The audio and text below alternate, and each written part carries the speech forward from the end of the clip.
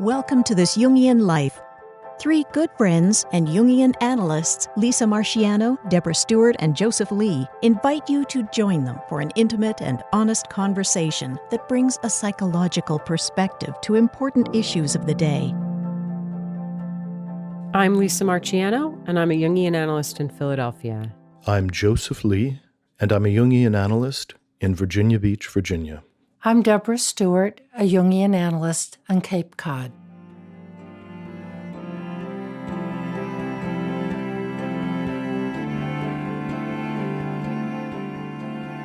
Marley was dead to begin with. There's no doubt whatever about that. The register of his burial was signed by the clergyman, the clerk, the undertaker, and the chief mourner. Scrooge signed it, and Scrooge's name was good upon change for anything he put his hand to.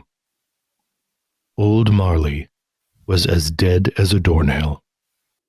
So, we're going to dive into Charles Dickens' A Christmas Carol and the powerful archetypal themes and images that have kept this story alive generation after generation, because it speaks to something powerful and numinous within the human experience.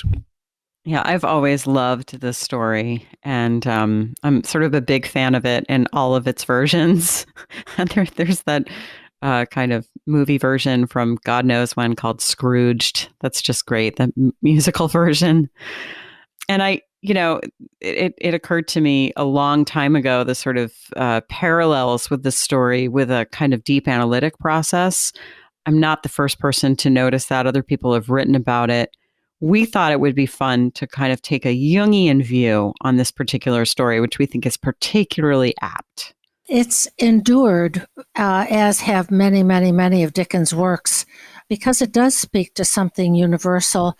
And this time I hadn't read it for many years, and I was deeply affected and touched by it, of the path of transformation encapsulated in, just a few more than 100 pages of tale of what transformation looks like.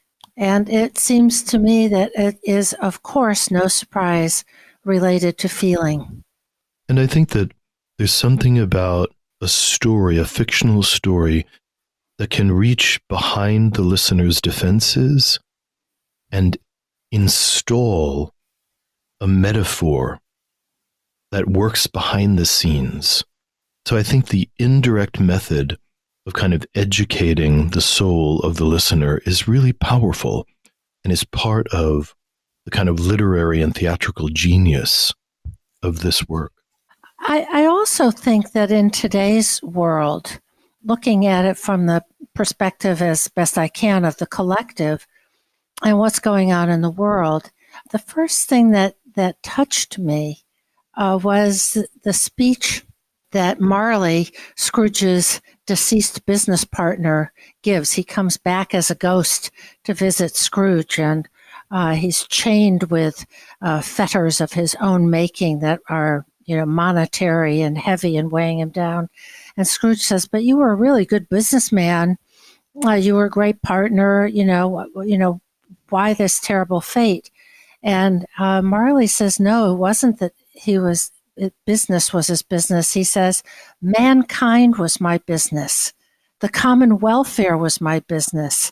Charity, mercy, forbearance, and benevolence were all my business. The dealings of my trade were but a drop of water in the comprehensive ocean of my business." So it's a call to being connected with wider concerns, isn't it? Yes, and it's also what we would call golden shadow. Yes. So interestingly enough, depending on how our outer personality is constructed, if we're in, let's say, Scrooge's position, where we're very miserly, we're living a very stingy life spiritually and materially, what it means is that our generosity, our capacity to give and be concerned about others is still constellated in a secret place in the unconscious. And it does reproach us. And it's not congruent with the miserly worldview So it feels like a nightmare. Mm-hmm. But there's a Marley inside of Scrooge that is speaking about these concerns and is trying to break through his kind of defensive attitude. Yes. And of course, in the beginning of the story, the first scene we see is, Scrooge is in his counting house and there's his clerk freezing in the back room. And he's visited by these men seeking collections and by his nephew. And, he famously says, "Bah, humbug."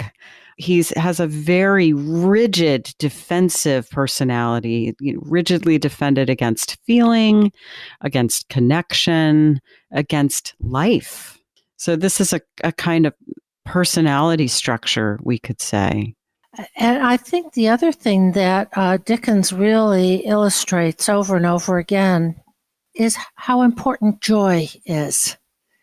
Of not just all these sort of good, virtuous feelings like, compassion and generosity toward your fellow man, but he has all these wonderfully specific images of people enjoying being in their families, children enjoying playing in the snow, shouting and being glad.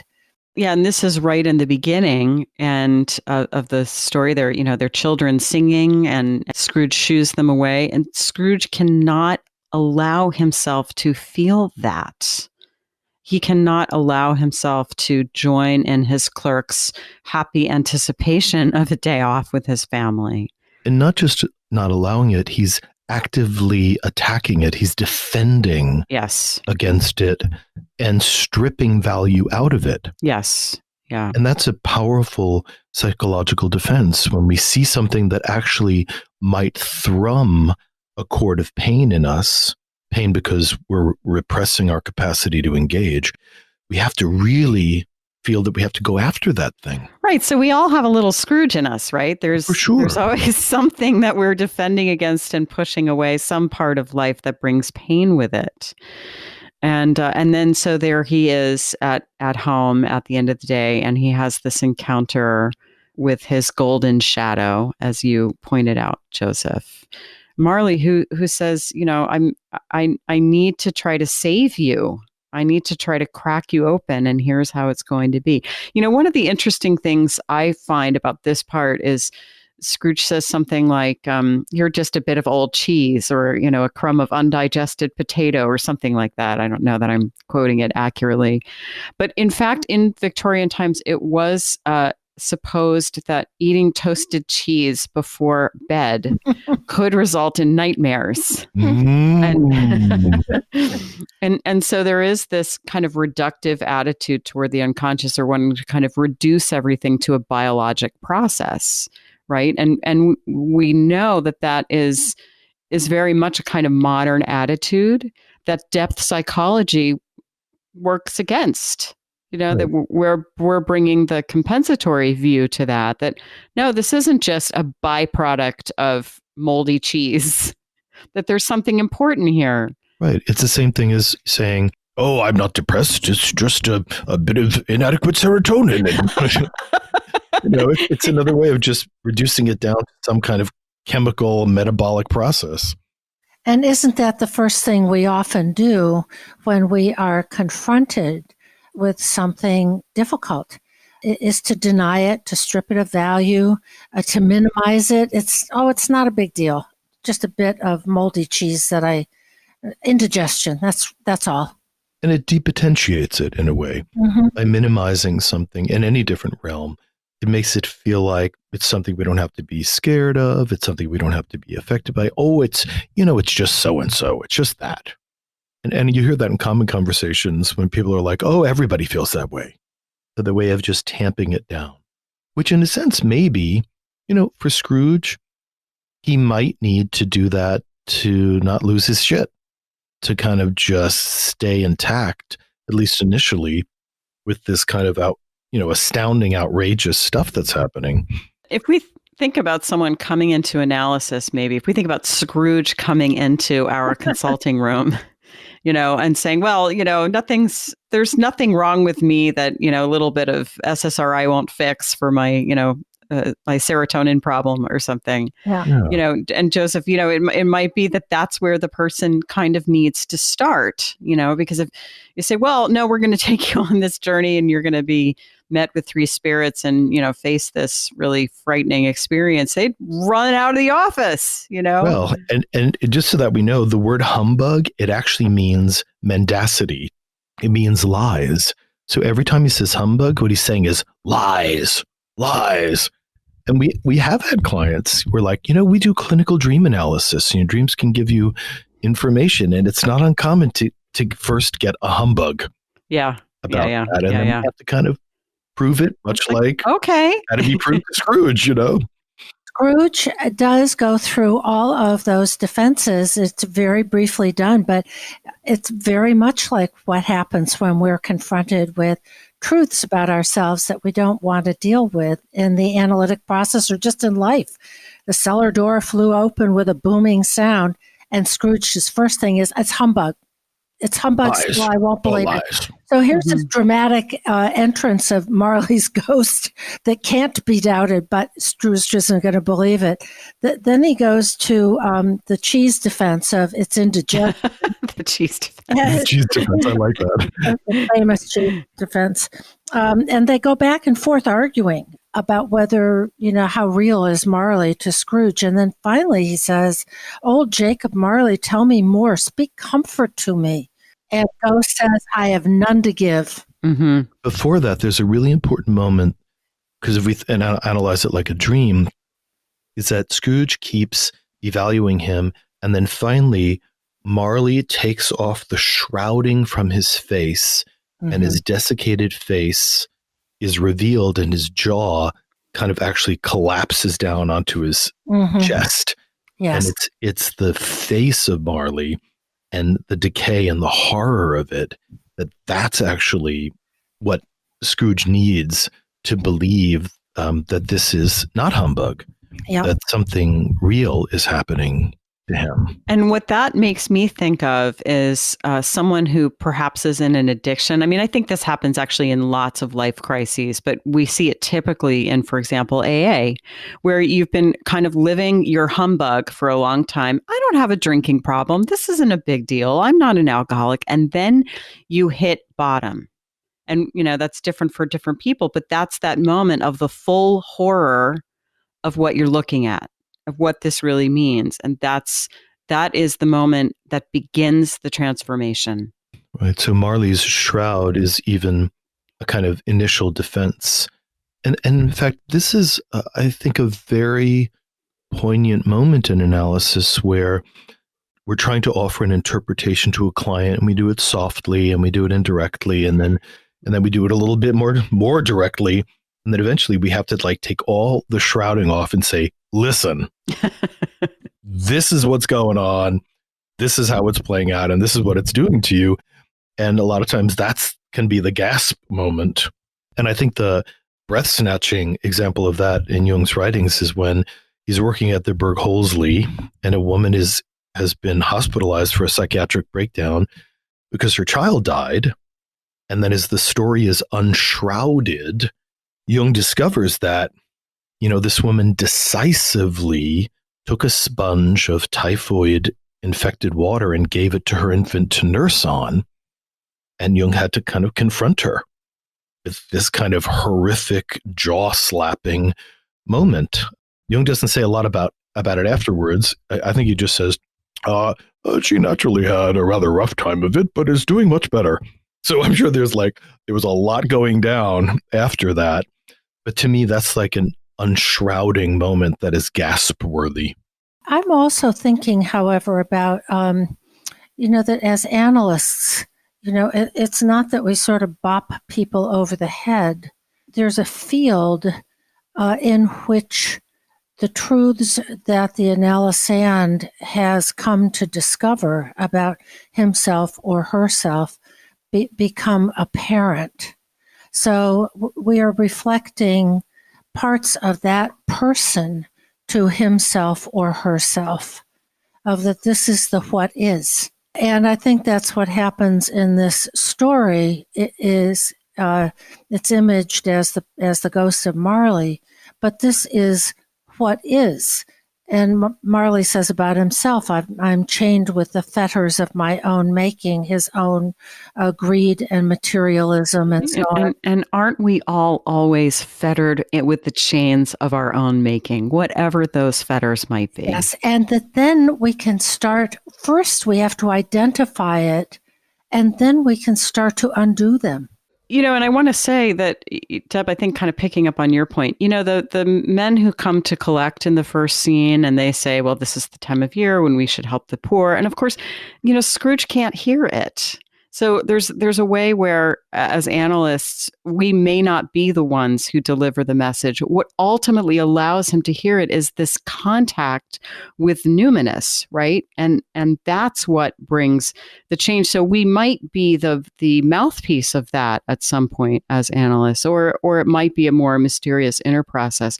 But let's get to the visitation of the first ghost, the ghost of Christmas past. Okay. What do we think is going on here, and how does this relate to a transformation process or an analysis, perhaps? Well, don't we start there?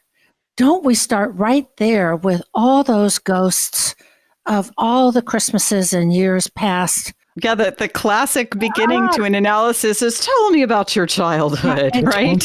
Yes. Tell me about your family of origin. Mm-hmm. What was it like growing up? We go back there, right? We visit the past. That's one of the first things we do. And sometimes people say, well, that's all just over and done. Please help me get over this or that or the other thing. But if it hasn't been faced and it hasn't been integrated in a felt way, it's like emotional bookkeeping of that these are accounts that have still not been paid. And they carry over and carry over and carry over into the present. So, it's not the fact of what happened in, first grade or any kind of family dynamics. It's that it's still alive in the you, whoever that you is. And that's why the ghost of Christmas past takes Scrooge back to his childhood to recover the feelings that he had that he has exiled. And if we stay in that line, that he has to go back to the images of the childhood. Yes. And he has to be relaxed enough for the images of the childhood to begin to self-animate. And Jung, this was a tremendous discovery in his psychological method, which he came to call active imagination. That term is thrown out very casually, but it's really an art to be able to drop down, as Scrooge does, into the unconscious. And the ghost of Christmas past is able to put him back in the living process. As you said, Deb, that allows him access to his feelings, and particularly his feelings of who he was at that time. Mm-hmm. And then I think, Elisa, as you had said as well, that to have two perspectives, what it felt like at that time, and then the adult ego being able to look down and have compassion. Because so much of what we do with our painful childhood is we don't have compassion for it, because that kind of opens the floodgates of feeling. So by being really harsh about the childhood, temporarily it feels like we've kind of locked our inner children down in the basement of our psyches, and we keep turning up the music on the top floor so we don't hear them knocking on the door. Boy, that can go on for, in Scrooge's case, maybe 70 years. Yeah, right. And Joseph, you've made this great point on the podcast before, that when we have a need that goes unmet in childhood, we tend to attack ourselves for having the need. Mm-hmm. And to resuscitate a sense of compassion for that child who had that unmet need is an important piece of psychological work, which happens to Scrooge. The ghost, who's this very kind of almost eternal childlike figure, this kind of androgynous figure, the ghost takes him back to his school and finds him there sitting alone. And Scrooge begins to have a return of feeling about it, which at first he denies. Mm-hmm. It says he takes him back, and the ghost comments, "Wow, your lip is trembling, and what is that upon your cheek?"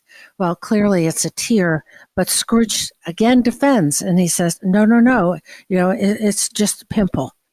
Um, that's all. And doesn't that happen in the Owl Lake room? You know? Something will manifest and people will just, find any even outlandish way of like just throwing you off the track. I'm not having a feeling. Not me. I'm not angry. What are you talking about? And then they go, in the school, there's a solitary child, says the ghost, neglected by his friends, is left there still. And then there's this image of a long, bare, melancholy room, and then a lonely boy reading near the feeble fire. And Scrooge sat down and wept to see his poor, forgotten self as he used to be. And there is the return of feeling. Yes, yes. And Joseph, as you're saying, holding that double stance of being able to feel what we felt as a child and also being able to view it from the adult perspective. I think Yes. just restating that because it's so important. Being able to view it with compassion. And I often image that as being able to be on the playing field. And in this active imagination, as it were, Scrooge is back at school and have a seat in the skybox. And that's how Scrooge goes back. He sees himself as an other, as a lonely boy in a cold room. And that's a difference between having a neglected boy and being a neglected boy. Because when we are being the neglected boy, people will have that memory and then they'll just be furious at the other boys in the story who are out in pony carts and, having fun outside with each other. And all of the resentment around that keeps kind of just replaying the old script. But this ability for him to perceive the inner boy as a separate internal object, like just frees up everything. And I've seen this in the consulting room where people will weep with compassion for an image of themselves as a child. And that is almost always an absolute turning point. Yes. Their own trauma. And that's what Scrooge was. He was a traumatized child, rejected, powerfully rejected by his father. Right. So here we now know that Scrooge had a negative father complex, which he lived out by behaving that way later in life. I mean, he's sort of notoriously awful to the children.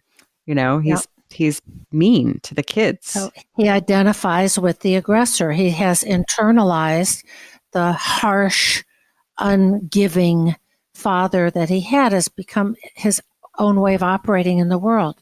And we know that in the story because there's just this little tiny section where his sister Fan, which I suppose is Fanny, shows up to collect him.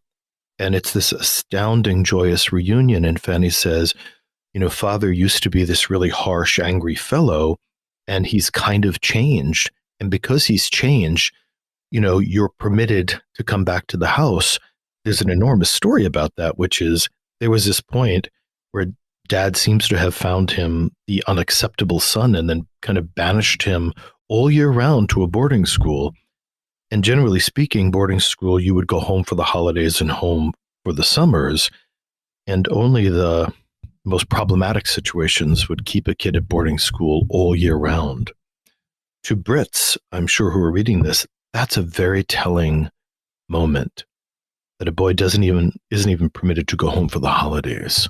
And by the way, there's a whole literature now about boarding school syndrome, basically written about the British boarding school experience, what we call here boarding school.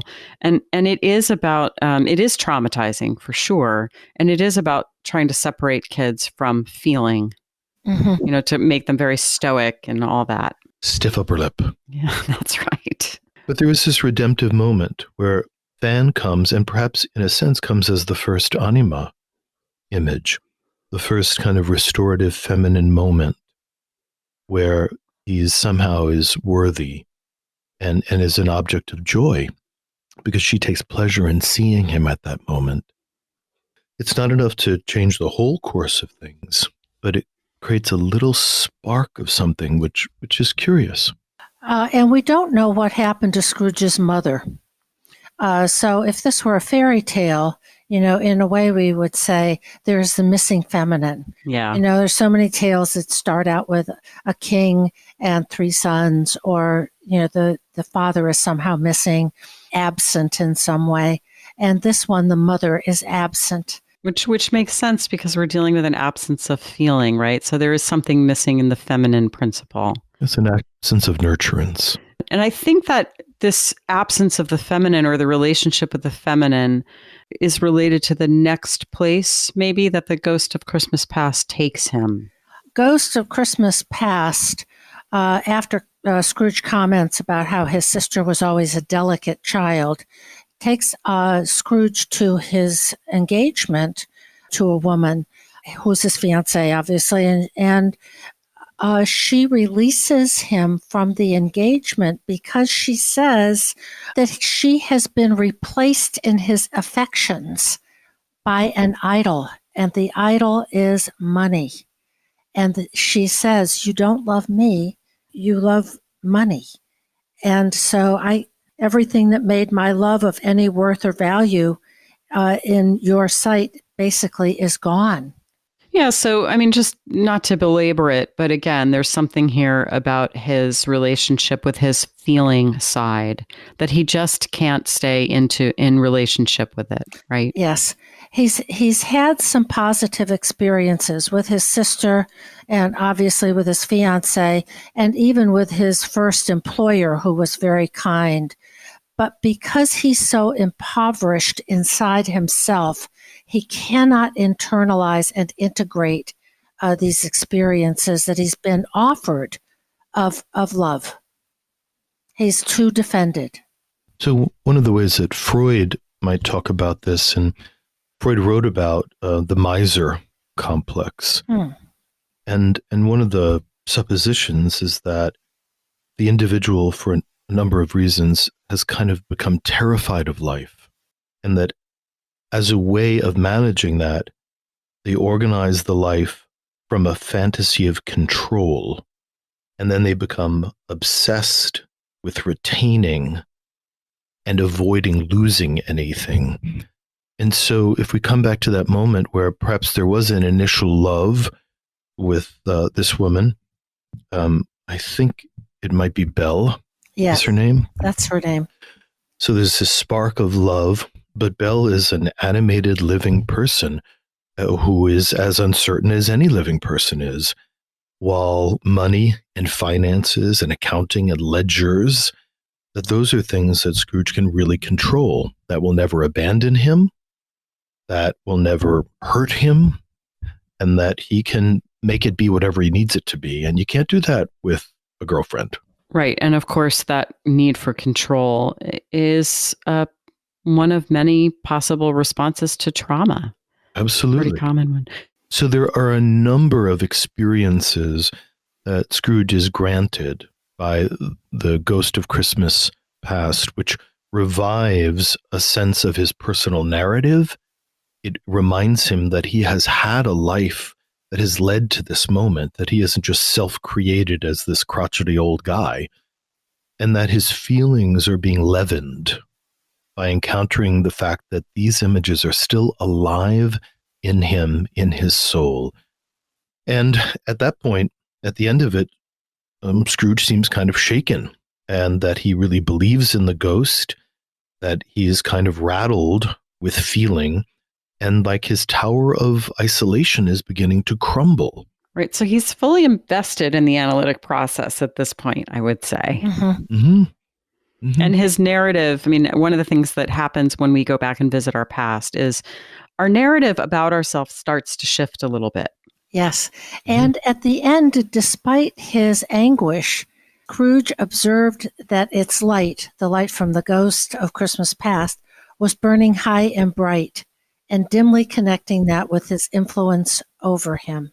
He also sees and feels life coming back through his grief and his mourning and anguish. And maybe before we move on to the next visitation, it's a moment here just to talk about the nature of these visitations, which are kind of dreamlike. I mean, he goes to bed and then the ghosts come. So one way we could see this is that these are dreams, which we know as Jungians that dreams can be very healing and can bring back important content that's lapsed from consciousness.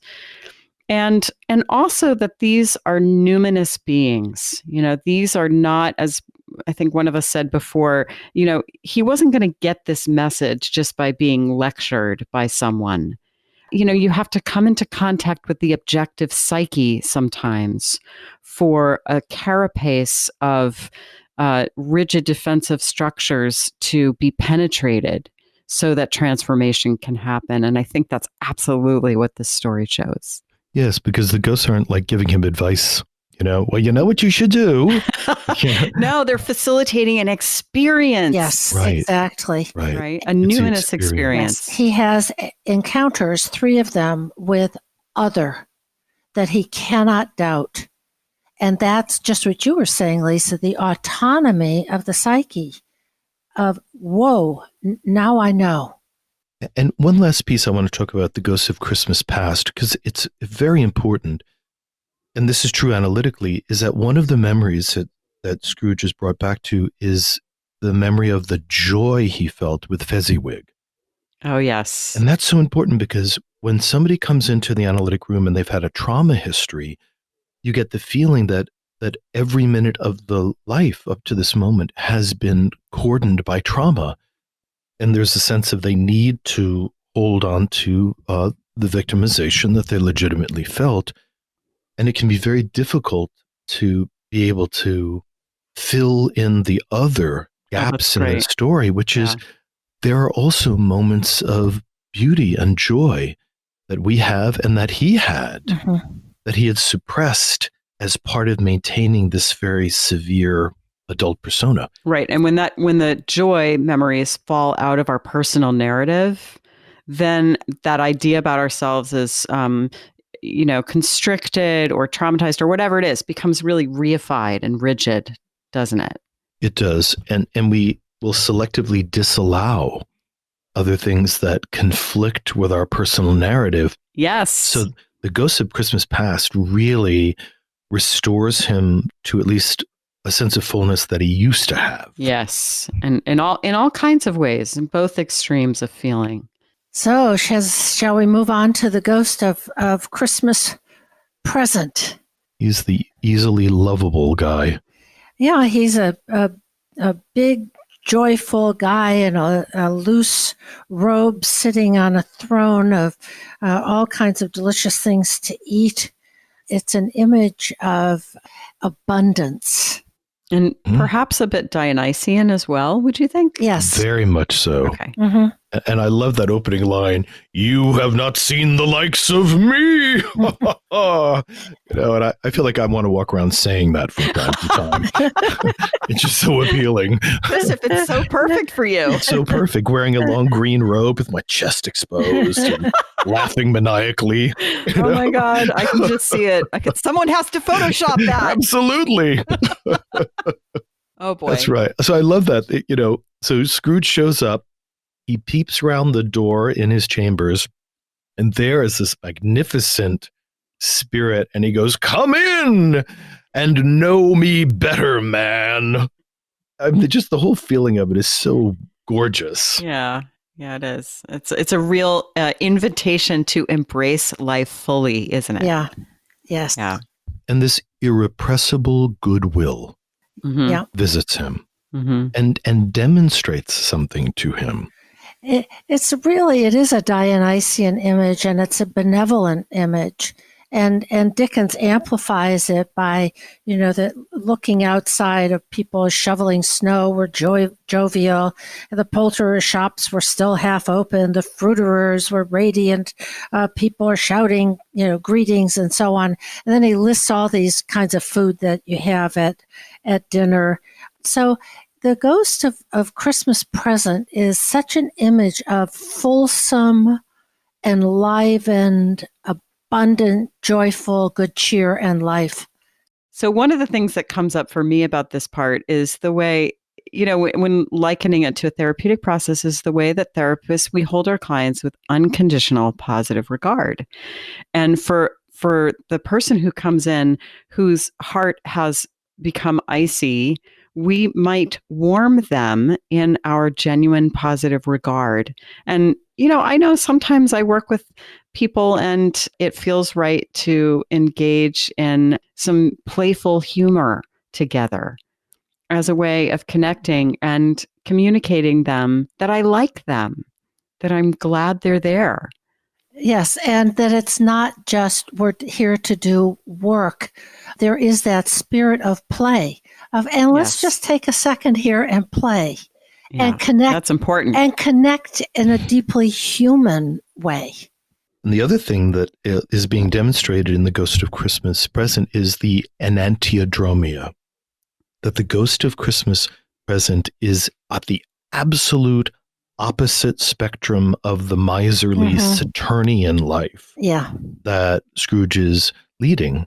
So if we were to talk about it that way, that the Ghost of Christmas Present is Jupiter and all the Jupiterian, prosperous, generous expansiveness, which is also demonstrated in Fezziwig, versus the tight Saturnian brooding polarity on the other side. Yeah, that's where great. Everything's held so rigidly. That's great. And because he's encountering it in the visionary world, again, it's kind of golden shadow. Jung said this fascinating thing, which I think we could probably spend the rest of our lives trying to really understand, that every time a conscious attitude is constellated, that somewhere deep in the unconscious, the exact opposite attitude is seeded. It may not be quite in the same measure, but in order for the human psyche to have the conscious attitude, its opposite must be held in the unconscious. This came from Jung's idea around Gnosticism, where the whole universe, both inner and outer, is held in pairs of opposites, and you cannot have one without the other. All of the miserliness inside of Scrooge demands all of the generosity somewhere in his unconscious realm. No, that's really lovely. Yeah. That's great. That it's all there. It's just a question of what needs to be potentiated. And when it comes as the Ghost of Christmas Present, it's an unmediated archetype. I mean, it might be mediated by Fezziwig, although that's been kind of a suppressed memory. But things stay godlike because he hasn't had a lot of experiences of it. But then what happens is the ghost takes him to the Cratchit home. Scrooge's impoverished employee with a bunch of children. So that is, it goes from the archetypal realm into a human family where we see this warm and loving family. Their older daughter, Martha, is home, and there's a big surprise about that. There's this little weeny teeny Christmas goose, and they exclaim about how glorious it is. There's all this great love and a spirit of abundance despite their poverty. And then the image of Tiny Tim, the love and care for Tiny Tim. And then Scrooge says, Spirit, tell me if Tiny Tim will live. And the ghost says, I see a vacant seat in the poor chimney corner. And if these shadows remain, the child will die. And Scrooge says, no, kind spirit, tell me, say he will be spared. And so here is the humanization and the first instance of Scrooge feeling compassion and connection. He's invested in another human being. Exactly. It's Tiny Tim, who I would say analytically is his own very young, wounded inner child that evokes compassion and please tell me that he will be spared. And another thing about the scenes of Christmas Present is Scrooge is shown others enjoying the season. I think that this does happen sometimes in analysis where someone comes in and it may be a while before those furnaces of feeling get relit. But then you do start hearing someone say, my friend has this and I want that too. Or sometimes it's just experienced as everyone else has something and I'll never be able to have it. But there's a sense of looking out and taking stock of the world and recognizing what others seem to be able to enjoy that we have not been able to claim or manifest for ourselves. And the beginnings of saying, I want that. That's an important thing. When someone can say, I want to go to school, or I want a good relationship, or I want, that's healthful. That's in the interest of life and wholeness and health, is the desire, or to experience initially the distance between where I am and where others seem to be, that maybe I might want to be there too. Yeah. Yes, he's being populated by possibilities. Yes. Yeah. And it's very clear in Dickens, who paints such a vivid scene, that externally the Cratchits are very, very poor, but internally they are wealthy. They are connected in love and feeling and joy in one another. That it's enough for them to have a small Christmas goose. It's enough that Martha, who's working in some shop 6 days a week or more, can be there with them. So isn't it always about connection and love? And out of that nexus, I think the other overarching value is that there is a connection between prosperity and gratitude. Mm-hmm.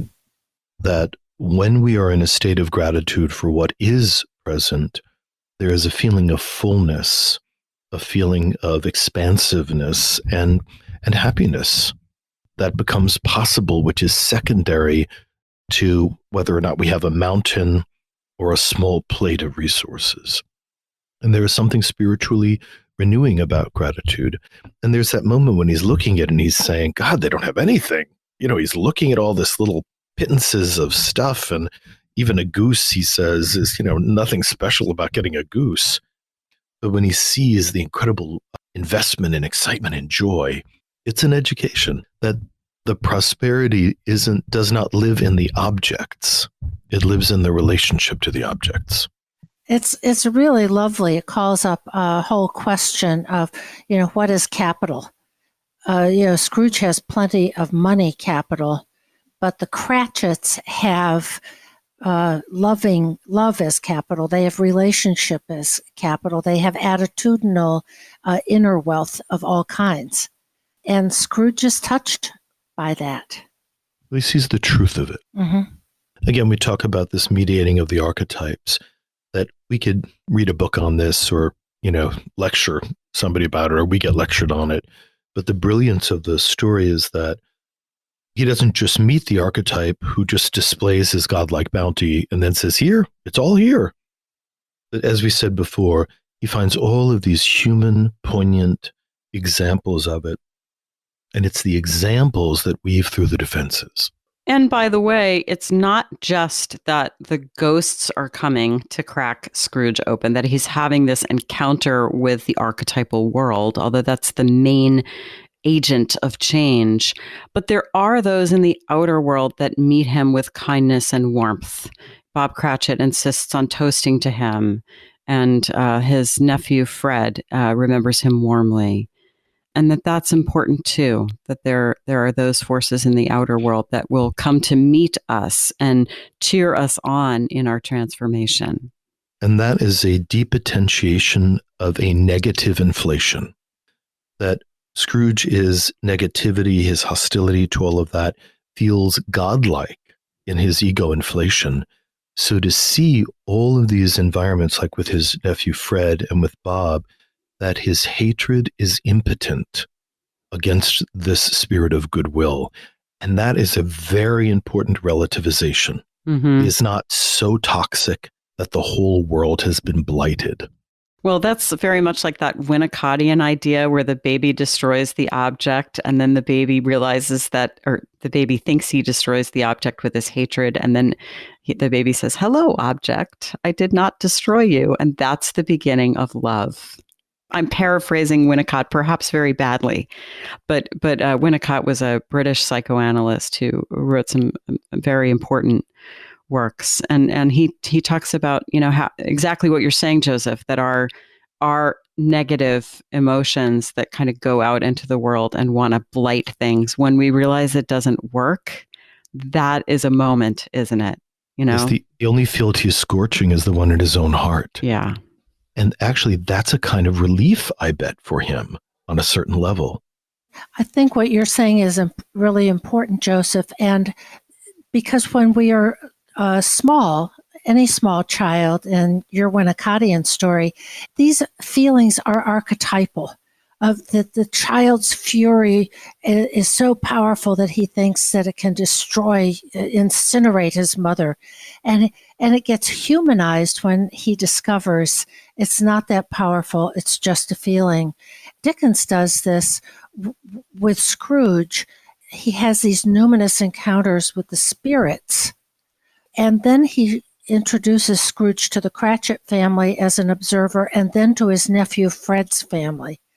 So here are his feelings being humanized and reduced from these archetypal proportions to what it looks like in lived human families and relationships. Another dimension I'd love to bring out, which is connected to that, is that there's a section where he visits his nephew Fred's Christmas party. And one of the things that they do in the Christmas party is they play blind man's bluff. And one of, I think it's Fred's friends, has his eye on one of Scrooge's nieces, a plump one. And in this blind man's bluff, there's a very elaborate story about him clearly being able to see through his blindfold and chasing this girl around and then pretending to touch her face and her hands, which was pretty intimate stuff in Victorian era. And Scrooge is kind of a little scandalized, but clearly titillated by it. And I think in the wisdom of the story, they're talking about the erotic dimension of joy. That it isn't just happy about food or happy about prosperity, but there's also this, there's eros in a very intimate, touching way. Mm-hmm. That's lovely. And just before we consider the next ghost, there is this really sobering end to the visit with Christmas Present. Oh, right. Which is, Scrooge has been noticing something odd going on with Ghost of Christmas's robe. There's like a movement under it. He thinks he's seeing something poking out from under the skirt of the robe. And finally, interestingly enough, he begins to get curious. This is actually a very important moment analytically, because all of this numinous stuff is happening. In the beginning, the analysand might feel simply receptive to the experience. But here, Scrooge has come along enough in his psychospiritual development to start questioning these archetypal apparitions. And he basically very humbly says, is something going on over there? And if he had not asked the question, much like Parzival, he would have missed something. The fact that he asked the question was pivotal. And what happens is the Ghost of Christmas Present responds and now has another revelation that clinging to him are this kind of totally desiccated boy and girl. And the boy is ignorance, the collective ignorance of humanity. And the girl is this collective wanting and needing, kind of grasping.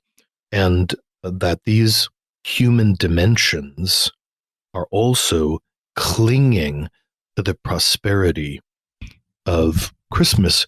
And what he's introducing him to is the shadow behind all of this. That there is a way in which around Christmas time, we can all be in a state of greed and wanting, which of course we all experience as children, having, a Christmas list of 45 items, which aren't going to be gratified. And then he is most concerned about ignorance. And the Ghost of Christmas Present says, I look at the boy and I see written across his forehead the word doom. So there's a whole other moral depth in this, which Scrooge is being confronted about, that let's not be blind to all of the joy of Christmas and not understand the incredible amount of problem that's underneath that. Hi, this is Deb from This Jungian Life podcast. Joseph, Lisa, and I have been deeply moved by your response to our work, but producing, editing, and distributing it involves substantial expenses, and now we need your help. Please stop by our website, thisjungianlife.com, and click on the heading Be Our Patron. You'll be redirected to our Patreon funding page. Patreon helps creators connect with people who believe in projects like ours. There, you can sign up with your credit card to support us for as little as $1 a month. And at higher levels of support, we'll provide special episodes, behind-the-scenes photos and stories, and a chance to join a select pool of listeners for dream interpretations. Once again, please go to thisjungianlife.com and click on Be Our Patron. Thank you.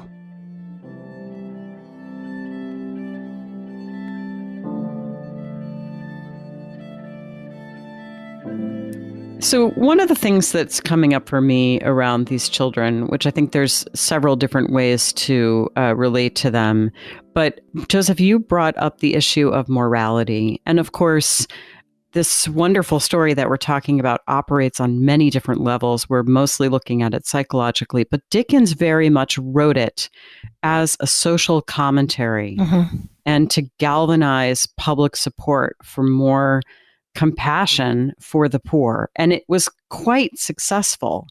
By the way, I just want to mention that A Christmas Carol first appeared on, it was first offered for sale on December 19th, 1843. And I note that it is debuting on our podcast also on December 19th. So that seems like a good omen. Wow.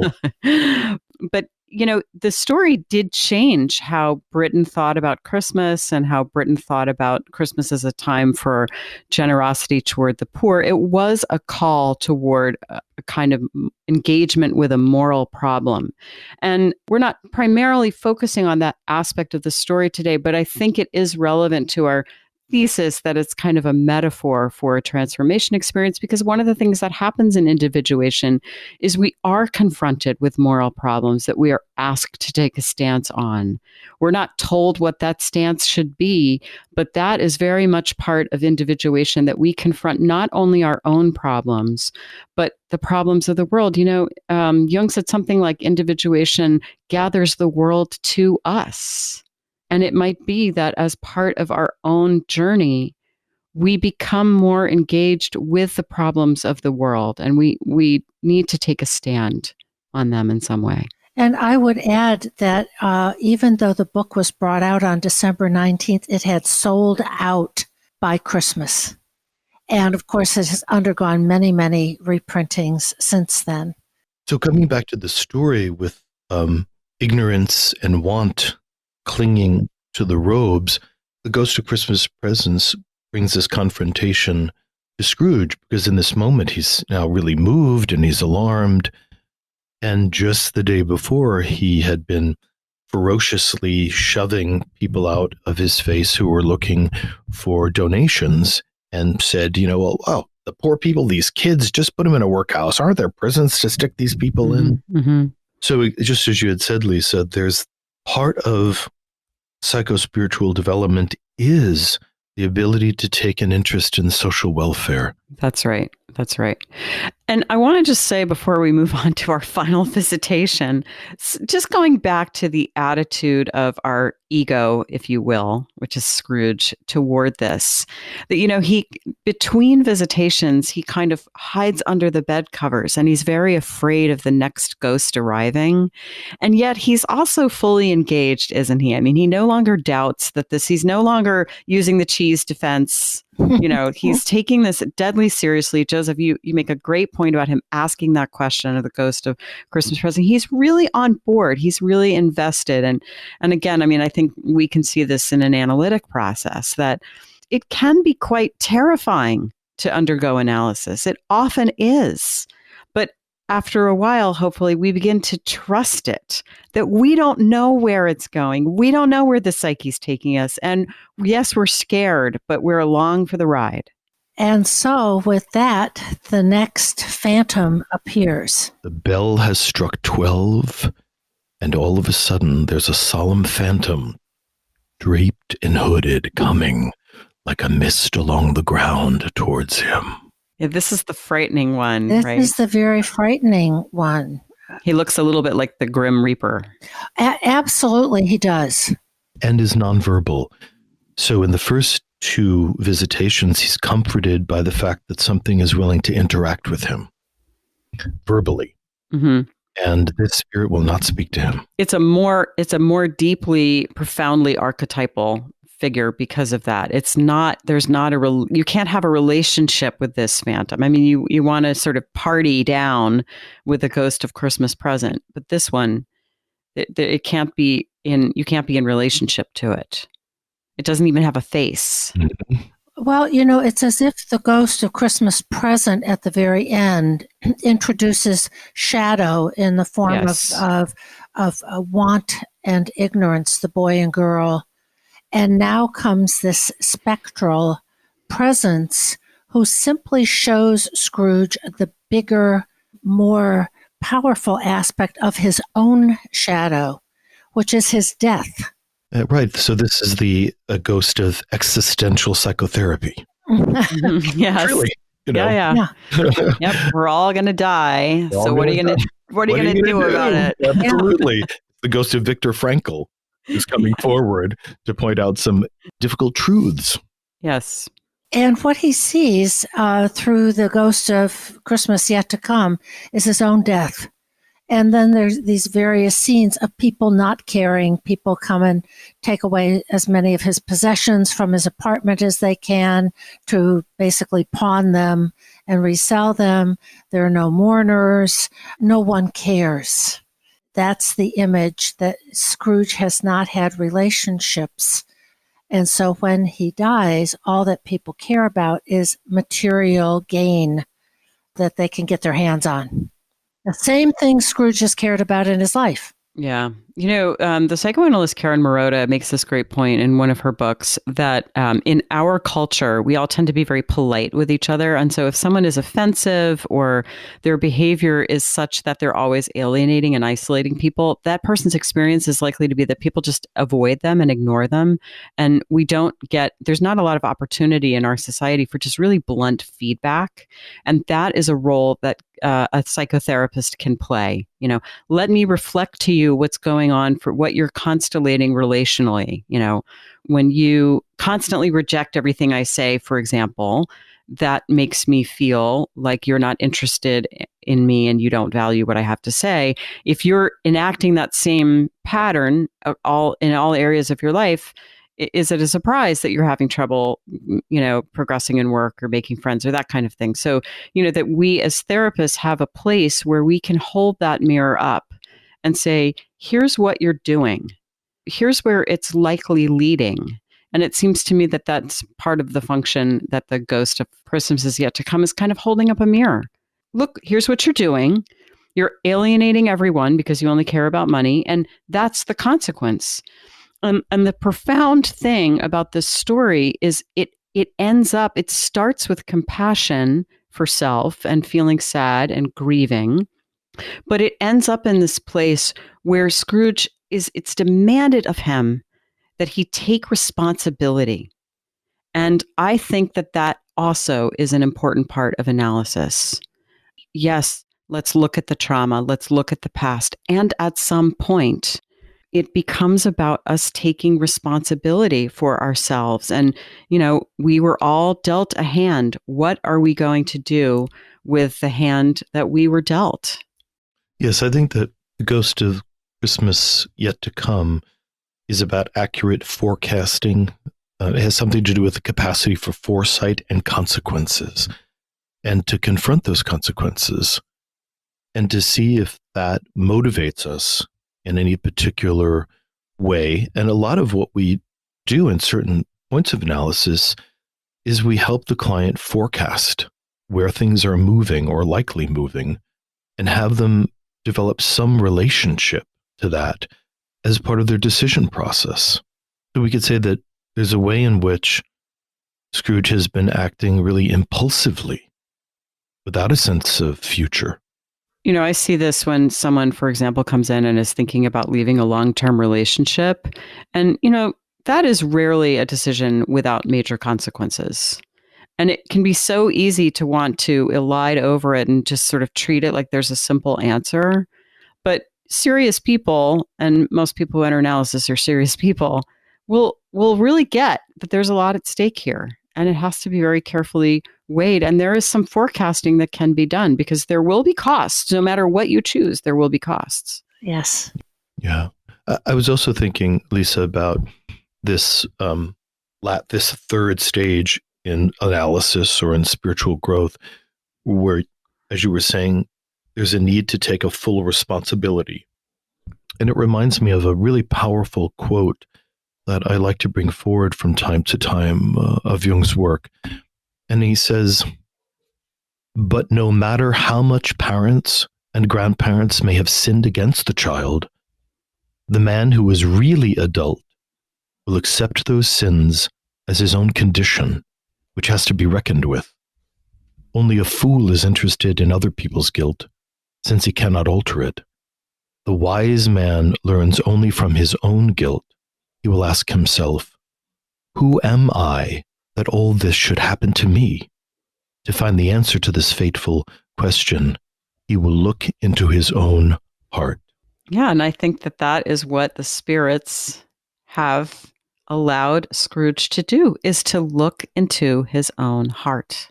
And at the end of this confrontation with Scrooge's own death and no one caring, the story moves on to the Cratchit home and the mourning in the Cratchit family for the death of Tiny Tim. And Scrooge says, isn't there any feeling or anything anywhere? And that's where the spirit takes him to the Cratchits.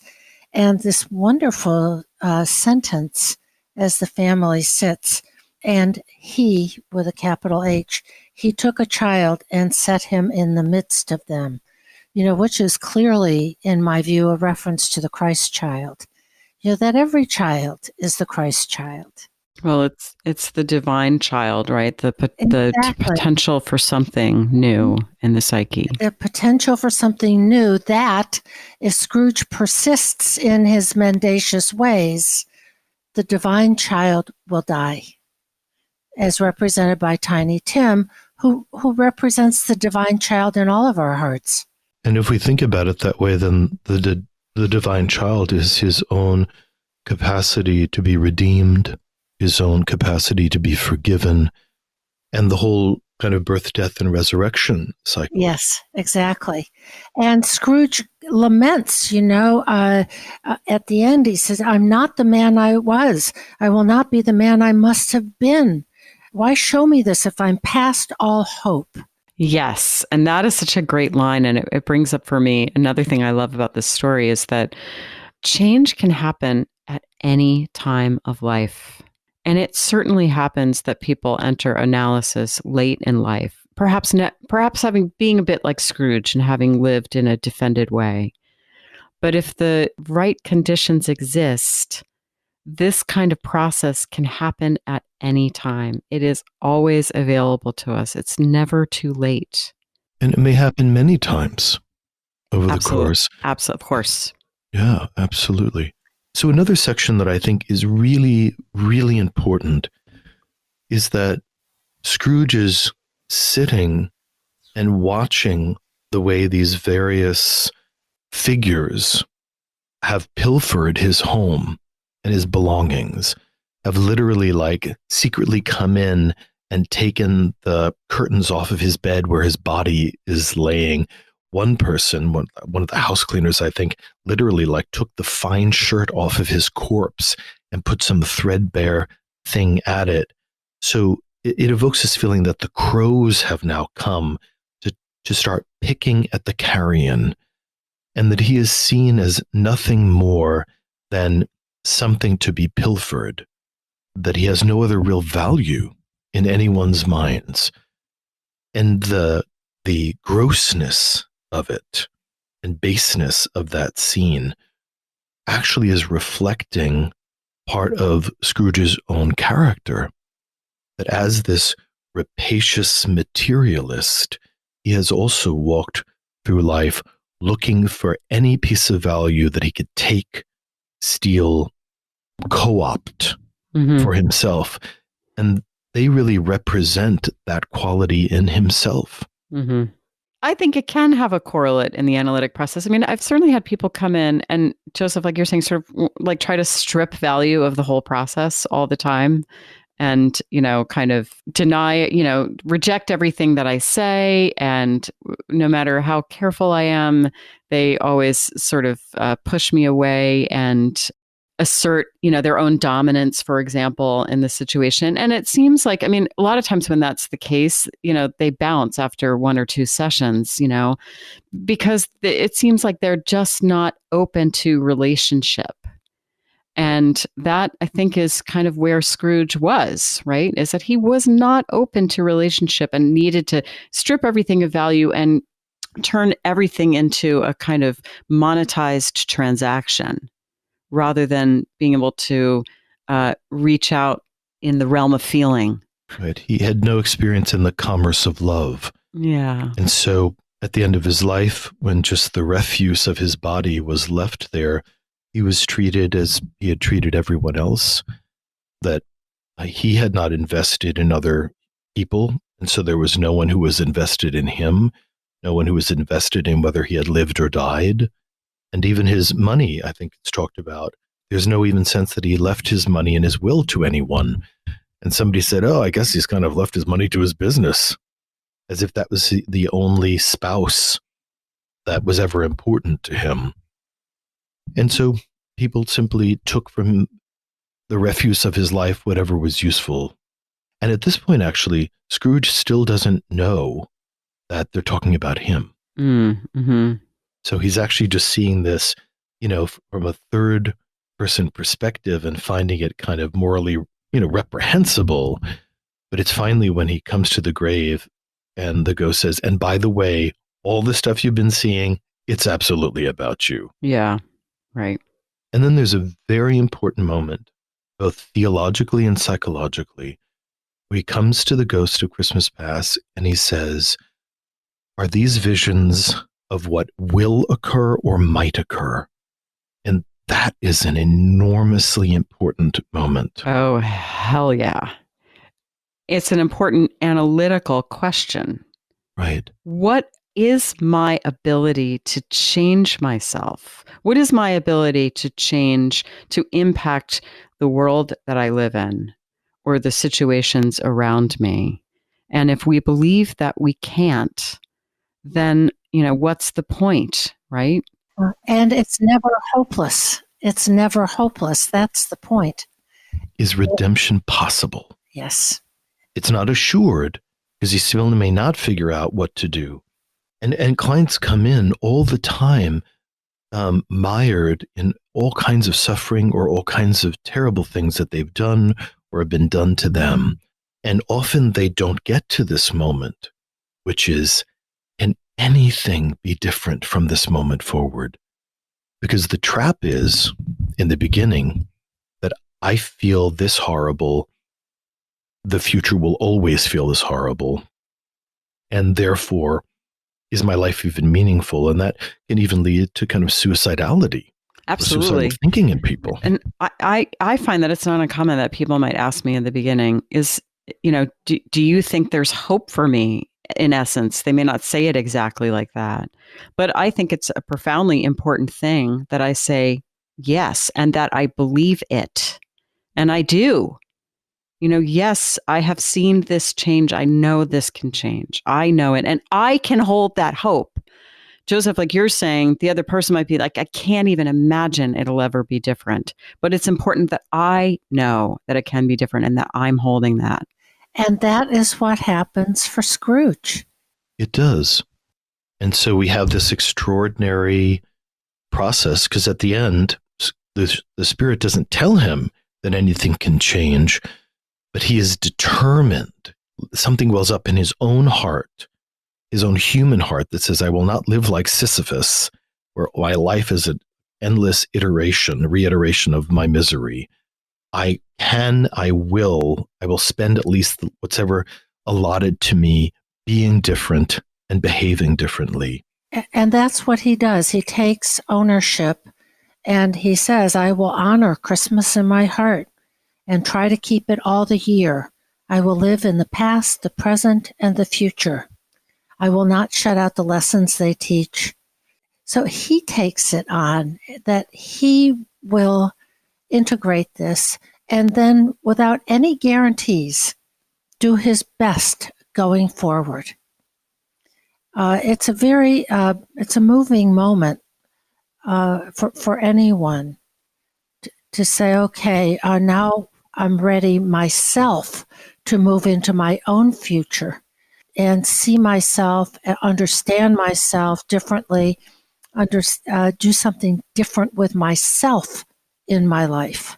And that all of this life force that was locked away in his inner vault, he's kind of opened up the bank vault where all the life had been suppressed and stuffed. And he says, as he wakes up, I don't know what to do. I'm as giddy as a drunken man. Merry Christmas to everybody. Yes. He's a little hypomanic, but in a really charming way. Yeah. Well, he's experiencing joy. Exactly, and he laughs and he greets everybody on the street, and he buys the biggest goose that the poulterer has and sends it over to the Cratchit house, and he doesn't want them to know who it's from. He's just full of great fellow feeling. And he says the spirits have done it all in one night. Yes. And he says that the spirits, all three, now live in him, which is really lovely at the beginning of that chapter. So that they haven't been banished back into the unconscious. He has a relationship with them. Yes. And he's determined to keep them with him because of their medicinal effect. Yes. And he goes then and visits his nephew, Fred, and his family, the nephew whose joyfulness he had rejected. And then the favorite part in the very, very end of the story is the day after Christmas. And Scrooge is teasing Bob Cratchit. He has also gotten the spirit of play. Yes, he becomes playful. Hugely important. And so he growls at Bob Cratchit, who's late for work, and says, what do you mean by coming in here and at this time of day? And Bob says, oh, I'm sorry, I am behind in my time. And then he says, you are. And then Bob says, oh, but it's only once a year. I won't do it again. I was making rather merry yesterday, sir. Then Scrooge says, well, I'm not going to stand for this thing any longer, and therefore I'm about to raise your salary. And he says, a merrier Christmas, Bob, my good fellow, than I've given you for many a year. I'll raise your salary and endeavor to assist your struggling family. And we'll discuss your affairs over a Christmas bowl of smoking bishop, whatever that is. And then he says, Scrooge was better than his word. He did it all and infinitely more. And to Tiny Tim, who did not die, he was a second father. It makes me choke up. It's sentimental, but just deliciously so, isn't it? It is. It is sentimental. And it is a beautiful portrait of the redemption and coming into wholeness in himself and a relationship with the Cratchits and with other people. He's connected inside and outside with other people and the world. And that also is often similar to the outcome of a completed analysis, isn't it? And so with that, I kind of want to say, well, and God bless us, everyone. The very last word stick and wrote this novella. Absolutely. And the phrase that I wish for all of us as we move into the holiday season is, may the spirits of all three strive within all of us. Yes.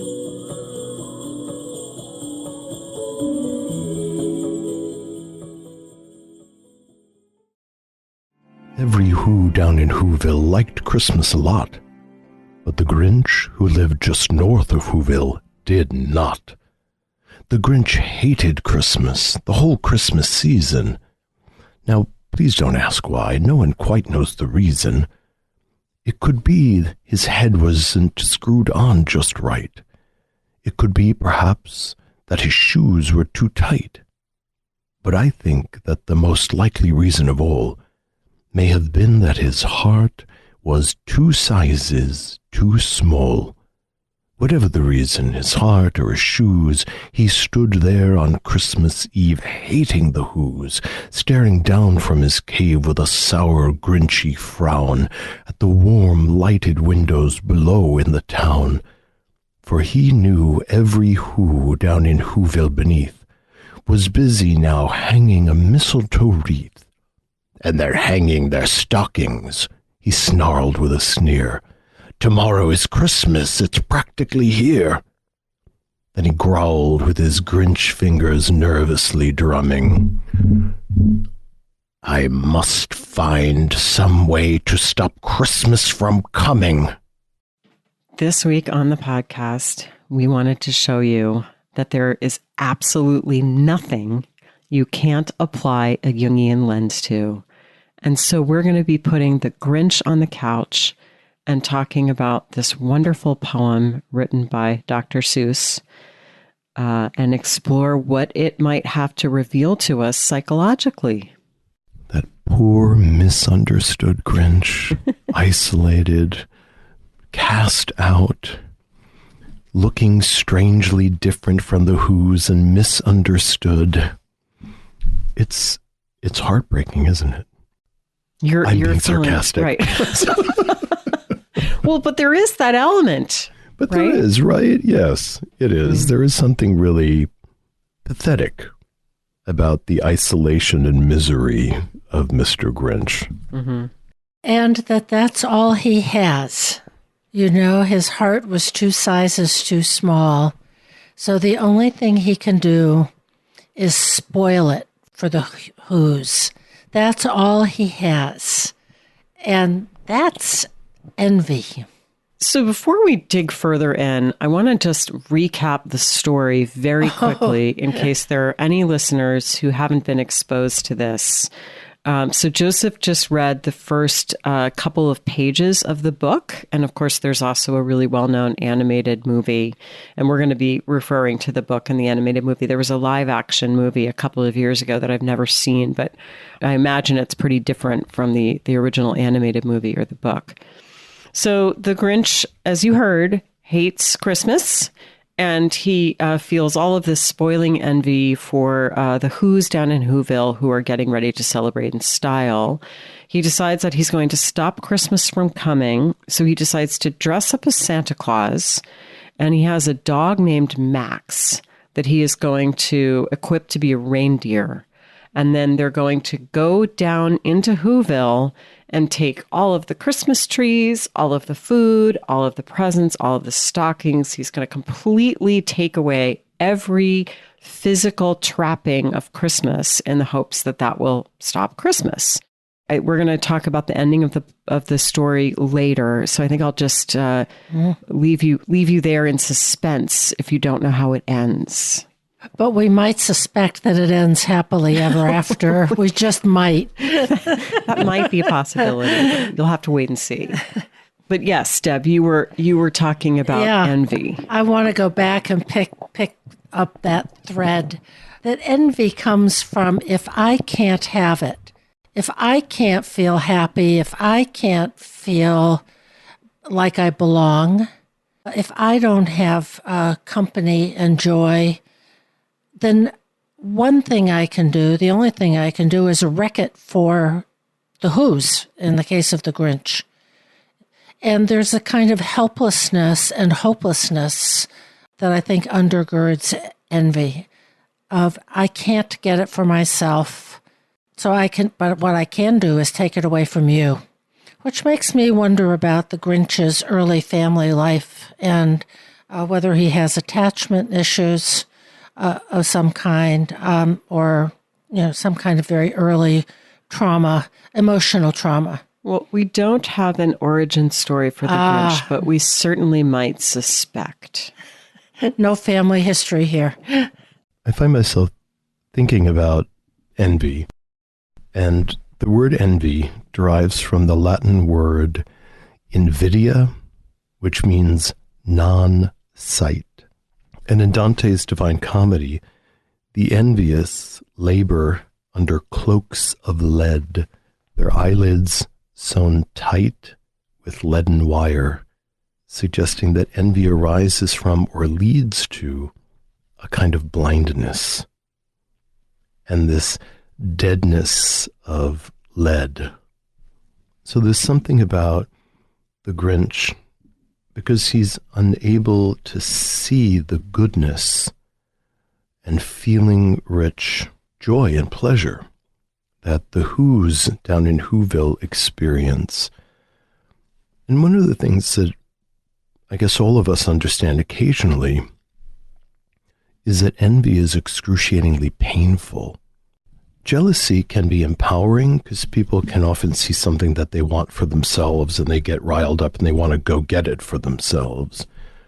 But when someone is envious, they see something that they want or that they don't have, and they experience a sense of excruciating psychological pain. Mm-hmm. And often they don't feel consciously that they want the envious thing. Yes. That's really deeply hidden. What they consciously feel is that that thing is hurting me and I need to go after it to stop it from hurting me. So it could be going after a person, it could be going after an object. And the primary way that they relieve their own pain is by proving to themselves that they can devalue the thing that's causing them pain. I think you said something that's so important, which is that in a way, envy is unconscious. When, developmentally, we all start out pretty much in a two-person relationship, the mommy and me bond. And then comes along, the famous Oedipal thing where we get that mommy and daddy have a relationship and I'm shut out.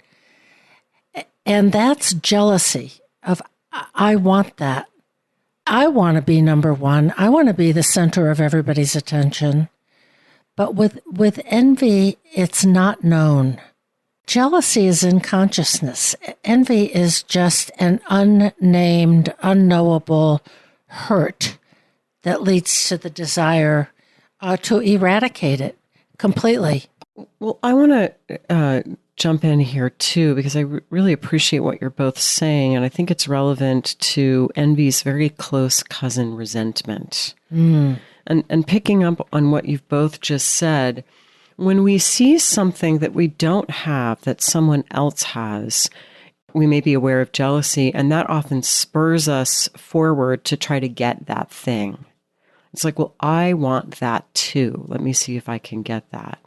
Whereas with envy, and what you said, Joseph, which I think is really just spot on, is that we don't often allow ourselves to know that we want that thing. Oftentimes, envy and resentment come from seeing that someone else has something that we want and the corresponding belief that we are not allowed to have it. Now, sometimes someone has something that we don't have that we want, and we really can't have it for whatever reason. But many times it's an inner injunction. We just grew up believing that we would never have X. We have a strong belief that we're not supposed to have Y.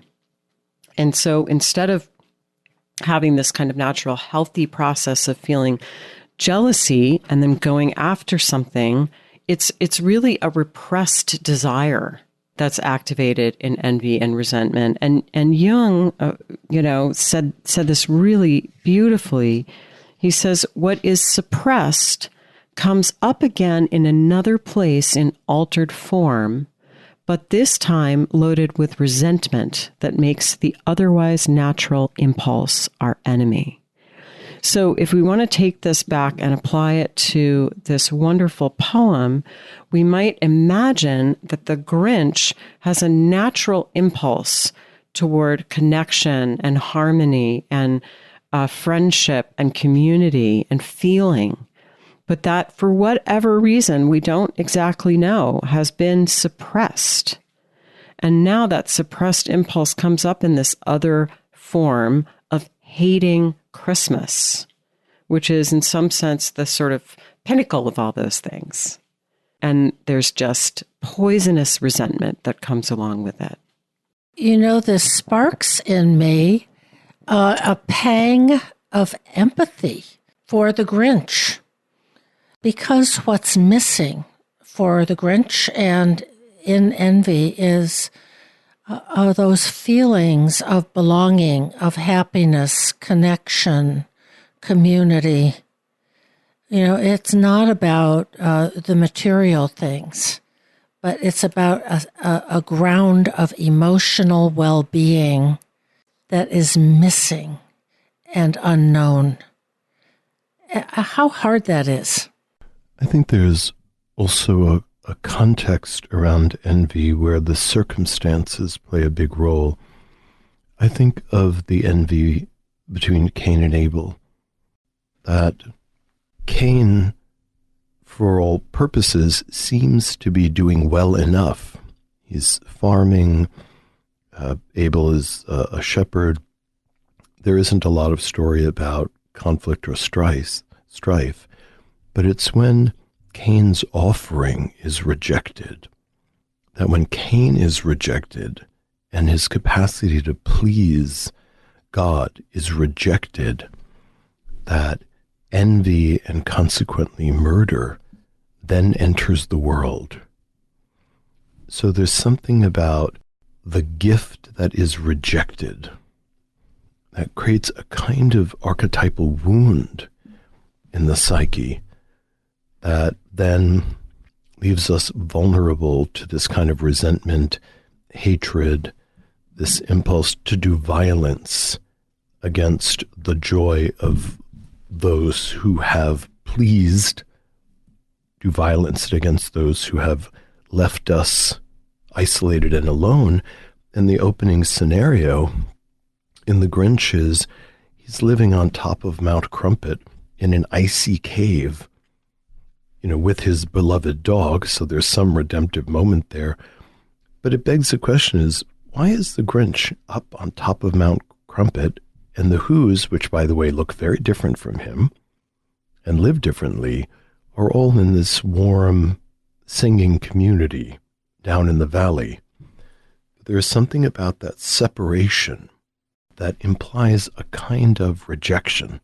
And the compensatory effort, which of course is not at all successful, of going up high, of the superiority as an attempt to make up for what is missing. And yes, he has a dog.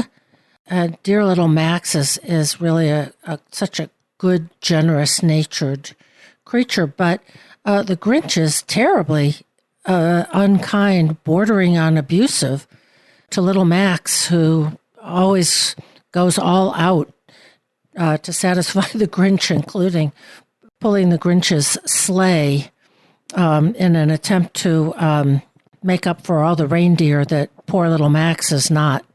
You know, Joseph, you mentioned the gift that was rejected. And of course, the Grinch decides to deal with that by taking away other people's gifts.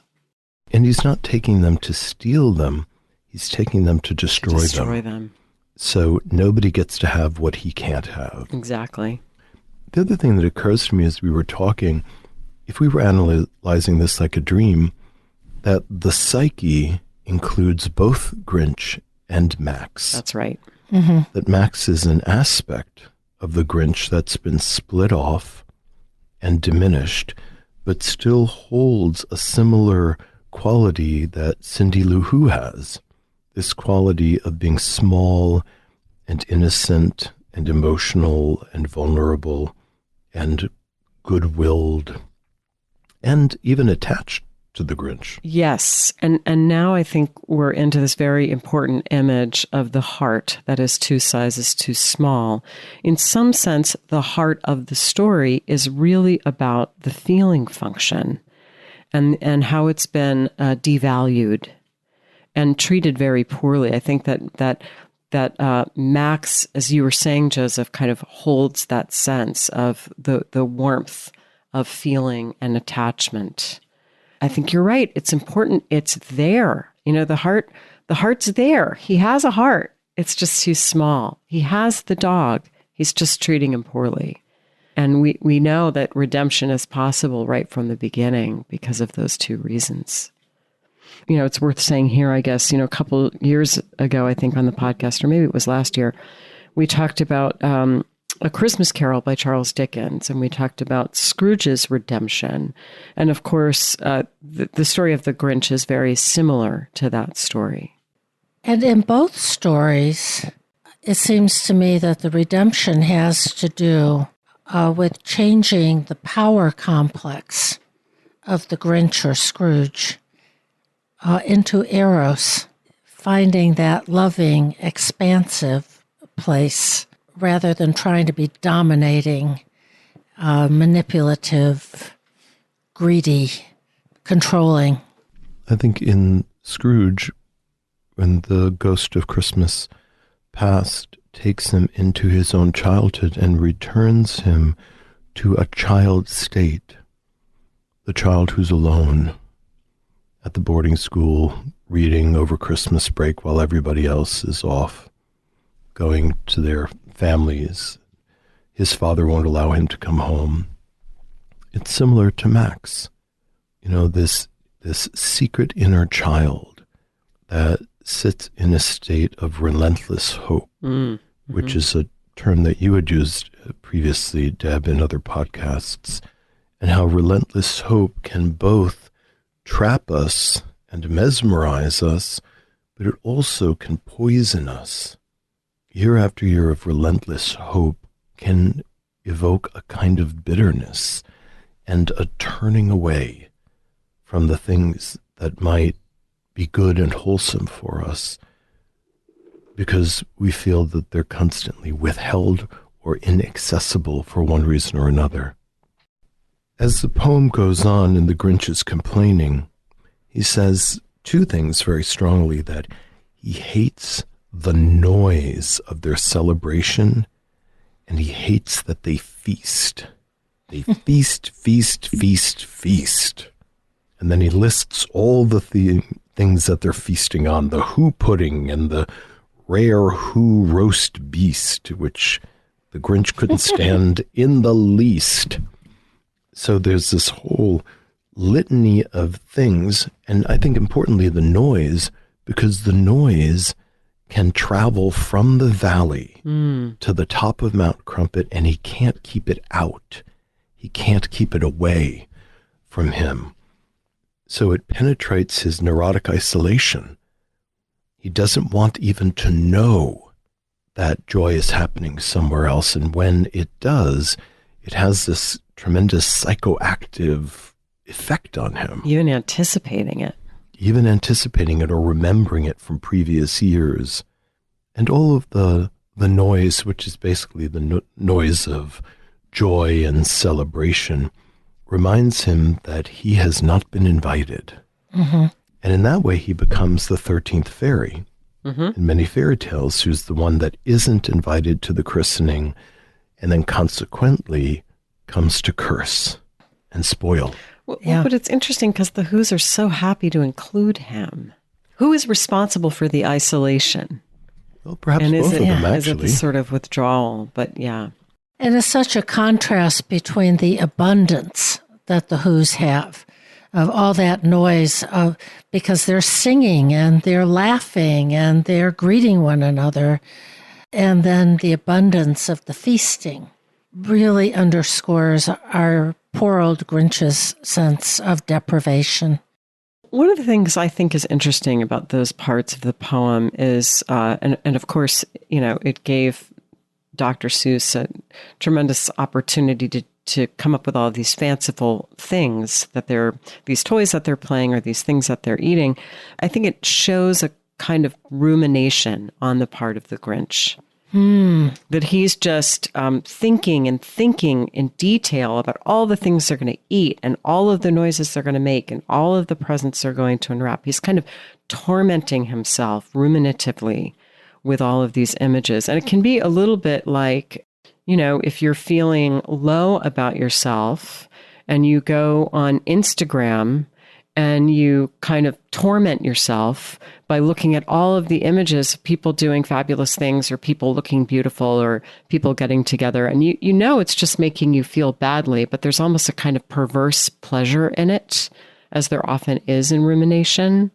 So I see the Grinch as having an issue with rumination. I'm just going to come out and say it. Well, I think our effort here at diagnostic acumen is really well worthwhile.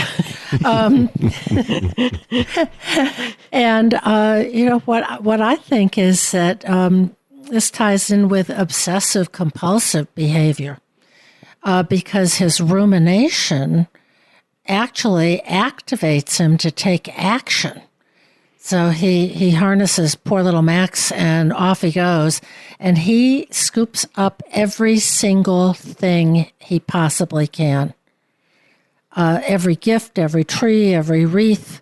And there's some place in the poem where he doesn't leave even a crumb that a mouse would find worth eating. It's truly obsessive. And he does have the libido to do this. Yeah, it says, and the one speck of food that he left in the house was a crumb that was even too small for a mouse. Thorough. Gosh, I kind of wish he'd come and clean my house one of these days. The other thing I'd like to put on that moment has to do with the projective identification. That the Grinch is miserable up there on Mount Crumpet. And then he's watching the Who's, or he's fantasizing about the Who's, really, at that point. And then he's imagining, well, what if they were the ones who were miserable? Mm-hmm.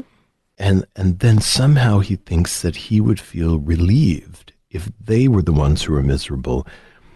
And then he goes about with this plan, which he then enacts, that he's going to imaginatively insert this misery into the Who's and then pressure them through stealing all their stuff to actually have them evidence the misery that he is carrying. And in his imagination, he would then experience this enormous sense of pleasure. And in the cartoon, he gets this enormous evil smile, which is really the first time we see him have any sense of pleasure.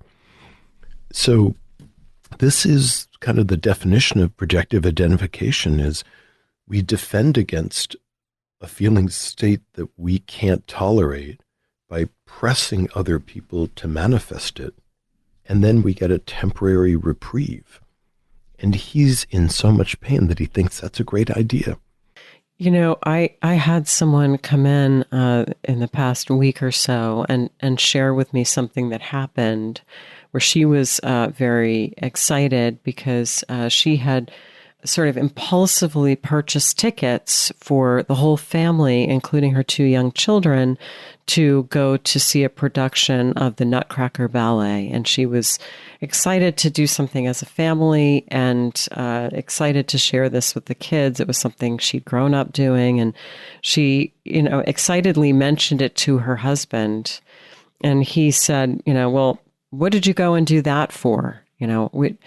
That's a lot of money, and I'm not going to want to stay out that late.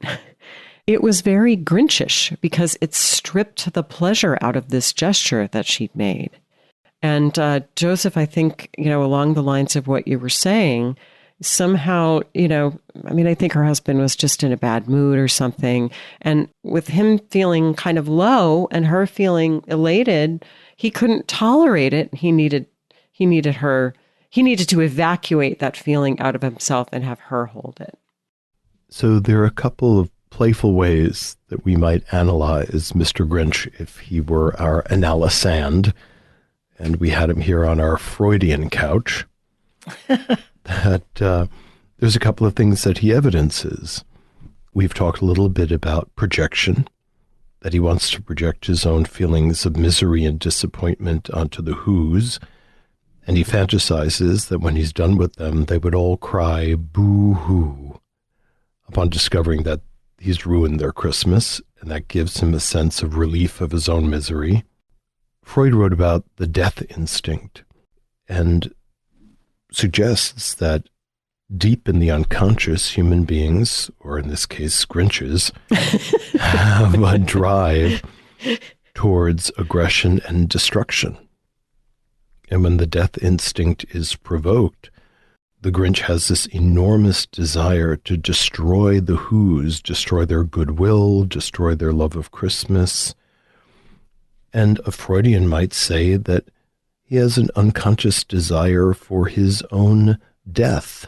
But rather than put himself at risk, he turns it against the Who's.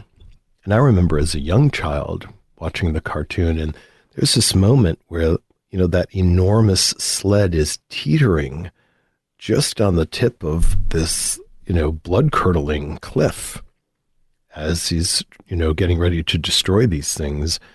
Max is really anxious about what's happening, but the Grinch is just totally ready for all this to happen.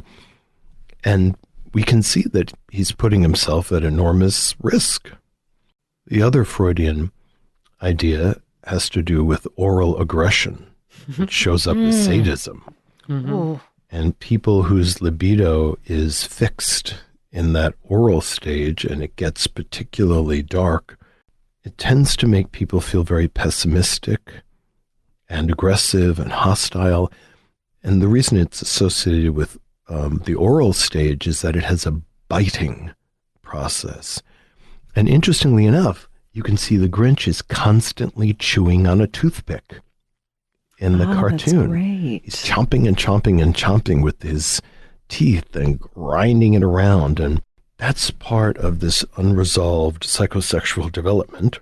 And then the last thing we might say from a Freudian standpoint is that he has an overacted id. And the id in the Freudian tradition has to do with the really primal instinctive level that is in some ways pre-human. So Grinch has all of these primal biting, growling tendencies inside of himself. And he's also trying to reduce the tension around all of that darkness in himself. And the solution to manage his own instinct is to try to keep Christmas from coming, which is his declaration. If I can just block that one day from really blossoming, then his ego is less likely to be overwhelmed by this ferocious, primal part of his psyche, which leaves him particularly anxious. So what I'm aware of here is that we're really talking about early developmental trauma. We're talking about attachment issues, object relations issues, pre-verbal injuries. Now, the Grinch does go through a transformation. And we might imagine, again from a Freudian lens, the Grinch's unconscious motives finally become conscious.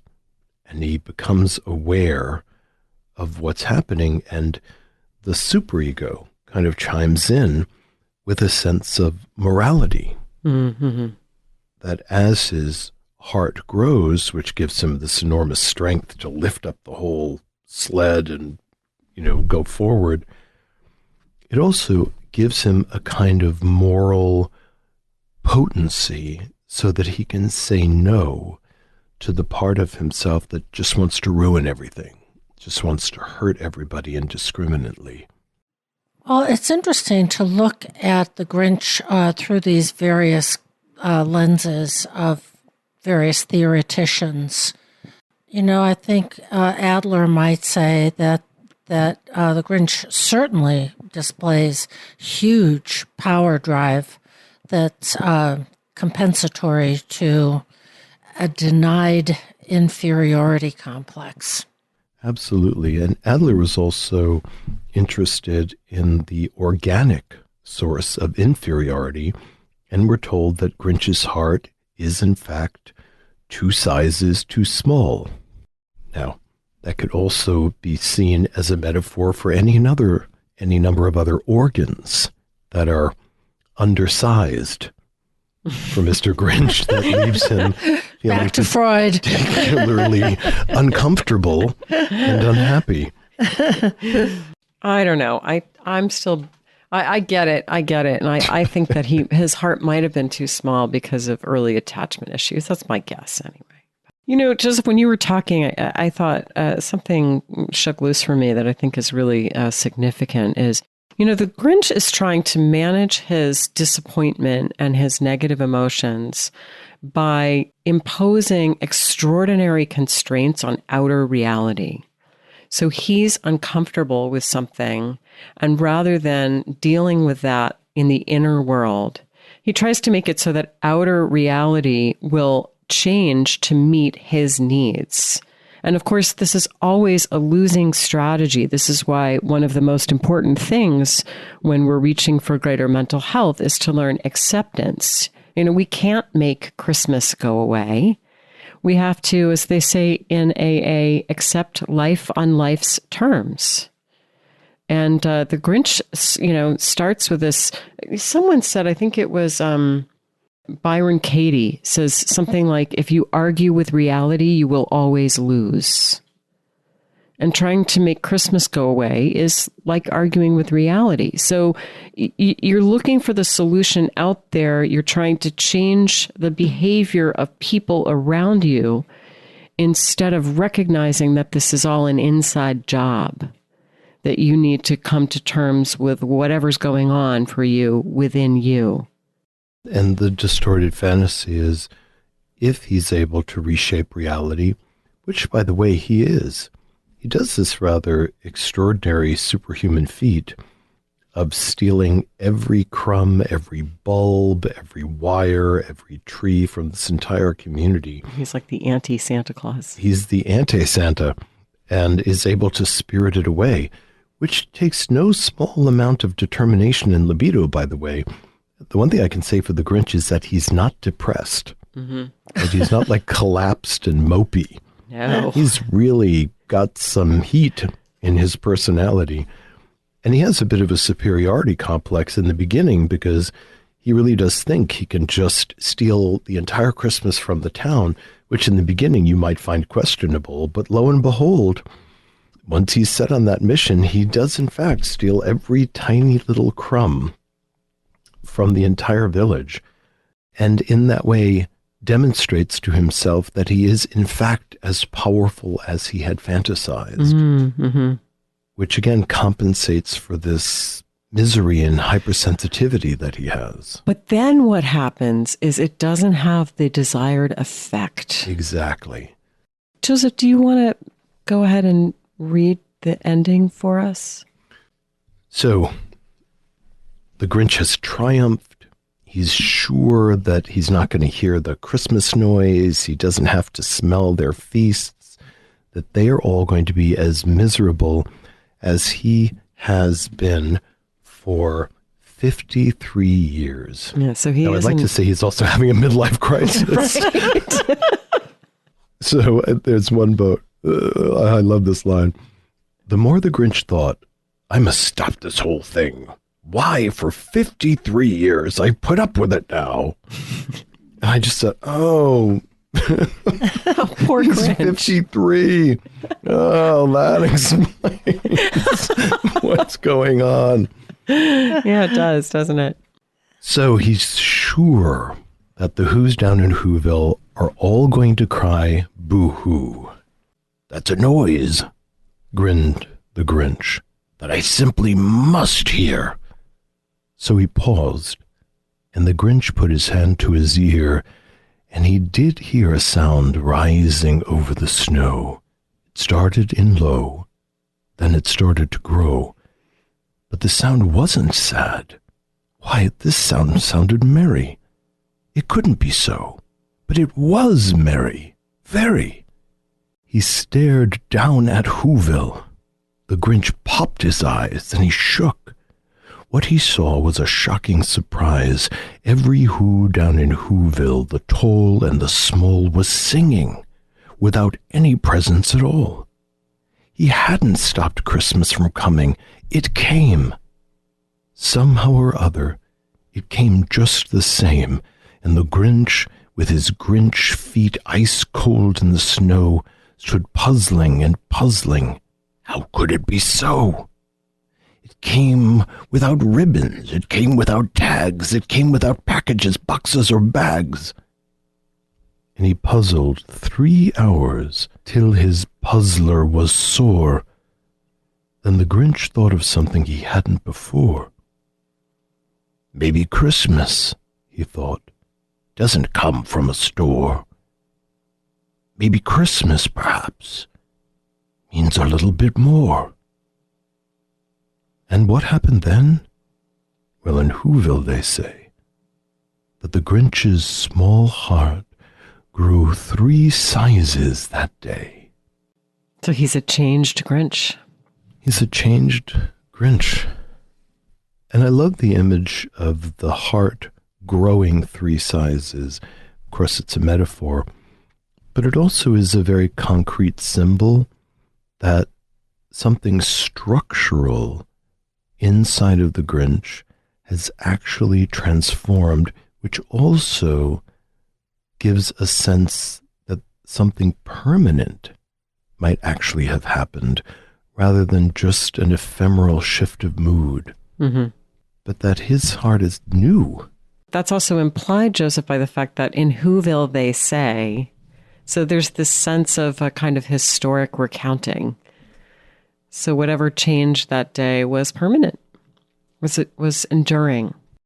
So Joseph, we went into this with you talking about how he responds to his failure, because as you point out, he was very successful in implementing this plan, but it didn't have the desired effect because it's up there on Mount Crumpet and they're all singing. And so it didn't work. And that was the transformative element. Mm-hmm. You know, it reminds me of something that Winnicott says. He says that the baby has to destroy the mother. Well, just to take a step back here, Donald Winnicott was a British psychoanalyst and he was a pediatrician. So he worked with children. What he means by, the child destroying the mother is that the child, a toddler, let's say, will come at the mother with all his fury, all his venom, his anger of, I hate you, and What he needs to see is that mom can stand her ground without retaliating because this child is being so terribly bad, and without being defeated by it, without being so wounded and hurt.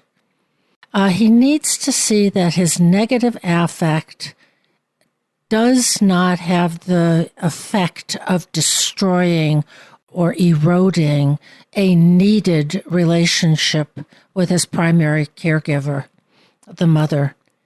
So when the mother can be calm and have herself be present and simply reflect back to the child, wow, you must be really angry right now, it feels to the child like he can really be free to love mom. She's still there. I don't have dangerous, insidious powers after all. And that's what happens to our Grinch. He thinks he's destroyed Christmas. And then there they are, Christmas morning, singing and holding hands and being joyful. And that's a huge turning point for the Grinch, that his negative affects, his hatred, resentment, greed, and envy, all the things we've talked about, didn't destroy the wonderful celebratory joy of Christmas.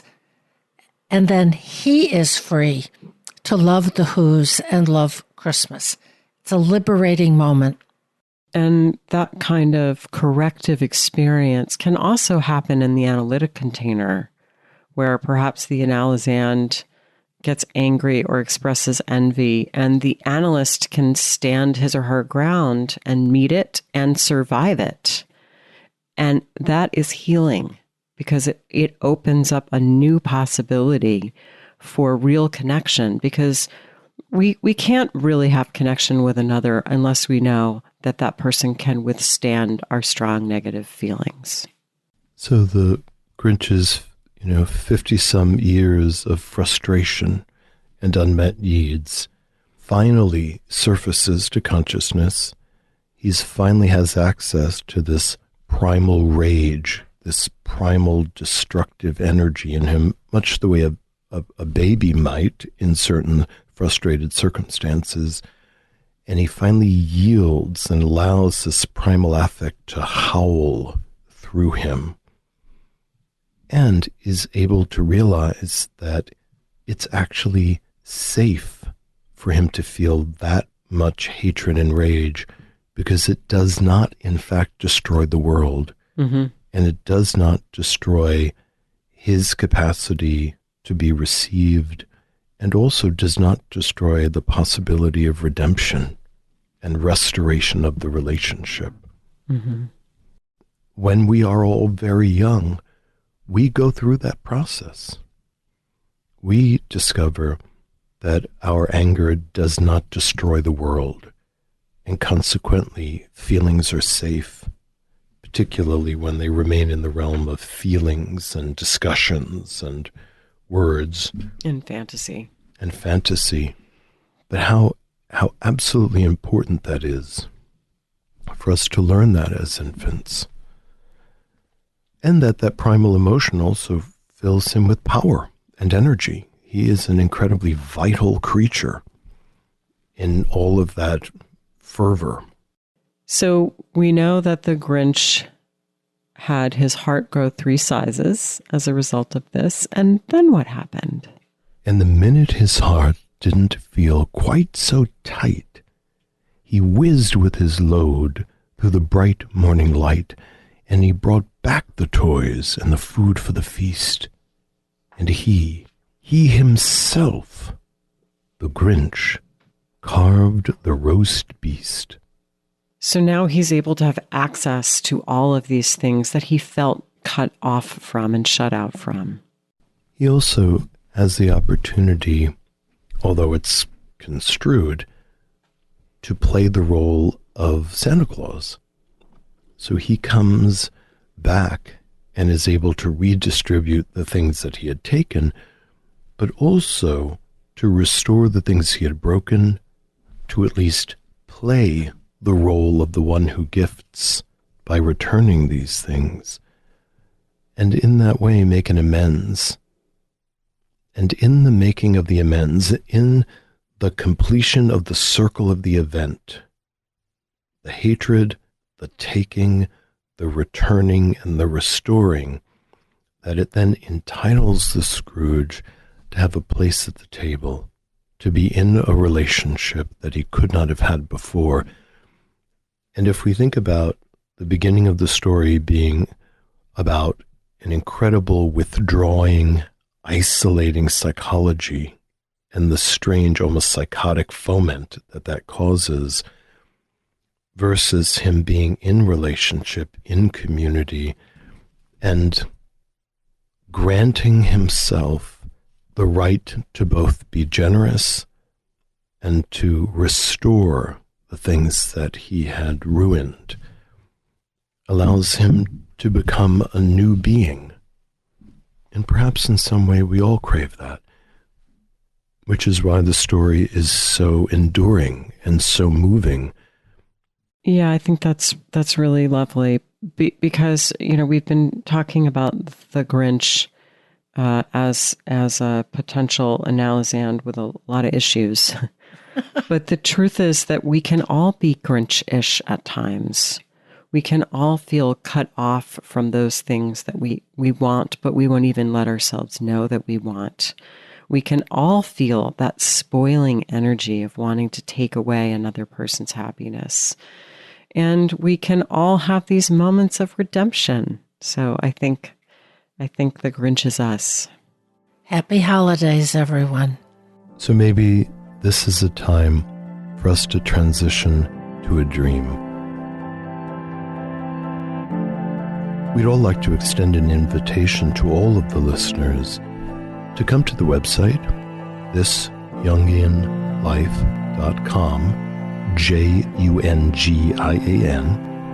and on the front page, you can click on podcast, and there's a link to submit your dream for possible interpretation. Each week, we cull through the dreams that are submitted, and we pick one that we think will be helpful and useful for the listeners to lift up another aspect of dream interpretation that we hope is useful to all of you. So we hope that you'll jump right in and participate in that, and that we'll hear from you.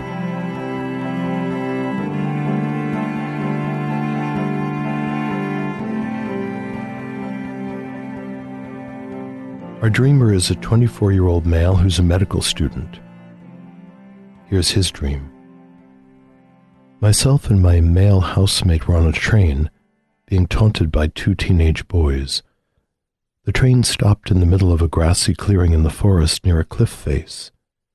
As we were leaving the train, the two boys rudely brushed past us, and then I lost my temper and, in a heavily worded outburst, told them to get lost. They then ran away towards a corner of the cliff face.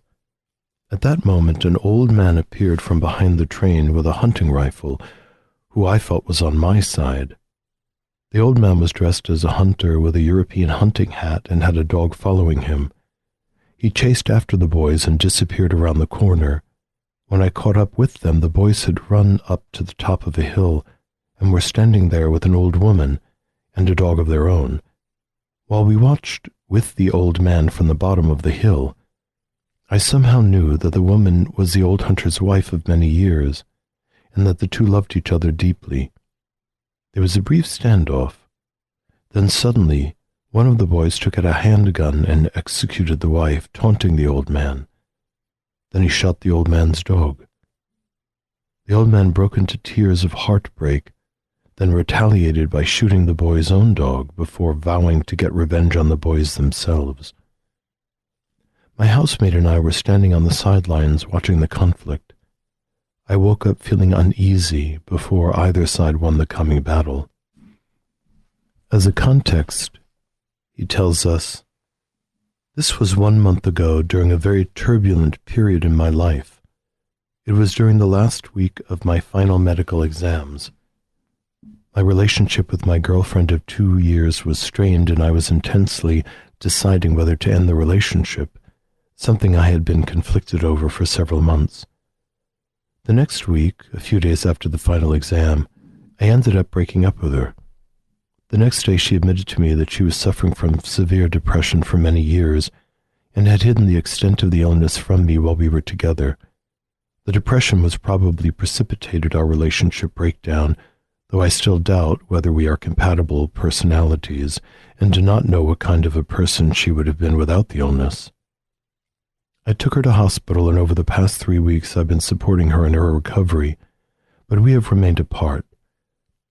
I've been moving on emotionally and feel hopeful and excited about my future alone, whereas she is still deeply wounded by the breakup and feeling hopeless, something which leaves me feeling a great deal of guilt." He writes that the main feelings in the dream were anger, followed by confusion and then anguish, and then he woke with a sense of foreboding. And then he adds, "That week, I had several dreams about dogs dying as well as battles between groups of people which I do not remember well. This included a dream the night before of the dog my family had as a child, dying, something which had devastated me when it happened in real life. There was also a dream where a young woman committed suicide, where people rebelled against an oppressive government that threatened all those who should want to do the same. The dogs in the dream were all small, white, and fluffy in appearance." Well, overall, I'm finding myself applying our famous maxim that comes from Pat Berry, that the least trustworthy attitude in the dream is that of the dream ego. And while it looks really reprehensible what these teenage boys do, I'm wondering if there isn't a kind of wisdom and purpose in it. I also find the presence of the dogs really interesting, and the fact that they get shot, because one of the things we associate with dogs is loyalty. And so loyalty has been killed off here. And I have a hunch that that might be in the interest of psychological health for this dreamer. So he's, dutifully taking care of his ex-girlfriend, who it seems like has really been struggling with something. And he feels guilty about moving on.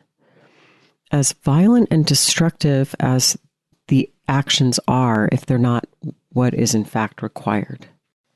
I think you're really right there on the right track, Lisa. And one of the feelings that he doesn't mention, he says anger, confusion, then anguish, and a sense of foreboding.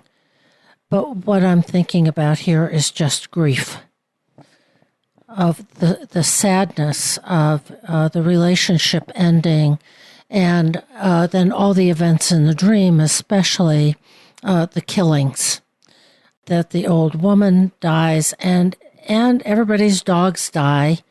And he says in his commentary that the dogs were all small, white, and fluffy, which is an indication of something very innocent and something vulnerable. A very different image from, say, a mastiff or some kind of hunting dog. So something young and innocent is what has been seemingly very violently annihilated. And this may be his own attitude toward the woman that he's been with for 2 years, and not having seen, despite the fact that he's in medical school and just graduating, the extent of her depression, her mental illness, and perhaps that kind of relentless hope that things would work out, things would be okay. Don't worry about this aspect of the relationship too much. And now the dream says it's dead. I find myself curious about the teenage boys, and I'm thinking about those teen years and the uninitiated young masculine. So these boys are full of a certain amount of aggression, sexuality, a kind of untempered redness in their personalities, as perhaps an aspect of the dreamer's psyche is also an untempered or uninitiated rawness of aggression, for instance. And that the uninitiated boys inside of him killed the wife. And he himself has stepped away from this relationship, from his own spouse, so to speak, his partner, because she's ostensibly wasn't a good fit for him. But I wonder if the dream is pointing to another level of shadow, which can be very difficult for us to relate to because we're not aware of it and we don't associate ourselves with it on a conscious level. But what level of aggression is the dreamer negotiating with in order to end the relationship with the female partner, to kill off the kind of love or companionability or mammalian attachment, even that the dog represents, in service to something?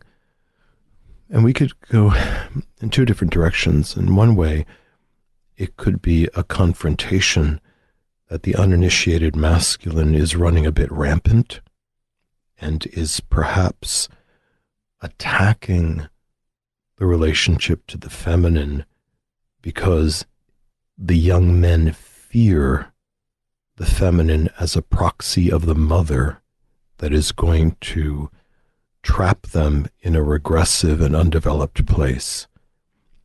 And when men are very young, they will confuse the mother and the anima so that they feel that they have to disappear from a relationship because their female partners are carrying too much of the mother archetype. And if his partner was depressed, then she takes on even more of that archetypal level of the great mother to draw down, to collapse, to capture that the young masculine was refusing to be in relationship to or found excessively threatening.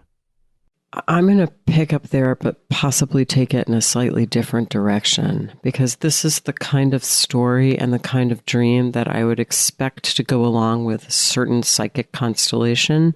So I'm going to be firing off out of my kind of wild intuition here, just making up a story about this dreamer.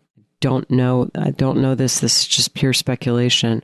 But I'm going to guess that his mother was a little depressive or collapsed in some way, and that the dreamer has felt very connected with his mother, but that there's been something stifling about that connection. And it is not uncommon, if we have that kind of constellation, to repeat that in our relationships, in our romantic relationships. So if he had to somehow take care of his mother emotionally as a child, it's not surprising that we would wind up in a relationship with someone who needs emotional caregiving and is quite collapsed. I think, Joseph, what you said that's really helpful about the teenage boys, adolescence is a time when we're busy separating from parents. And if you have that kind of constellation where you've always been an emotional caregiver for a parent, you may challenge that in adolescence. You might be full of piss and vinegar and be a little brat and say no and say horrible things. That's the time when we often do that. So it seems appropriate to me that it would be this adolescent energy that would assassinate the lover, as it were. I find myself thinking a lot about the polarity of these feelings, of all this violence in the dream, of the dream ego. First, sort of yells at the two teenage boys, and then we have the annihilation, the assassination of the old woman and everybody's dogs. And then there's one part in this dream where he says the old man broke into tears of heartbreak, then retaliated by shooting the boy's own dog before vowing to get revenge. And I'm thinking about how the grief goes into this kind of anger and action and the urge to eradicate, to get revenge, to shoot, to destroy. My thought about the dreamer, who of course we don't know, but I'm taking a leap here, of how hard is it just to feel your feelings? Because the dream ego moves right off the heartbreak, which is really the heart of this dream, is the heartache. Instead, it's covered up by all the action and drama and murderous violence of the dream. But underneath it is just a profound sadness. Yeah, it's a complex dream, isn't it? Mm-hmm. It really captures that bivalence that, depending on the lens we use, it's tragic. In another way, it can be developmental. In another way, it can bode some real confrontation with the violent shadow that has a certain kind of confusion around the anima and the mother, and how that needs to be separated out so we know which to go after and which to protect.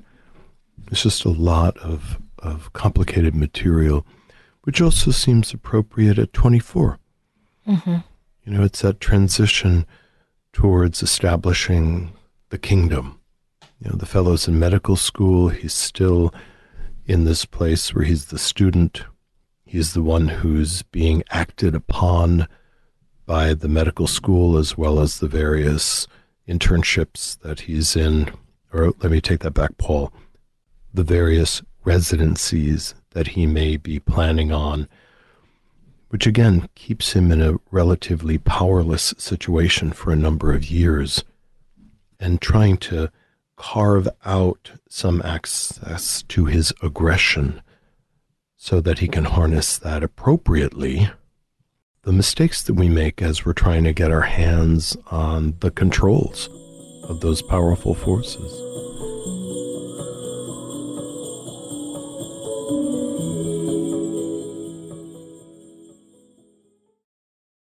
Hello, everybody. In our podcast episode today, we talk about the solstice. This is one of those strange and amazing astronomical events. We have the longest night of the year, and at this particular moment, there is a return of the solar forces.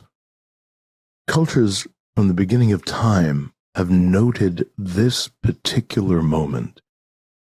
Psychologically, we discuss how to rest into the wintering process when our life force goes down under the ground. What are the different solstice traditions, some of the myths of the return of light, and perhaps most importantly, the pregnant darkness of the long night.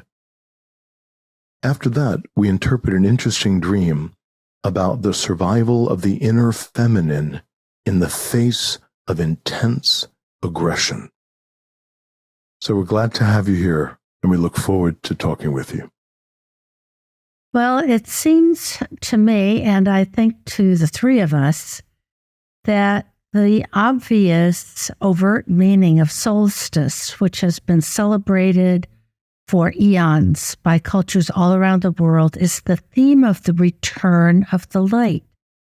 And so it seems very obvious and yet somehow mysterious about what is the big deal about the return of the light. And I guess just to sort of put this out at the beginning, we're obviously thinking about the winter solstice in the Northern Hemisphere. Okay. Our listeners in Australia and elsewhere down there and in South America will be experiencing something very different this time of year. They'll experience the return of the light 6 months from now. But our frame of reference, of course, is the Northern Hemisphere.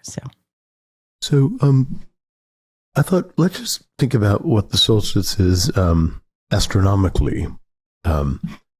So the Earth orbits around the sun, and the solstice occurs twice a year, and it's marked by the longest and shortest days of the year. And this happens because the Earth's axis is tilted as it moves around the sun. So this occurs when one of the Earth's poles has its maximum tilt towards the sun, and this happens around June 21st and December 21st, at least in the Northern Hemisphere where we are. So because of this particular tilt, we have, as is going to happen shortly for us, the shortest day of the year. And I think in all cultures, recorded history has given us a sense of this, that the shortening of the days and the lengthening of the nights carries this kind of spectacular psychological process. And there's a great projection that human beings have made upon the great lengthening of the night, which since ancient times has been also the most dangerous part of our time. That as human beings, we are more vulnerable at night. We don't see at night. We can't defend ourselves at night. We can't predict what's going to happen, in the pitch black night. And so, understandably, there's an enormous feeling about that. Yeah. There's an inherent human fear of the dark. Mm-hmm. Joseph, you said it was a projection, and I get what you're saying, but I think also, as we're all saying, it's not just a projection. It is a sort of very embodied primordial experience of a kind of death, and it's the lengthening of the night, and that it gets colder, and the growing cycle shuts down, and animals hibernate. So it's really a kind of embodied experience, I think. Even as moderns, we are not in touch with that as much. But even so, I think there's an echo of it in our bodies. I mean, I think seasonal affective disorder is a echo of that, maybe. Mm-hmm. Yeah. No, absolutely. And kids are afraid of the dark. I know my oldest first grandchild would not go down into the basement when we lived in a brownstone in Brooklyn. And this is a full basement. That's where my office was. It was not some sort of dank place with spider webs. But, it was beautiful. No. I saw it. But she would not go. She would not go down there. And I think the dark psychologically is such a great representation of the unconscious. It's deep and it's vast and it's embodied and it's what we don't know. And we have good reason, I think, from an evolutionary perspective, to fear all kinds of things happening in the dark, that there are predators in the dark. And so it is, as you were saying, Lisa, it's deeply instinctual. And these are the dark days. These are the dark days of the year when we sink into the unconscious, and who knows what can happen in the unconscious. I'm just thinking that not that far back, these were also called the famine months because the harvest had long since been harvested. So you're running out of fresh food. A lot of animals would be slaughtered, so there was meat for the winter, and some no doubt were preserved so that they could reproduce. But it was a difficult time of the year, and sometimes people starved. Mm-hmm. Mm-hmm.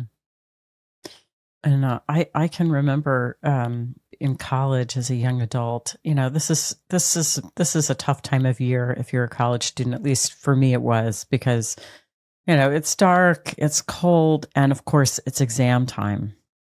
So stress is really high, and it's these winter exams, not the, at least the summer ones, you're sort of like, there's a sense of culmination, or you're going to have a summer afterwards. But no, this is just really hard. And I would get, it happened several years in a row where I would get very low. And then I'd suddenly realize, oh my God, it's, December 20th or it's December 21st. And I would note that my very low mood coincided with the darkest day of the year, or thereabouts, close enough. So I think our bodies know. Oh, yes. I think our bodies know too. I mean, we've spent, I don't know how many millennia living in nature and close to nature. And it's hard for us in modern times with high-rise buildings and electricity and all kinds of things to remember how deeply embedded in the calendar year and in nature's cycles we really are. And you referenced seasonal affective disorder. And part of me really wonders if we have given something a negative label that is also very deeply embedded in us. That we have a body cycle that tends to slow down. We want to sleep more. We make more melatonin when the days get dark. And of course, it can plunge some people into a terrible depressive state. But we still live according to nature's rhythms and timing, even though we tend to forget it.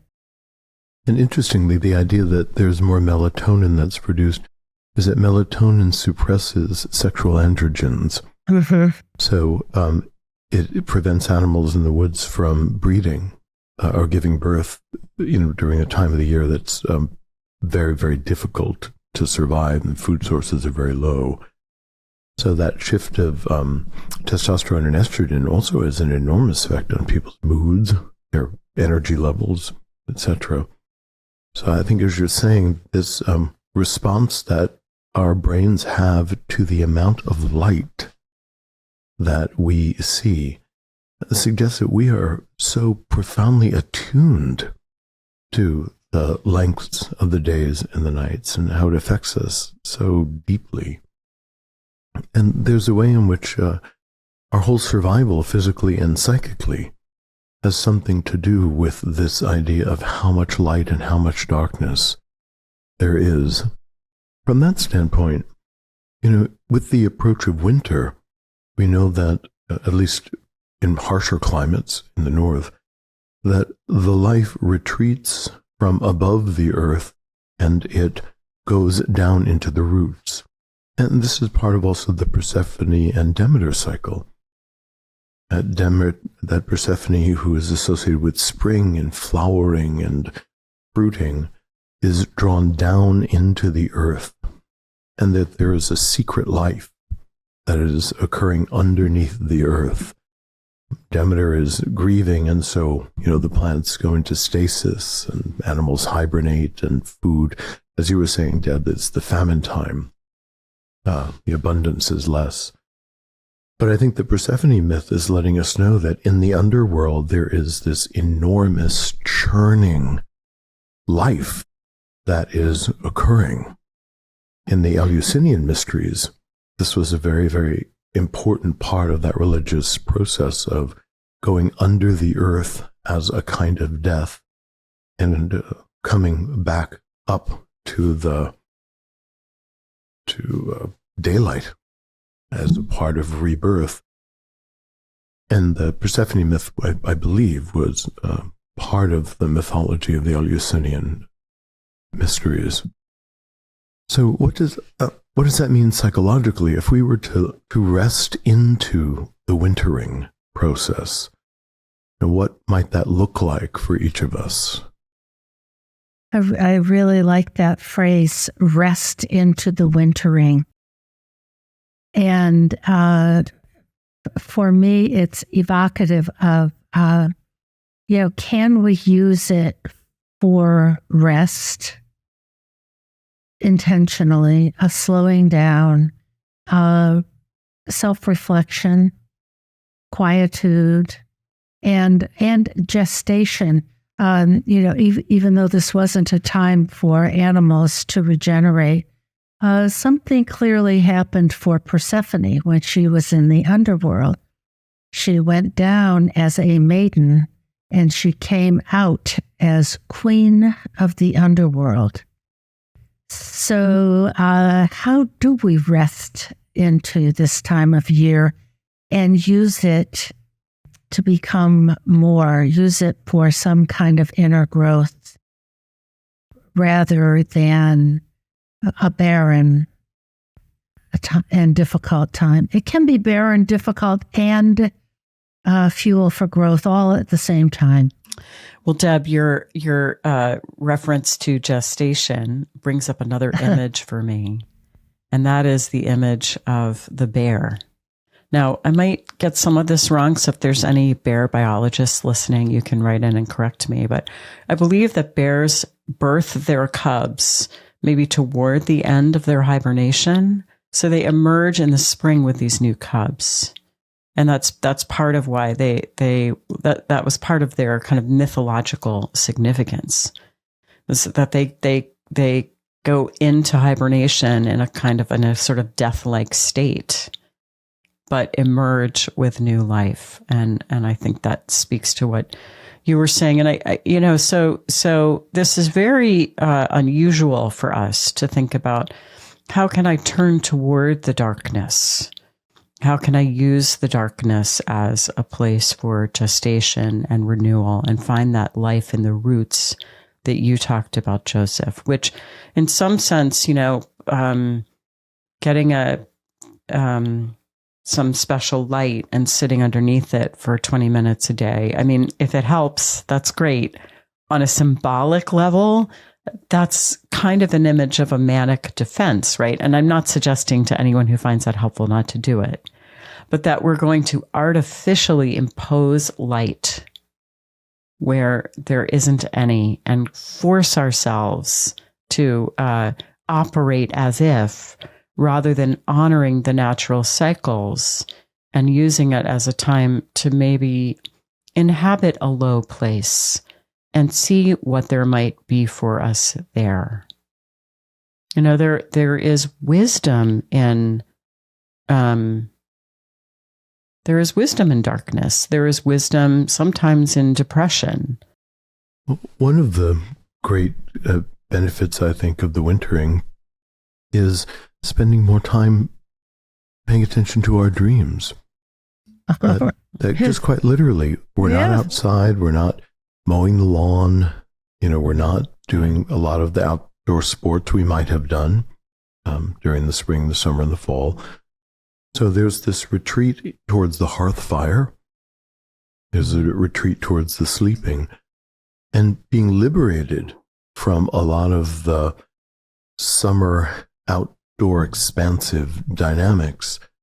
This is a time to linger in bed for 20 more minutes and try to remember the dream, or to have a little more time to jot it down or ponder it. And I associate that very much with hibernating. I have to say that ever since I was a kid, I found the whole thing of bears hibernating astounding. Okay. I mean, just that, like, their bodies recycle their water, like their kidneys create this uroboric cycle where their fluids move in and out, and they don't need to eat. They're barely awake. Mother bears give birth when they're hibernating. They're really almost asleep when it happens, and then the babies kind of crawl up and start suckling. I mean, it's an astounding thing. But when I imagine the hibernating mother giving birth and suckling to the cubs under the ground, it gives us this extraordinary image of new life. Yeah. That is emerging and being nurtured. Yeah. That the life force is underground. But it is darn active. It might be sleepy, it might be subtle, but there's a lot going on. So, dreaming, journaling, Yes. Go ahead. Yeah. I was just going to say, some of this is reminding me of Stan Marlin's book, The Black Sun, The Alchemy and Art of Darkness. So, this idea of a kind of pregnant darkness that's fertile. That, it's not jubilant. It's dark and it's heavy, but there's something fertile in it. That's the mystery. I'm linking this with a Persephone myth that you mentioned, Joseph, and with bears, of the mystery of how life generates in the dark, in the womb, in a bear, in the underground, where we don't know and we can't see, and yet something moves us to create new life, literally, in the case of bears, and psychologically, in the case of us, that the underground and the dark days represent the unconscious versus ego and solar, sun, light, spring, activity. And understandably enough, we like that. And yet half our time, more or less, is more dark than light. Must be useful somehow. And you had mentioned melatonin.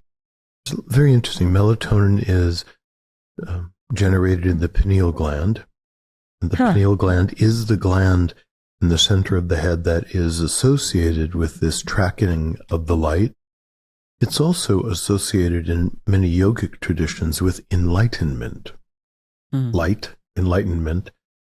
that these subtle changes in the pineal gland as a result of meditative practices and yoga actually changes how the brain functions so that we can become aware of altered states of consciousness that are particularly associated with spirituality, and a kind of spirituality that grants an experience of the unity of all life, which is such an interesting irony that we associate the wintering with the withdrawal of life. Mm-hmm. And yet melatonin and dreaming and these altered states give us an opportunity to expand beyond our limits. And so in the darkness and in the privacy of the darkness, that we can grant ourselves permission to at least conceptually move beyond our current limits.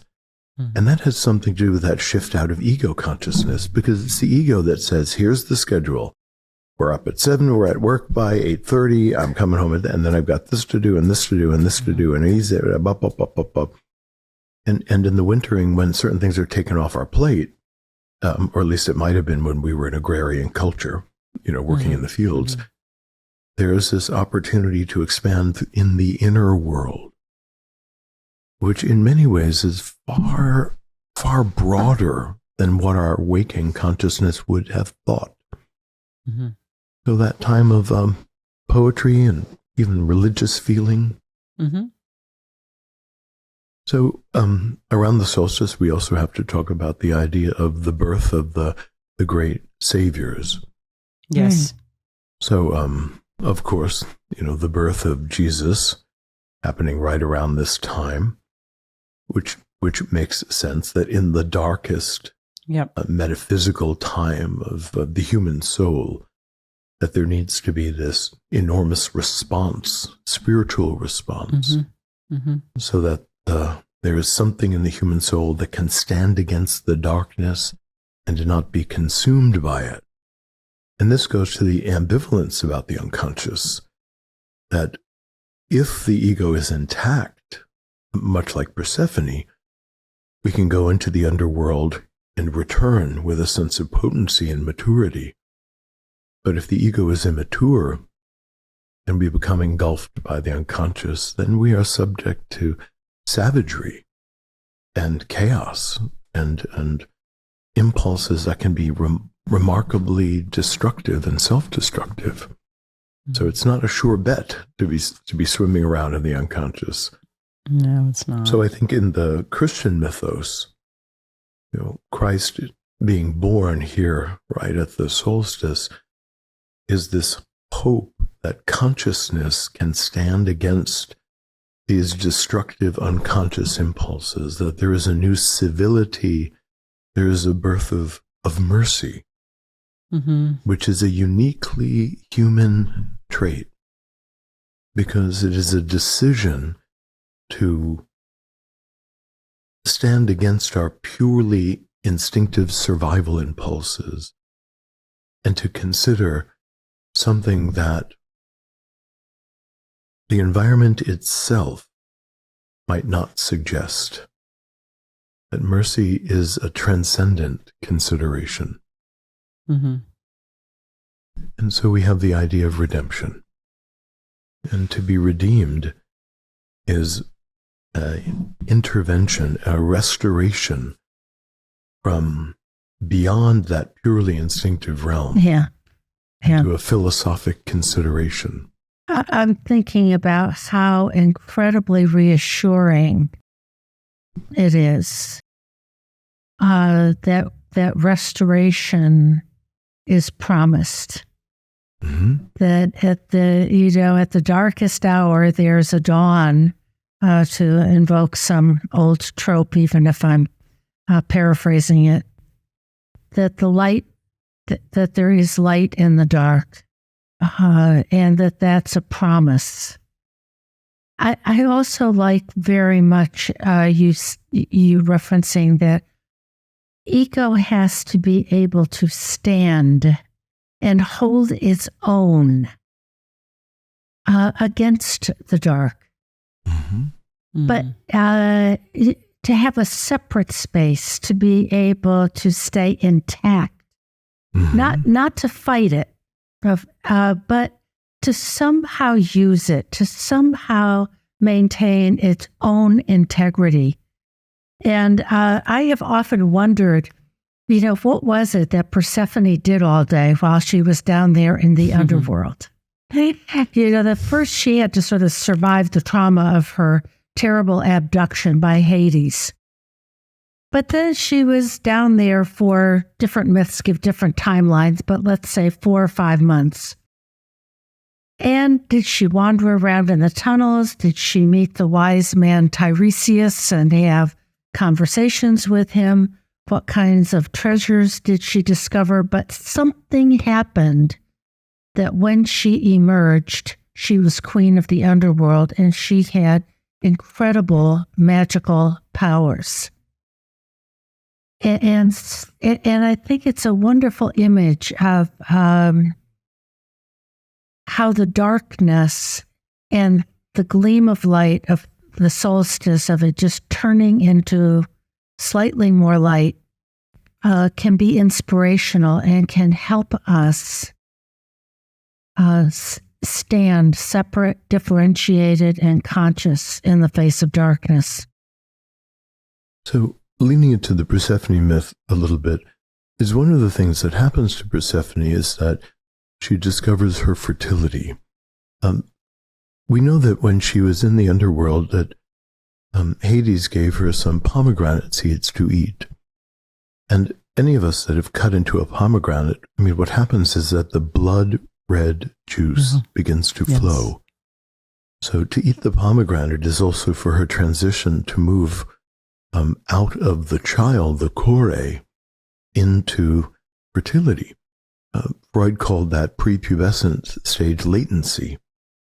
So it's in the mystery of the darkness that we move from being childlike into being fertile.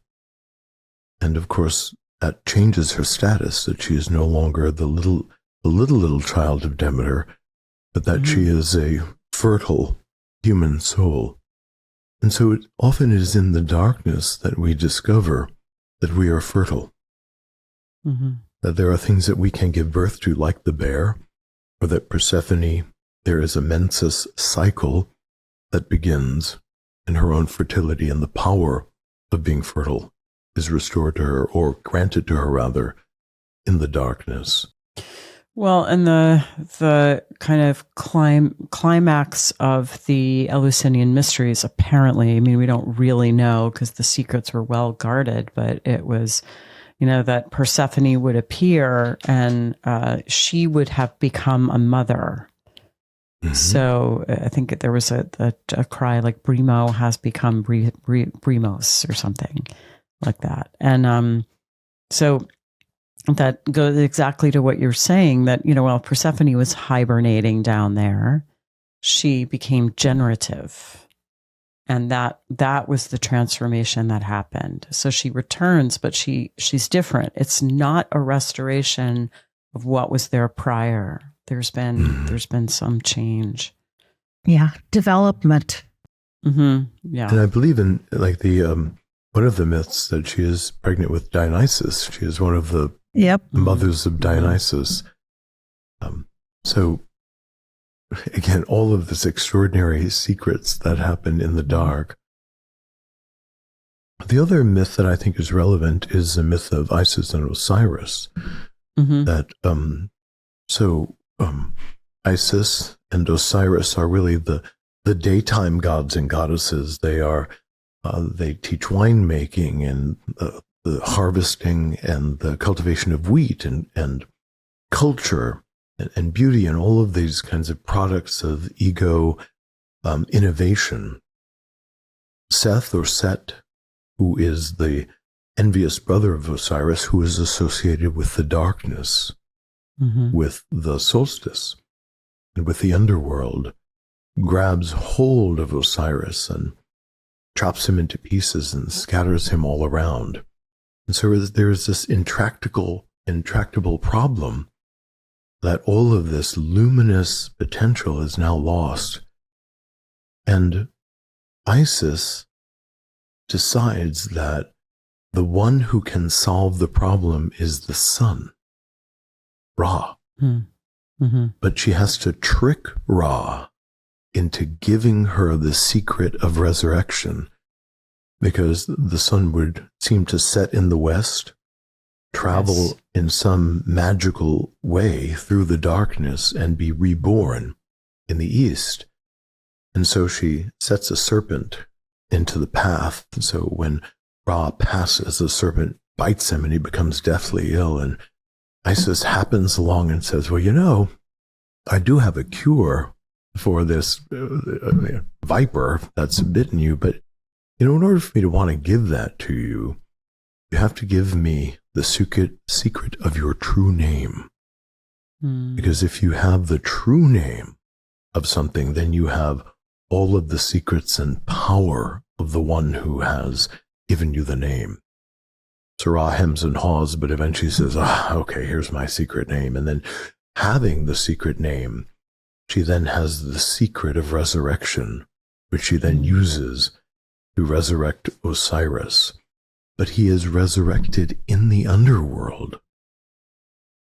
And he is sewn together. She is impregnated by him. But in the outer world of daylight, he is a mummy. But in the underworld, he is brilliant green. And the green is associated with having come full of life.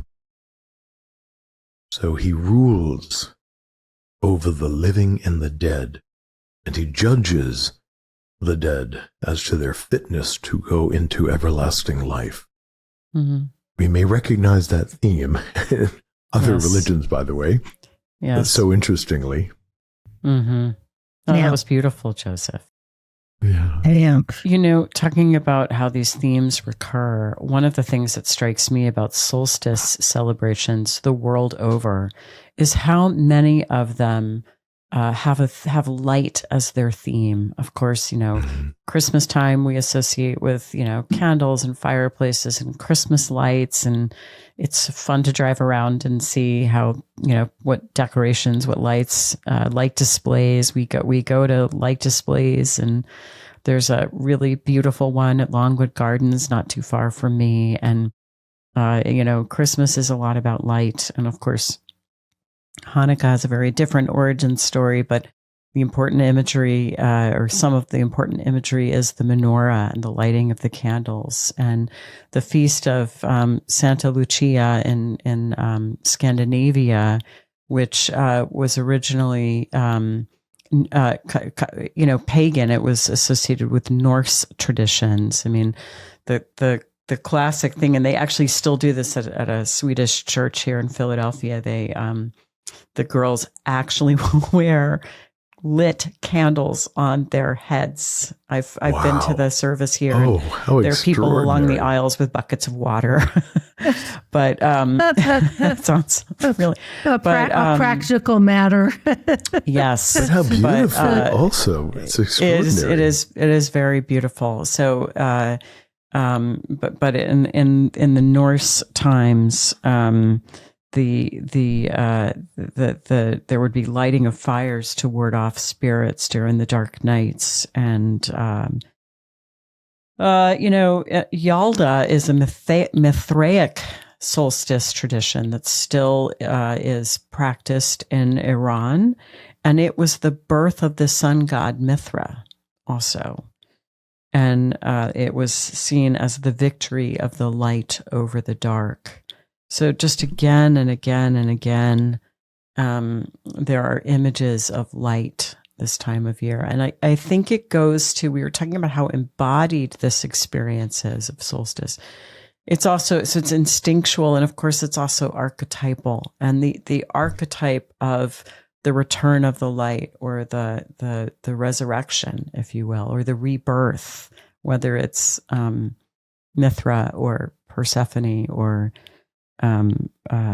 you know, Christ, that something gets reborn this time of year. And, you know, I can feel it. I have a sense of relief on December 21st, because what I know is that December 22nd is going to be a little bit longer And I can sort of feel that in my body.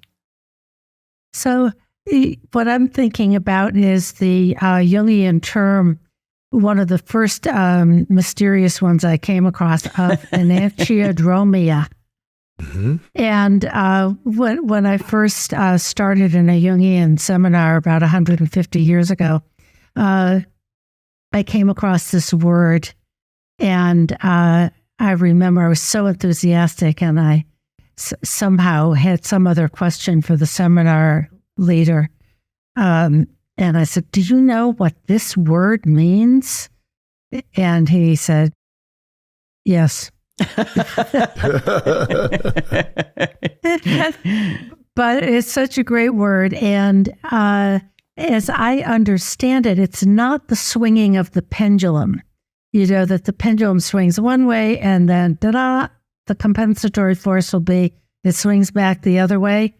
But it is what we're talking about, that the mystery is that somehow the opposite is born. Mm-hmm. So that in the darkness, the darkness itself gives way, gestates, yields to, creates its opposite. And I think that's embedded in a lot of what we've been talking about, that, you know, how did Persephone become queen of the underworld? You know, that there is the mystery of gestation, whether it's bears or, you know, the birth of the magical savior child at this time of year. And that's the joy, I think, in the promise, is that light will be born of the dark. Mm-hmm. And part of the good cheer of this time is also captured in the Saturnalia of the Roman world. Yes. That for all the bad press that Saturn gets for other reasons, apparently when Saturn ruled the ancient world, it was the golden time of humanity. That it was the best time, that the most prosperous time culturally in terms of resources. And then Jupiter overthrew Saturn, and all this turbulence started happening. But the Saturnalia has to do with the harvest, and in December, really, there's still our food stocks. The fields have finally been claimed, all of the fruits, all of the pumpkins and squash and everything else, and there's still meat in the larder. And during the Saturnalia, there is this great celebration of the abundance of the fall. And people would walk along the streets and they would shout, "Sigillaria!" which is basically Merry Christmas. Good abundance. This is the golden moment where we get to cease the outer work and feast and trust in the goodness of the gods. So that wonderful greening, good cheer that we associate with the solstice and Christmas. Thinking of the Ghost of Christmas Present and and Santa Claus, who is another Saturnalia, you know. And in those times, the drinking and feasting was, you know, a time of the famine months. You would compensate by drinking and gambling and carousing and you know, having abundance until there would be gift giving and all kinds of things. And then the Protestant Reformation happened. Oops. all that dour contraction. And then it became, they tried to change it into a religious holiday, a more sober and solemn one. And Charles Dickens, you just referenced A Christmas Carol, Lisa. Yeah. And his effort was to make it a family holiday. So, so to preserve the joyfulness of it without going into the Saturnalia of Roman times and beyond. Right. But it does sound like fun, doesn't it? I mean, there's been definite revival of that in modern times. And we also need to think about the myth of Attis and Cybele, in as much as Cybele is the ancient earth goddess, pre-Greek, pre-Roman. She gives birth to, as often happens, her son, who becomes her first high priest, and her lover as well. The gods often fertilizing each other. Attis, gets into this enormous conflict of whether he should serve the goddess or fall in love with one of the village girls. This intractable problem he cannot solve. He rushes into the forest and castrates himself. And as he is bleeding to death, his blood strikes the ground, and the ground erupts in violets. Cybele senses that something tragic has happened and rushes to him, and to save his life, turns him into the first evergreen tree. Oh. And so the solstice is also the time of the harvesting of the evergreen tree. They would entomb the tree, dress it like Attis, and then bring it from the earth in the spring. But evergreen trees for Attis, and ivy for Dionysus, because as anybody knows, if you've got English ivy growing in your yard, it never goes away. You can mow it down, you can spray Roundup on it, you can pull it out, and the next, you turn around and the ivy's grown out of the ground again. But it is this irrepressible evergreen life that the winter and the solstice and the darkness cannot destroy. So the evergreen foliage, the rising of the sun, the fertilizing energy of the dark, the birth of the bears, the pregnancy of Persephone, all of the life in Hades. It's the promise of continued life. Yes. Yeah. I didn't know that had been born of the legend of Attis and Cybele. But funny, I came across pine tree also as the symbol of long life and immortality and constancy, courage, and steadfastness, which takes me back to what you were saying earlier about ego's ability to stand in the darkness with that evergreen of the pine tree, that we can be there. And of course, the Puritans, I mean, they were in the 1840s. This was a real no-no that Christmas was sacred, and we're not doing this Christmas tree thing, which fortunately has. But you see, but there it is, the power of the symbol, even if you don't know the story. That's right. You know you want a pine tree. You know you want the lights. You want that tree. There's something about the tree with the lights on it, right? I mean, I know it speaks to us again at the level of the archetype. And so even if many people who are not of the Christian tradition, or, we appreciate the symbolism of that, I think, no matter what tradition we're from. Yeah. Remind me here, Jung has a wonderful story. I think it comes from a dream where he realized that he is holding this tiny candle of consciousness in the dark. Yeah. Yes. Remind me, where does he say that? That's in Memories, Dreams, Reflections. I'm is that from certain. A dream that he had? It is. He had a dream that he was holding a little candle in a storm, and he had to cup his hand around it to protect the light. And I can probably find it pretty quickly if you like. I'll look. That'd be great if we can find that. But that is Jung's solstice. Yes. The little light of ego that is able to stand against the great darkness.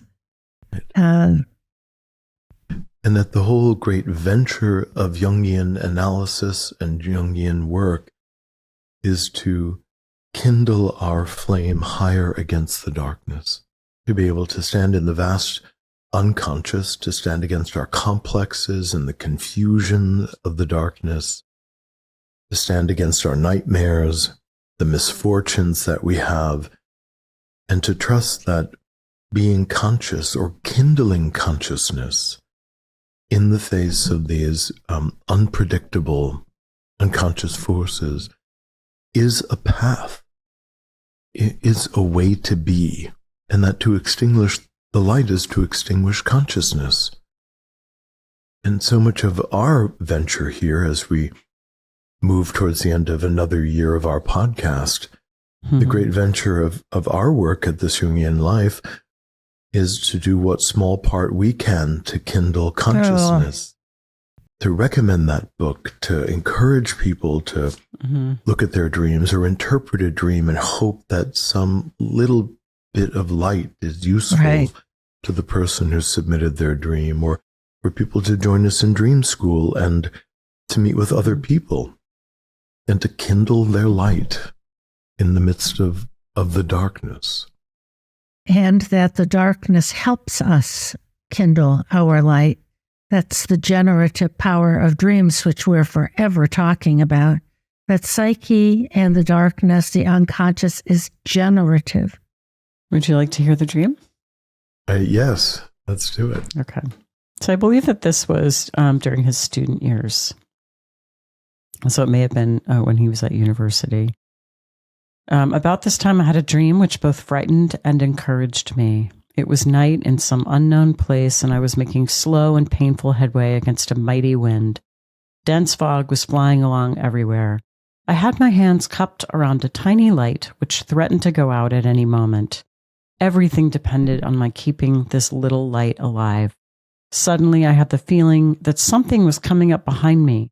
I looked back and saw a gigantic black figure following me. But at the same moment, I was conscious, in spite of my terror, that I must keep my little light going through night and wind, regardless of all dangers. When I awoke, I realized at once that the figure was a specter of the Brocken, my own shadow on the swirling mists, brought into being by the little light I was carrying. I knew, too, that this little light was my consciousness, the only light I have. My own understanding is the sole treasure I possess, and the greatest, though infinitely small and fragile in comparison with the powers of darkness. It is still a light, my only light. And that's Memories, Dreams, and Reflections. So what a discovery to be granted in a dream, that even though the light of our consciousness may seem small as we stand against all the mighty and terrible storms that are in the world at this moment, collectively, geopolitically, perhaps moving in our own personal lives, but that tending our own consciousness is a response even to the great storms that are happening in the world, much of which Jung attributed to human beings not being adequately conscious and subjecting themselves to these collective thought groups, submitting to propaganda, and yielding into the homogenizing diminishment of consciousness.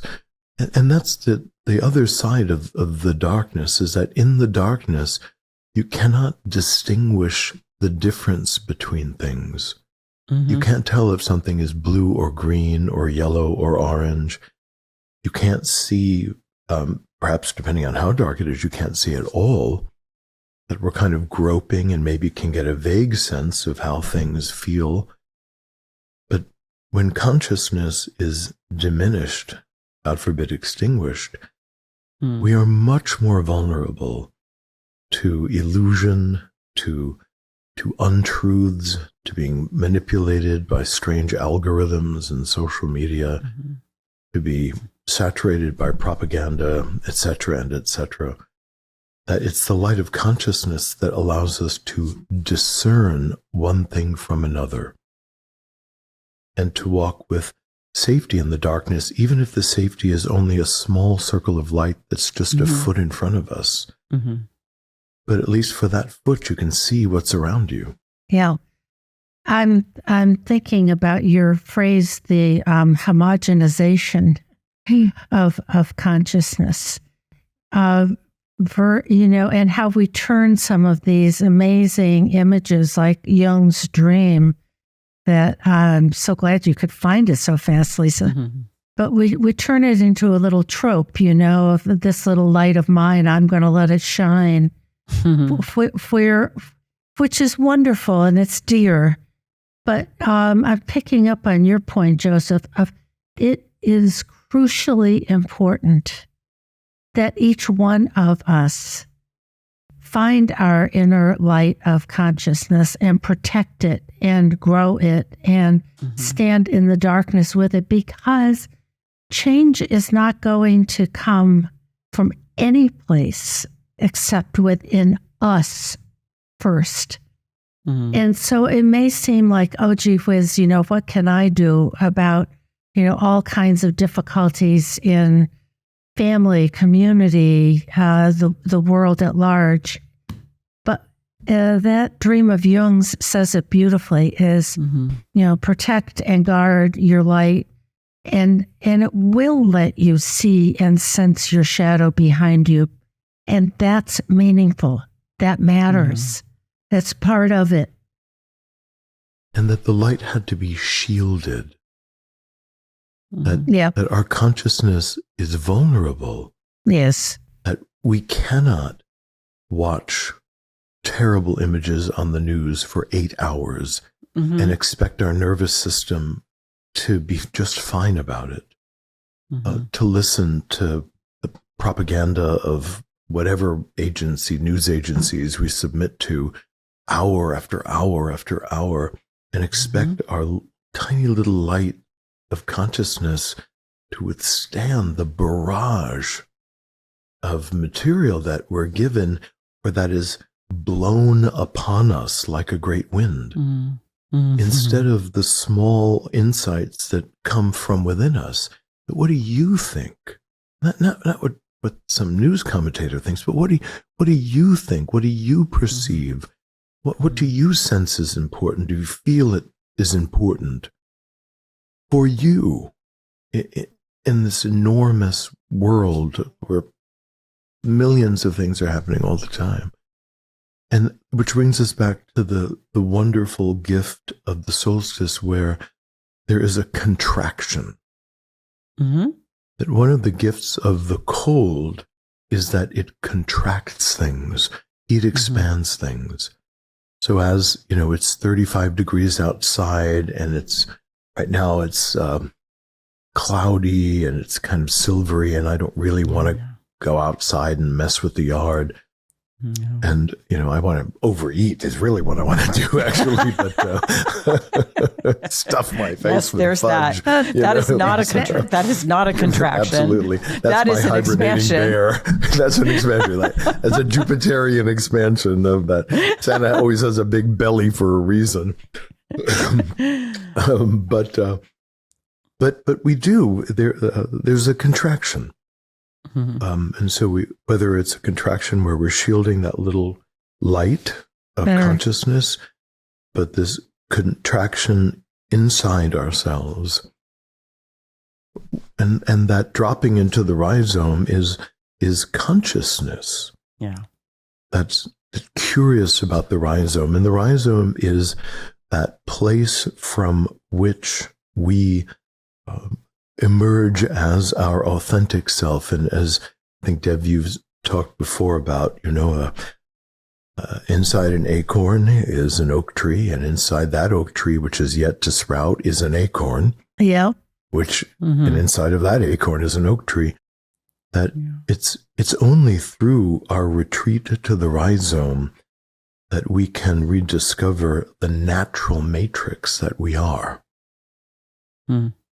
And so all of the conditions of our lives that cause us to retreat down below the earth also gives us an opportunity to shed the luxuriant bullshit that has grown out of us. All of the leaves, the decorations, the fruiting, the bizarre affectations, the clothing and fashion and money and possessions. It's in the beginning of the wintering that all that falls off the tree. I'm aware that as we have talked about the solstice, that there is in me, and I think among us, but you tell me, a spirit of real joy, of reassurance, and sort of an everlasting. This is the great cycle. We're part of it. Yes. It has ever been, and it ever will be. And so I want to, sort of say, whatever your tradition is, good tidings, happy holidays. We wish you good solstice. The light will return. Sigillaria.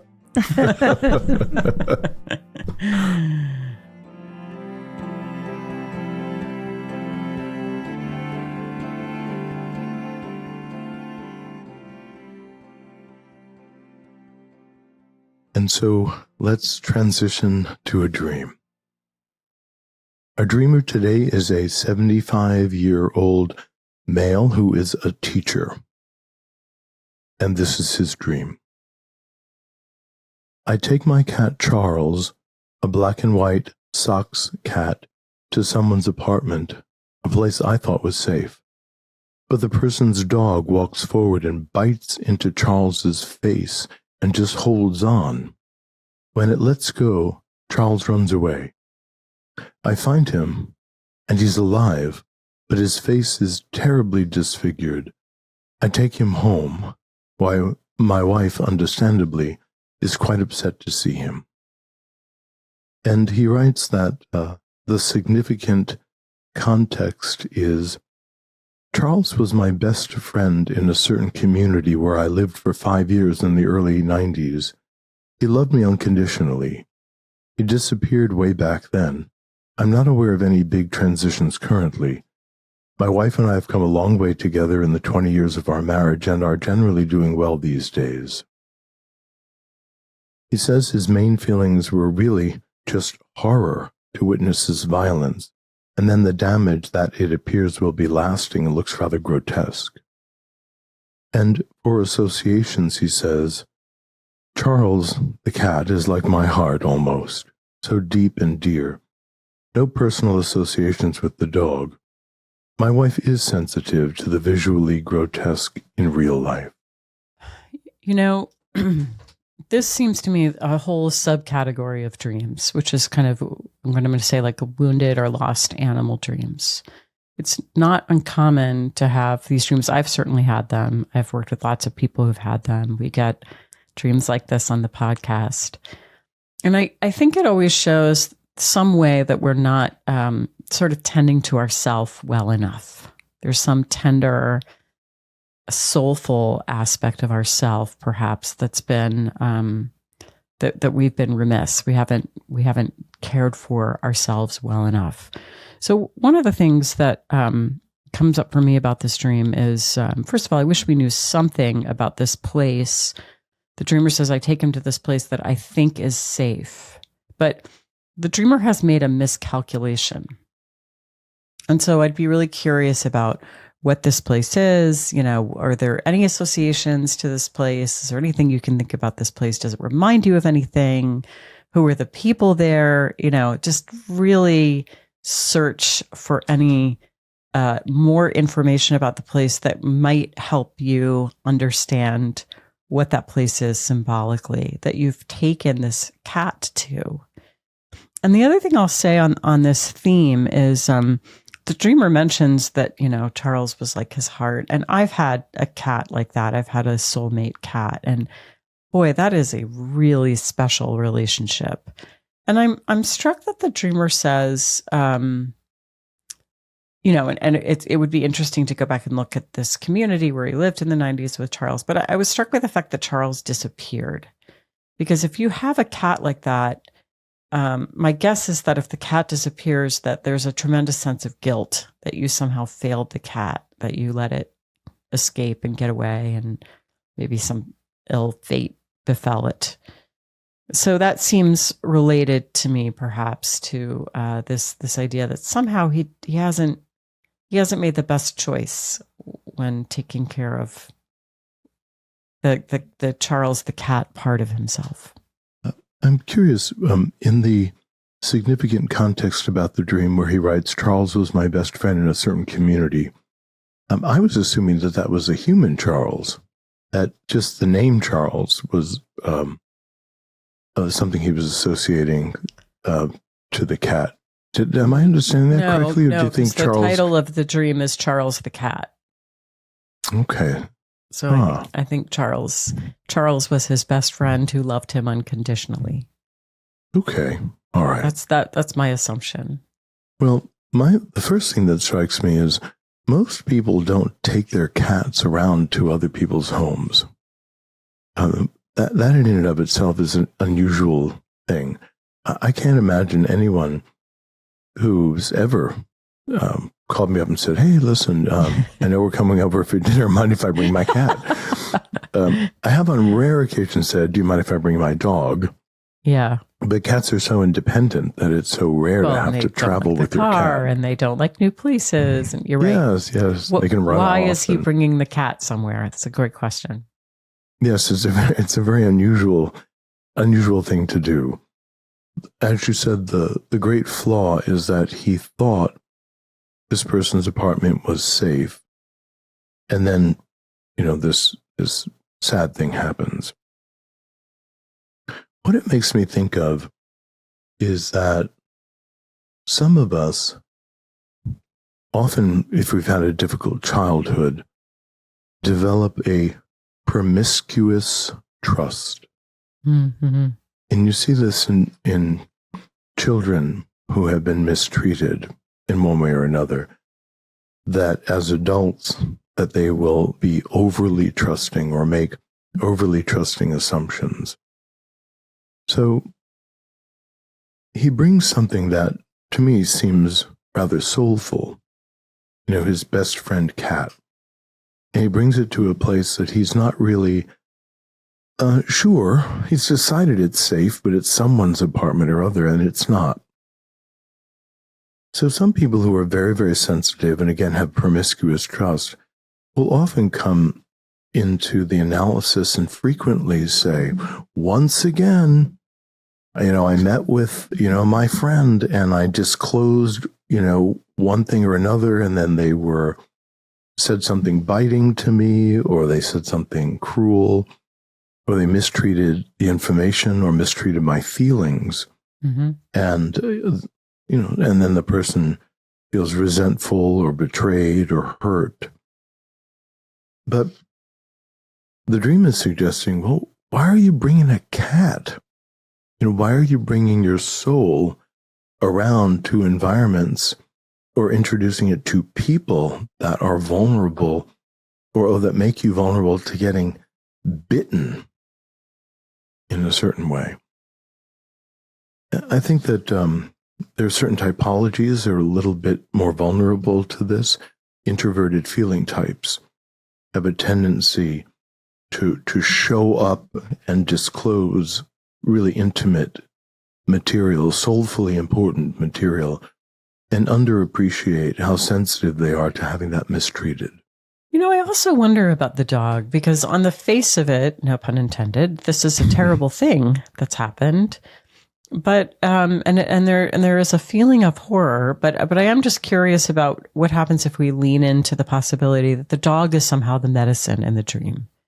That the dog's ability to be aggressive, where the cat is all soul, is that somehow an undeveloped part of the dreamer, or a part of himself that he doesn't have a good relationship with? So where is that? Where is that in?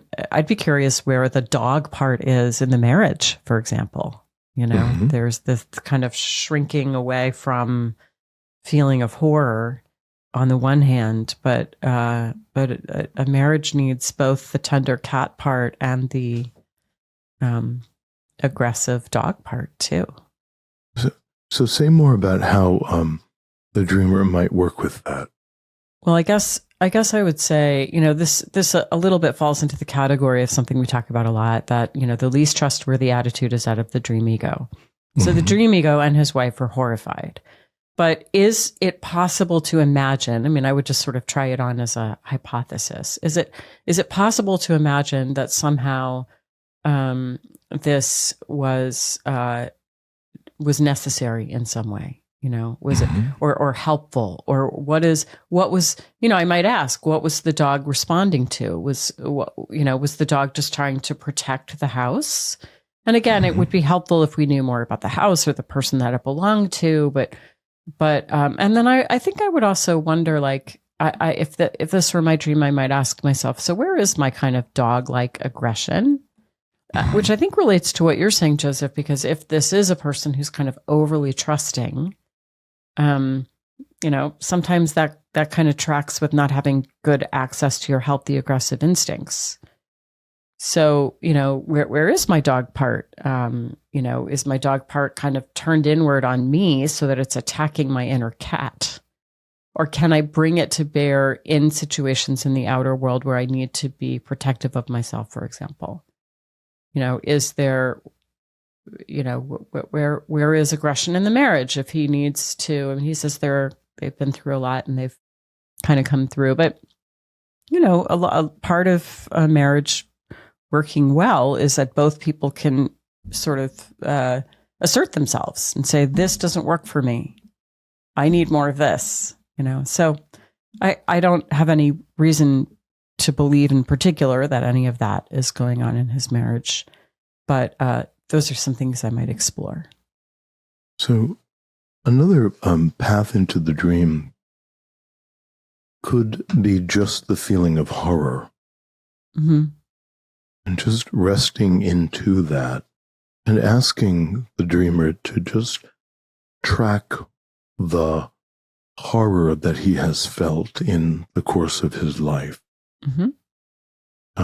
Secondary to the symbols in the dream, as you had said, it may very well have been that his inner cat and his inner dog have been in a great clash, which can say something about the relationship between his inner masculine and his inner feminine. And what does it mean to have a disfigured cat that you now are nursing inside?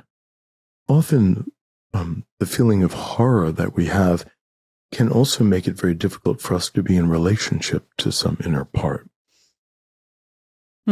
Because when we say we're horrified, we're overwhelmed. It's so inconceivable, so grotesque, so unexpected that we're in some kind of a state of shock. And yet, he has discovered that there is an inner feminine instinct that has been disfigured. It's interesting that it says disfigured rather than, let's say, injured. Because disfigurement is particularly related to how something looks. Being injured connotes that, there's something now wrong with the functioning. So the dog and the cat interact with each other, and this feminine instinct looks horrible, looks disfigured, grotesque. And so what does one do at that point? And I wonder what he will do now that he is aware that the feminine inside of him has been disfigured, or is harder to love, or not as pretty, perhaps, as he might have thought it was. He's like a scrappy alley cat. A scrappy alley cat with maybe one-eyed and with one of the ears really torn up.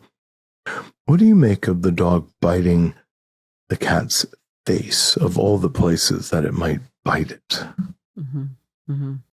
Yeah, I mean, I like what you were saying about, it changes how something appears. I mean, obviously that, in real life, that would be a terrible injury that could endanger, eyesight, the ability to, depending on where it is, the ability to eat. I mean, it would be a serious injury.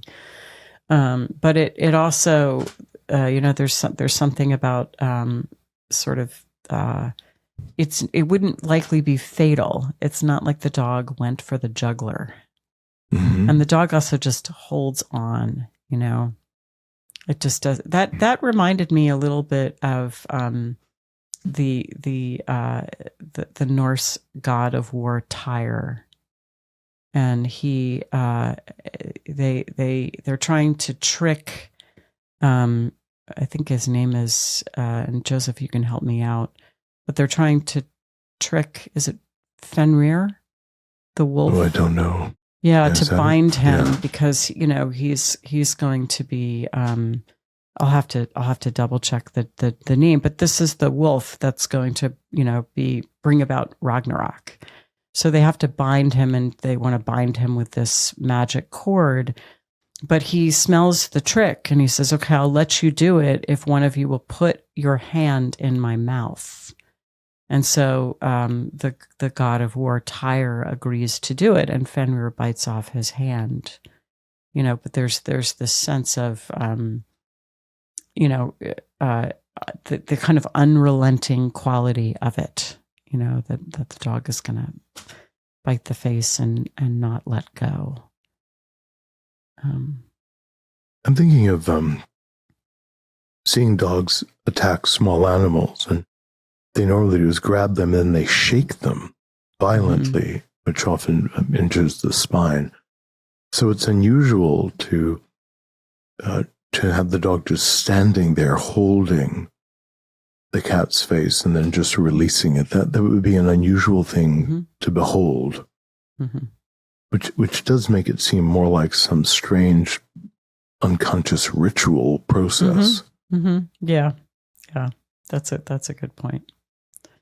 So when the feminine goes into the mouth of the masculine and then returns, it is disfigured. Yeah, there's a lot to consider here. So we hope we've given the dreamer some ideas. Yeah.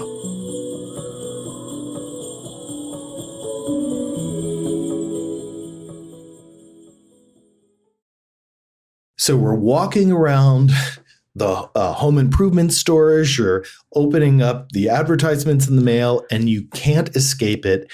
The whole world is preparing for the next holiday, weeks in advance. And in reaction to that, all of our holiday memories and misadventures start to spin up. So today's episode is dedicated to holiday madness. Joseph. I think the Christmas decorations go up right after Labor Day, together with all the pumpkins and corn stalks and the turkey images.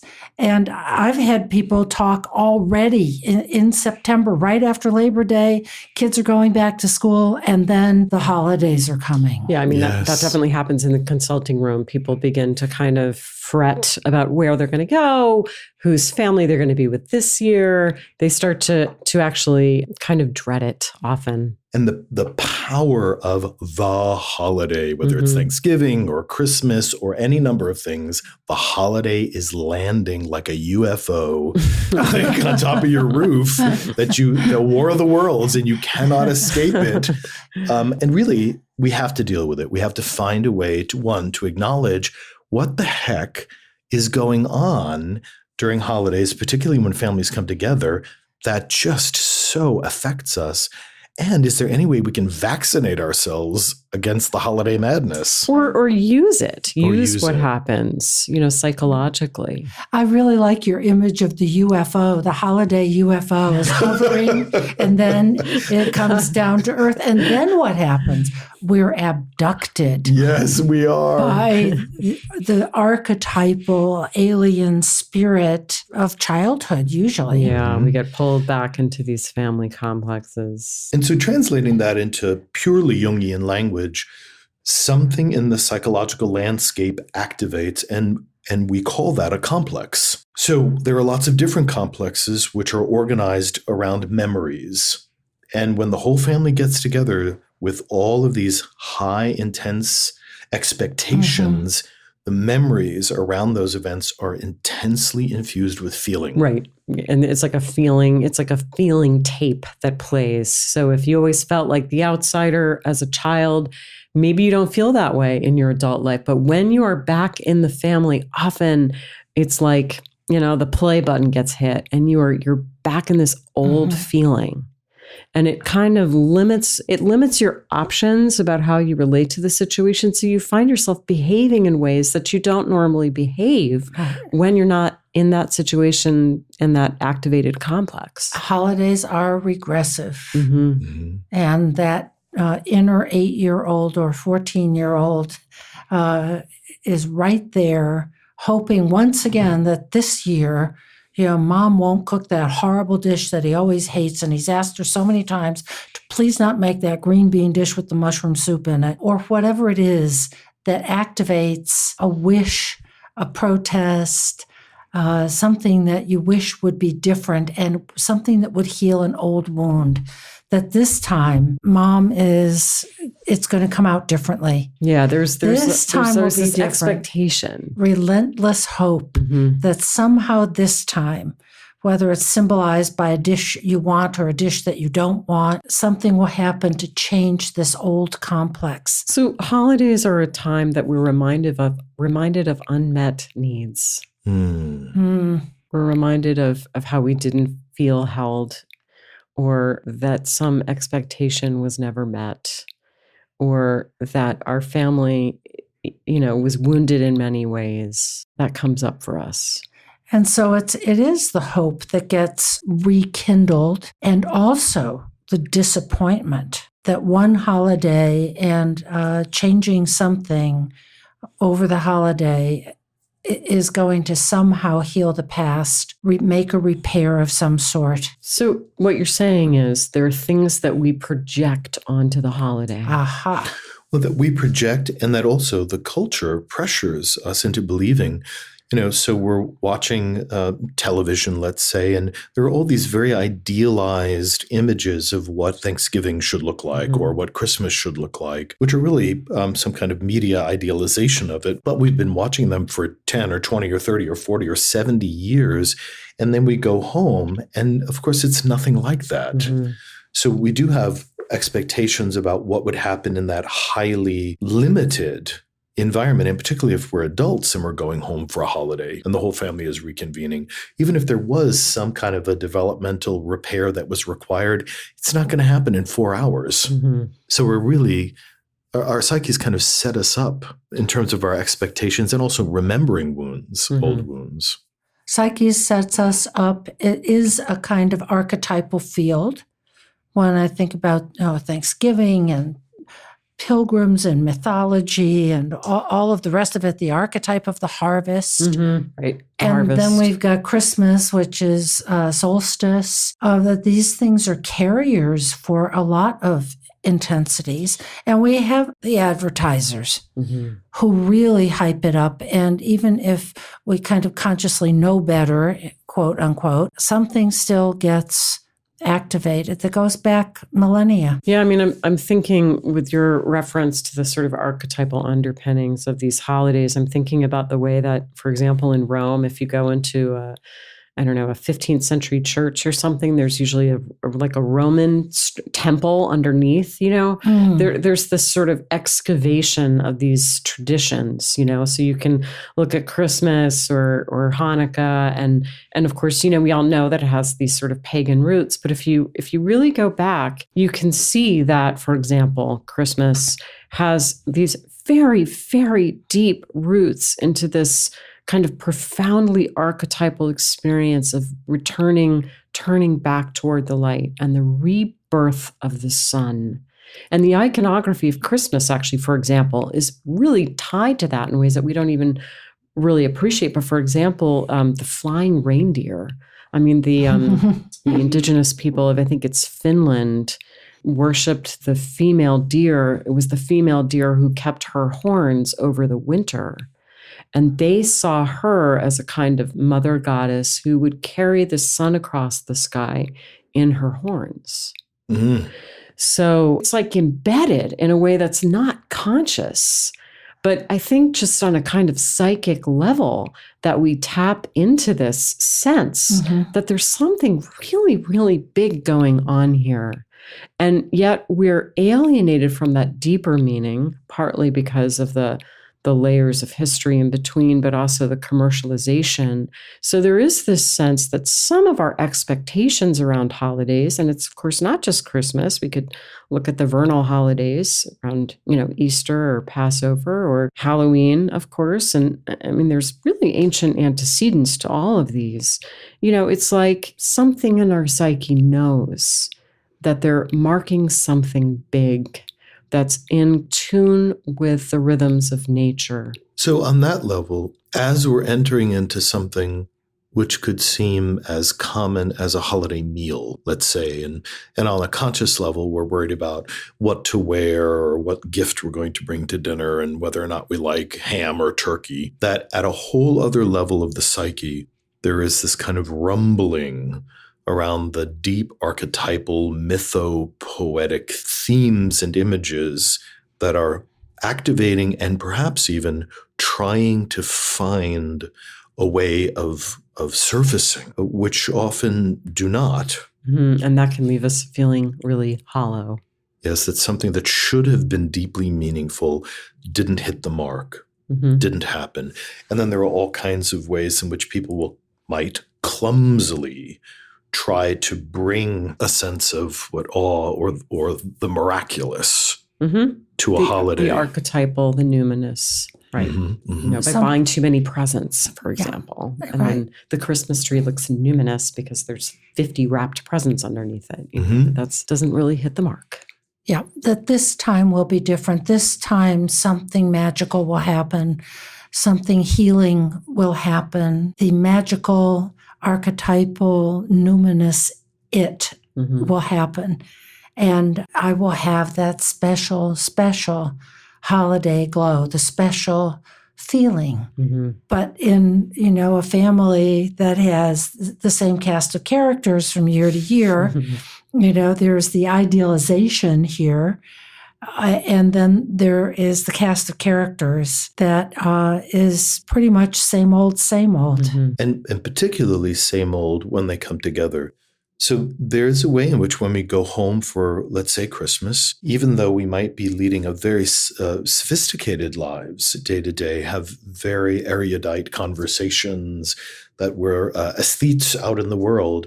And then when all of a sudden all 5 of the family members are together, and mom gives you that little raised eye look, you're finding yourself, resentfully mowing the lawn, and cursing yourself under your breath for being forced into doing something you would never normally do, and submitting once again to some kind of parental authority, and you're a resentful teenage boy. That's not my story, by the way. Of course not. Of course I don't know where that came from.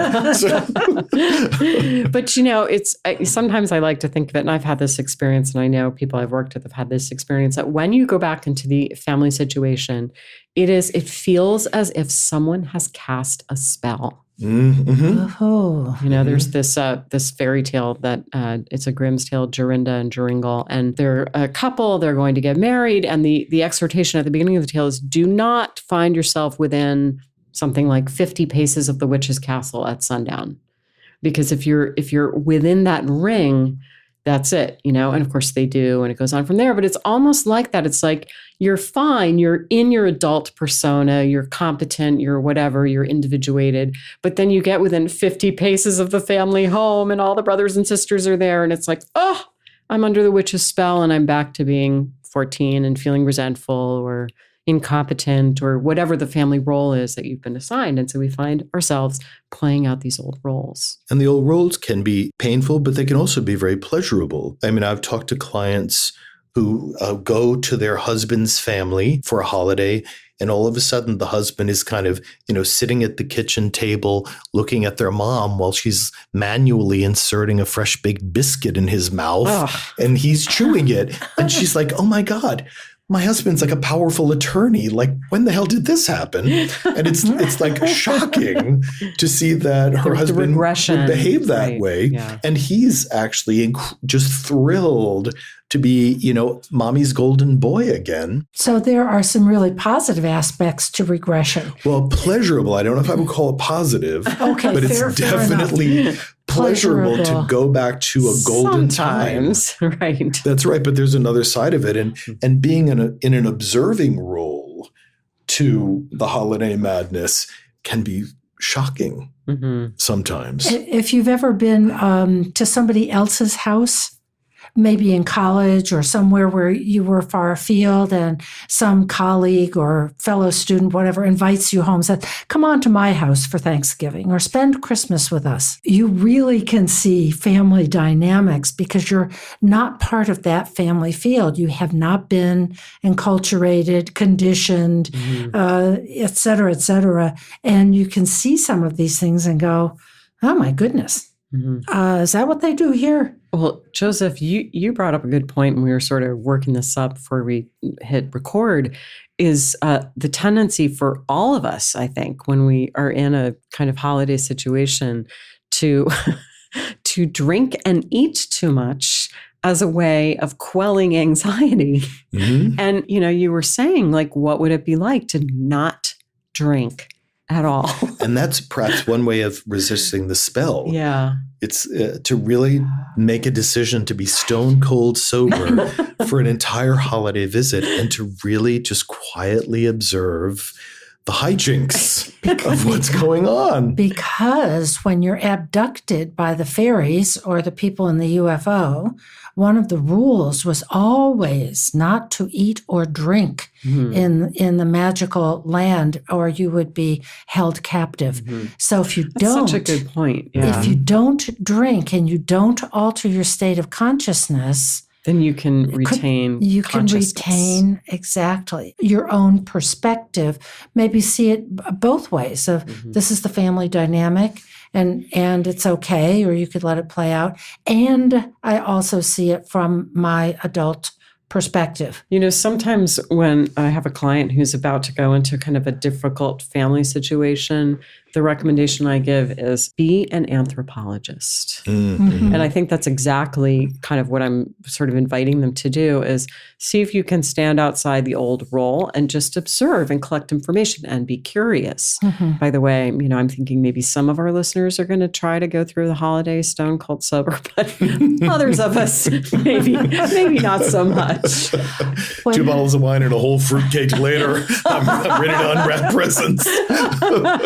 I used to do that. I would actually go as an anthropologist into sort of corporate social situations. And my husband worked for big companies, and I was always very ill at ease.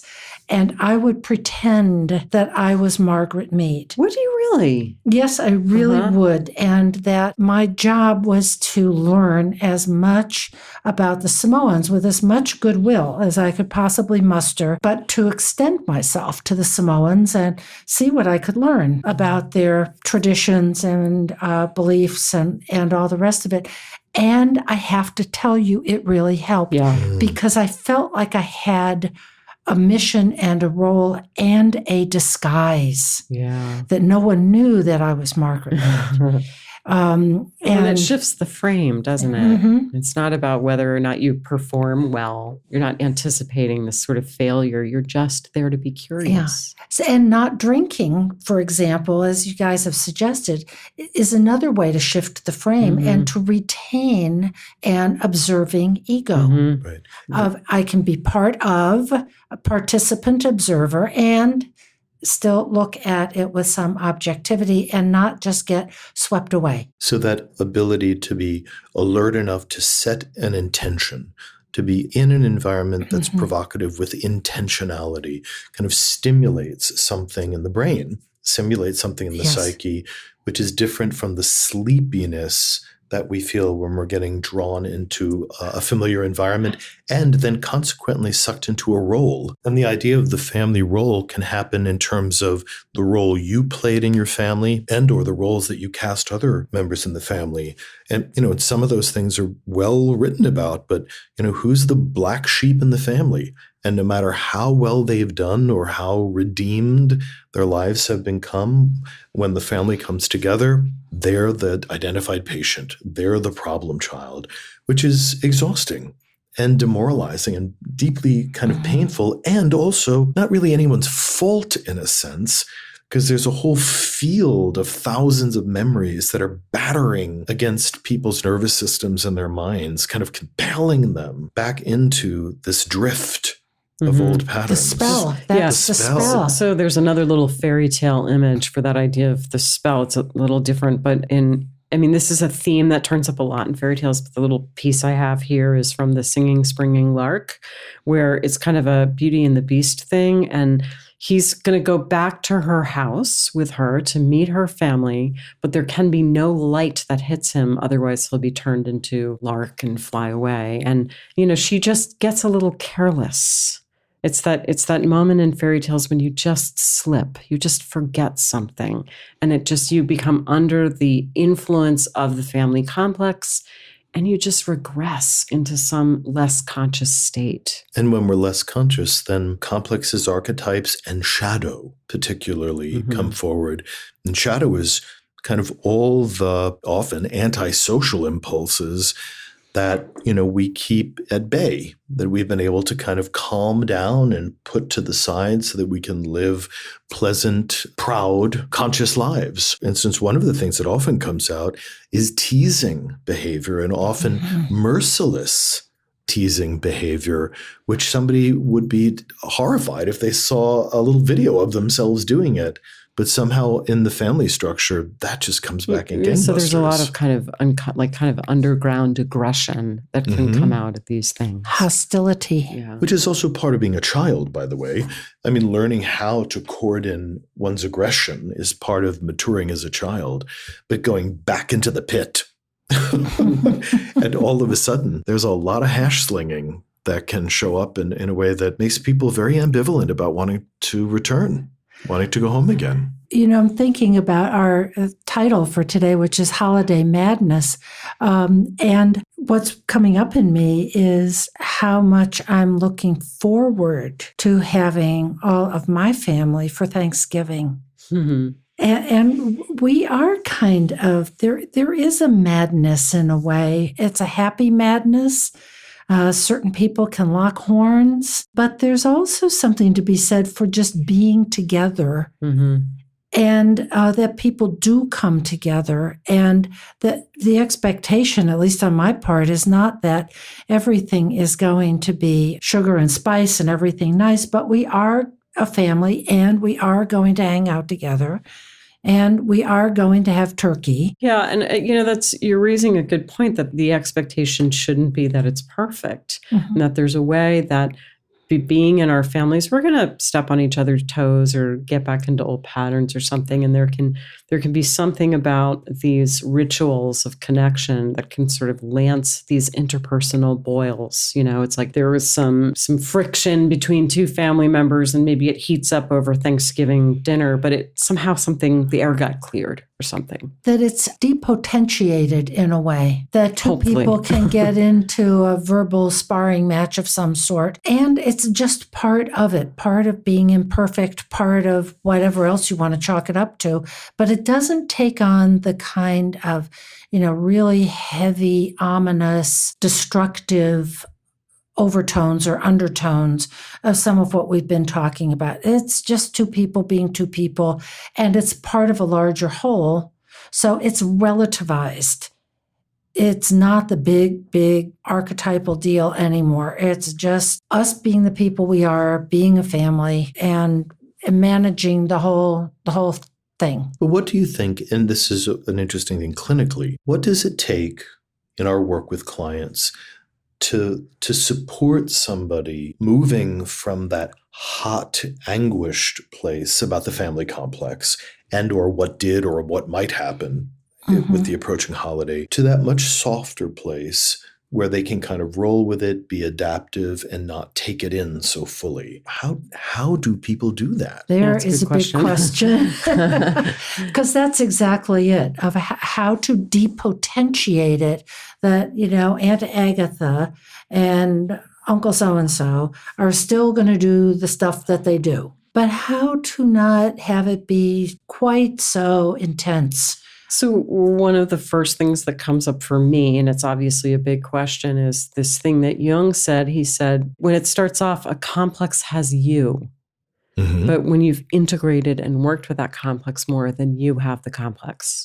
So it's not that it's going to go away. It's not that it's not going to continue to bother you, these things that come up in this family, but that you will have a different relationship to it. And you'll have a greater ability to observe. And the thing about observing is you can't observe something when you're right up on it. Mm-hmm. It requires a sense of distance and kind of separating yourself a little bit to stand apart from. And then you can sort of see what's happening. So how do you get there? I mean, first of all, I think the very first, perhaps, thing that has to happen is some mourning. You have to grieve that your idealized expectations are not going to be met. And you have to mourn the fantasy family, And I would step back even a little bit before that, mm-hmm. because in order to grieve it, one would have to have already integrated a kind of picture about what is or isn't there or what's missing. Right.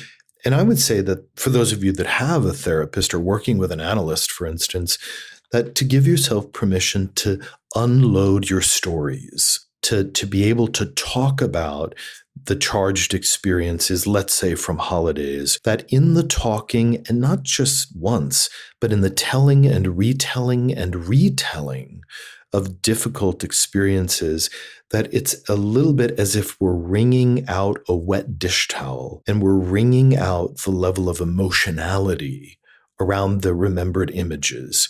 And that happens through talking about it. I remember a moment in my own analysis, and all of us, in order to become a Jungian analyst, you have to be an analytic patient for years in order to be able to do your own work and then hopefully lead people through a process as well. In my own analysis, I came to this moment where I was just about to launch into yet another complaint about my family of origin, and very much on automatic pilot. And all of a sudden, I felt this groan happen inside of me. And I said, I just cannot bear to tell this story one more time. It is so boring. Mm-hmm. And that was the moment. Mm-hmm. That there was enough emotion wrung out of it that it was just this dry, dusty set of, old events that I was sick and tired of just wasting my time talking about. But I had to get to that moment authentically. I couldn't pretend it was all wrung out.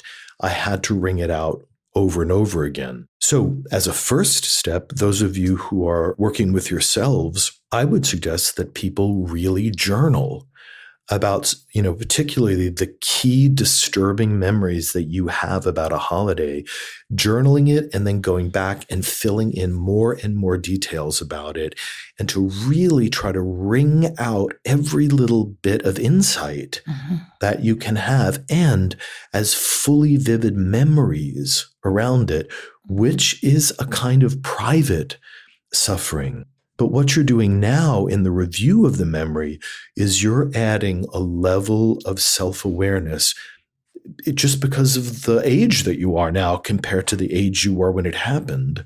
You're adding a level of self-awareness that begins to break it open and begins slowly to start breaking the spell a little bit, and then opens up to deeper questions like, what was missing? What was I fantasizing underneath all of this? What was I comparing this to that even let me know this was not normal for this nonsense to be happening?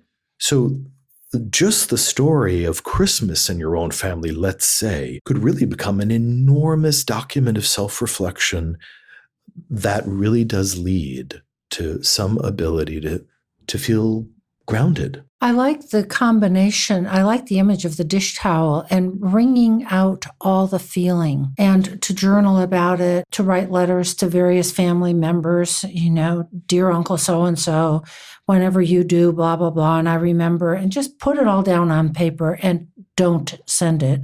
But it's for you, of wringing it all out, combined with setting the intention to maybe be Margaret Mead or some other image of what it's like to observe, and to hold both of those places of your rational adult mind that can set an intention, either not drink or limit the drinking and really look at what's going on.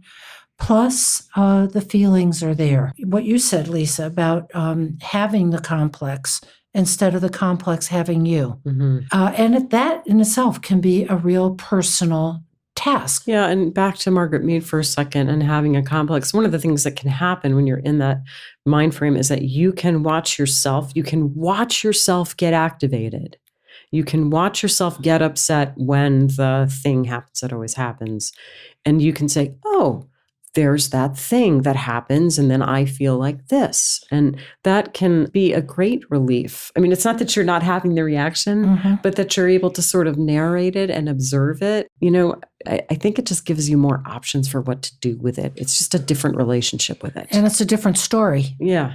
And to be able to see one's own psychology as a kind of living object. So one of the things that I like to tell a new analyst or invite them to think about, it's that their psychology is like a car in front of us, and we're going to both lift the hood and stand side by side and look down at the engine and examine how it's functioning, and then we're going to have a conversation about it.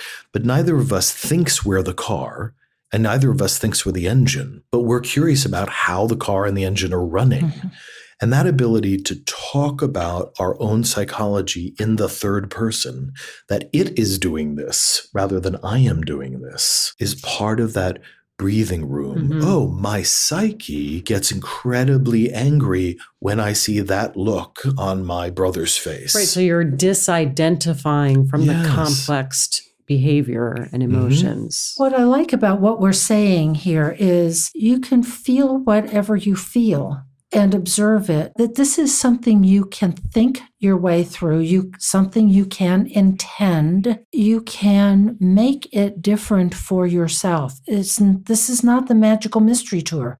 So we're giving some suggestions that are actually implementable. We're not saying that something mysterious and strange has to change inside in some unseen way over many, many years.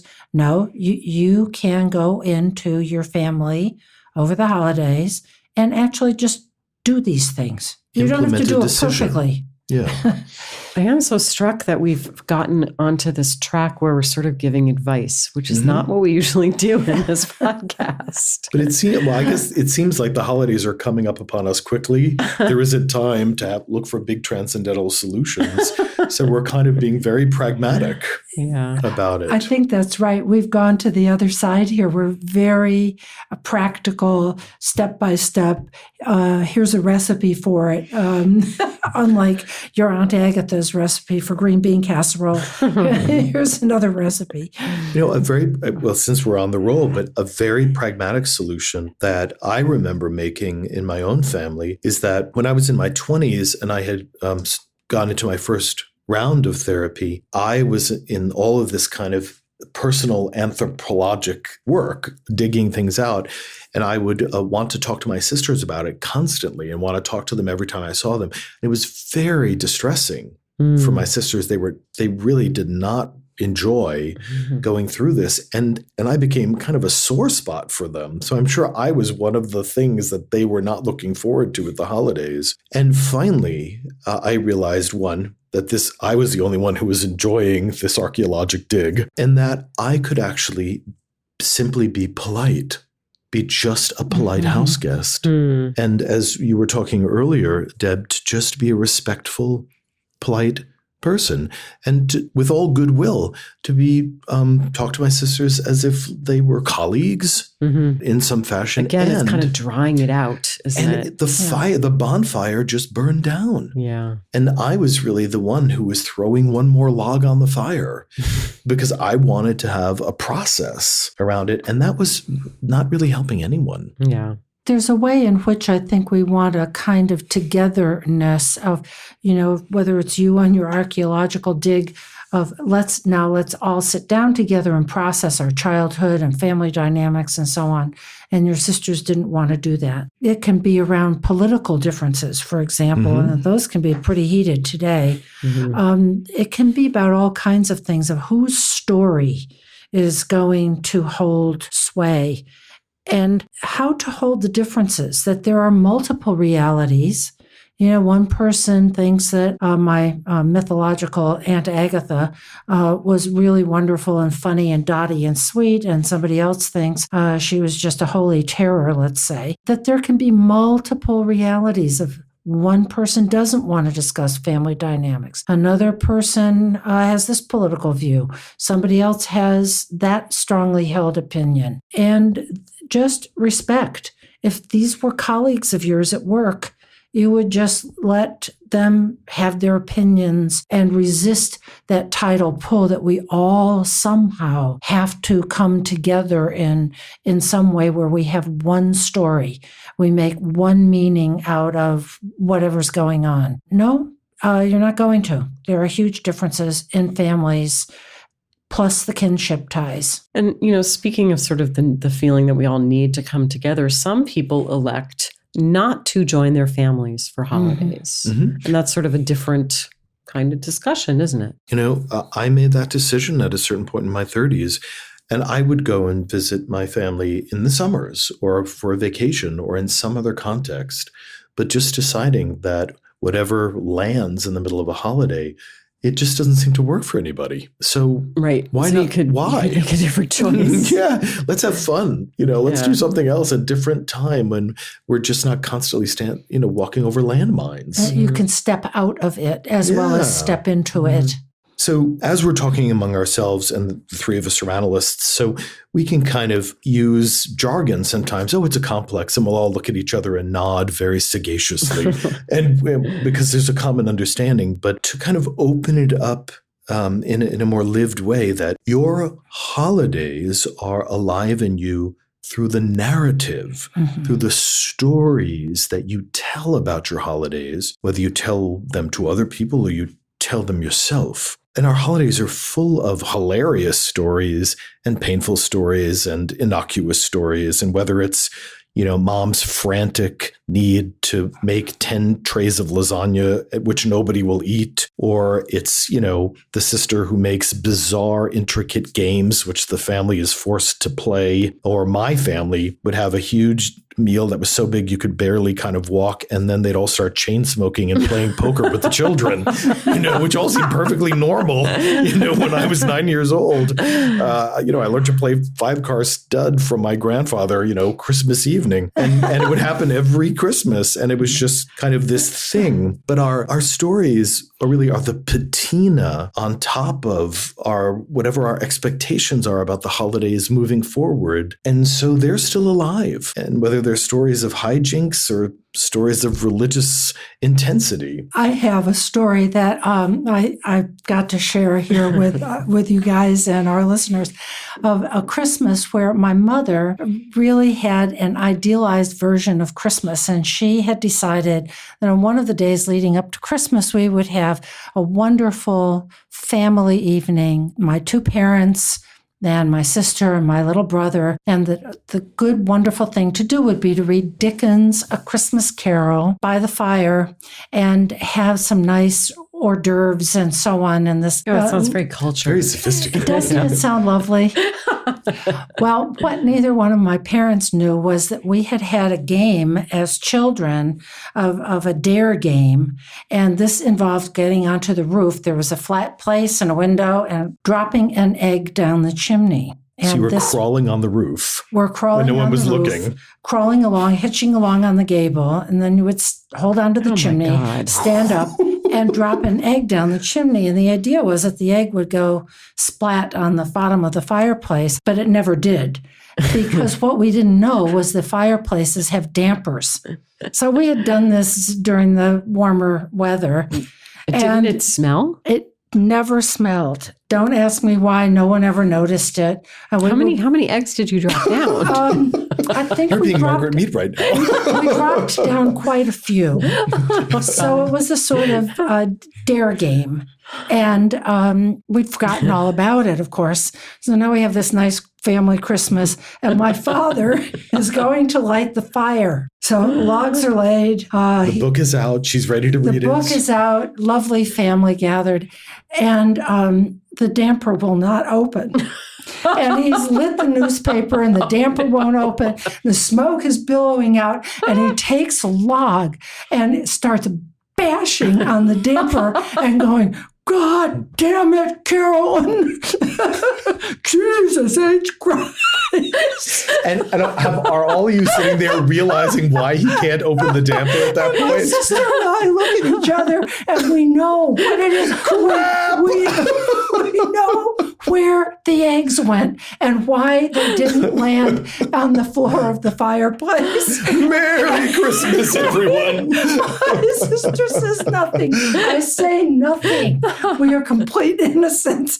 But it was rather the antithesis of a Dickensian evening. Yes, absolutely. And that story is woven into the fabric of Christmas for now forever. It's like the shadow will out. The shadow will out. Oh, that's a great story. So, going into these holidays, we know everyone's going to be weaving new stories in. You're going to make the best choices that you can. We hope that you'll remember the archetypal underpinnings of the holidays you're coming in, which actually, by acknowledging that, might allow a certain kind of spiritual sentiment to finally rise and land in a way that maybe it hadn't before, to be able to watch yourself with objectivity, stay away from the booze. If you need to. Don't throw any logs on the family fire and set things ablaze if you don't want it to be ablaze. Do not light the fire before opening the damper. Absolutely. And we wish you safe travels wherever you're going. Okay, and with that, we'll switch to a dream.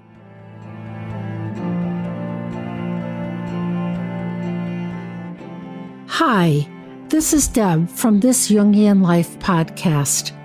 Joseph, Lisa, and I have been deeply moved by your response to our work. But producing, editing, and distributing it involves substantial expenses, and now we need your help.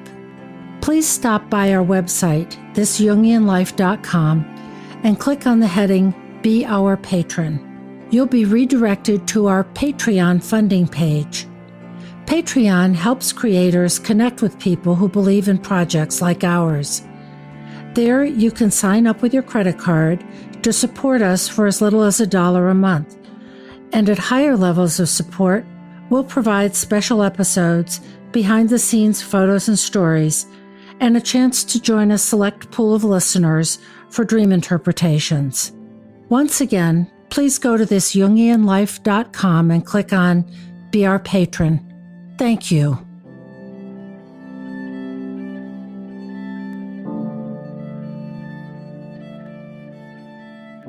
The dream we have today, as always, sent in by a listener. The dreamer is a 45-year-old woman who is an engineer by training. And here's the dream. I am in a bathhouse, a Turkish bath, and sitting immersed in the pool of warm water to my waist. I am sitting with my back to a rectangle column made out of black granite. I have my arms are stretched like a crucifix, and my hands are holding onto the column that is behind me. The pool is made out of green granite. To my left, there is an altar made out of a cubic-shaped granite, and on which sits a woman who is a sage, a seer or fortune teller, or a magician. She is wearing a long dress and is sitting cross-legged. My back is hot and dries the film of water on the column, and as the column dries, my back leaves marks on the column. The marks are magical symbols. They resemble the Japanese Zen art that is done by a water-wet brush on a black rock, and it fades as water dries. The woman comes and looks at them, and she is flabbergasted. She has never seen magical marks such as these. In the bottom of the pool and in front of me, there is a piece of green granite with a circular metal inlay and a ring attached to the circular metal. It resembles the remains of a counterweight that would have been used in operating the gates to castles. I look at it, and with the power of my mere stare, the rock floats up to the surface of the water and glides on the surface.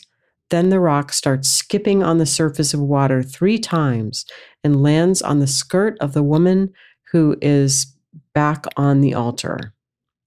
Ooh, okay. It's a lot of archetypal material. Yeah, okay. So here's what this streamer says.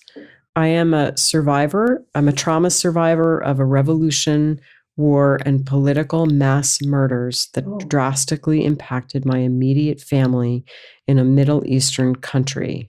I migrated 20 years ago, and in the past 4 years, I have been in analysis. I am at a point in analysis that I can interpret my own dreams, and I have extensively read books. In the past 5 to 6 months, I've been having frequent and fascinating archetypal dreams of gods, goddesses, and magical beings and places. Okay, and then what were the main feelings in the dream? She says, a pleasant reminder of a Middle Eastern bathhouse, a serene environment, its heat and tranquility.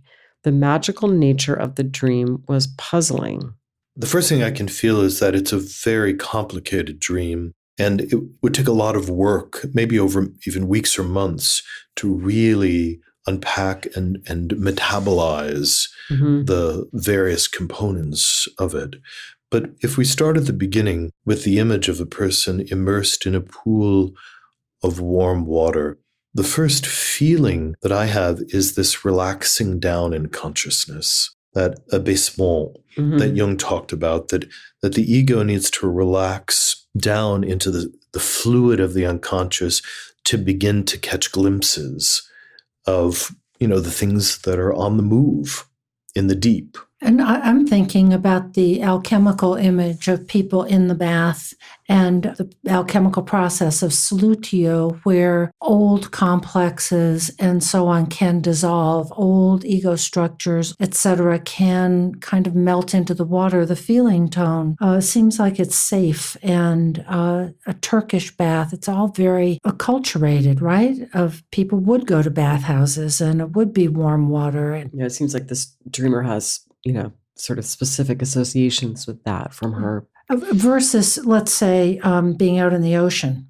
But here there's a lot of structure, especially a lot of granite. Yeah, and it's black and green. Does the black and green kind of speak to you? I'm just noticing it. I don't have a particular an immediate association. No. Yeah. I'm feeling myself moving into this dream kind of slowly. And maybe that's part of that kind of sinking in that you talked about, Joseph. Well, it's definitely inviting us in. I think about the kind of guided meditations that some people do at workshops. And this almost sounds like something you could induct somebody down into to have a certain kind of encounter. Some of the things I just want to land to is stepping away a little bit from the narrative and just looking at the sequence of some of the images. So we're sinking down in the water. Then she's in a crucifixion position. Then there's a woman sitting on a cube.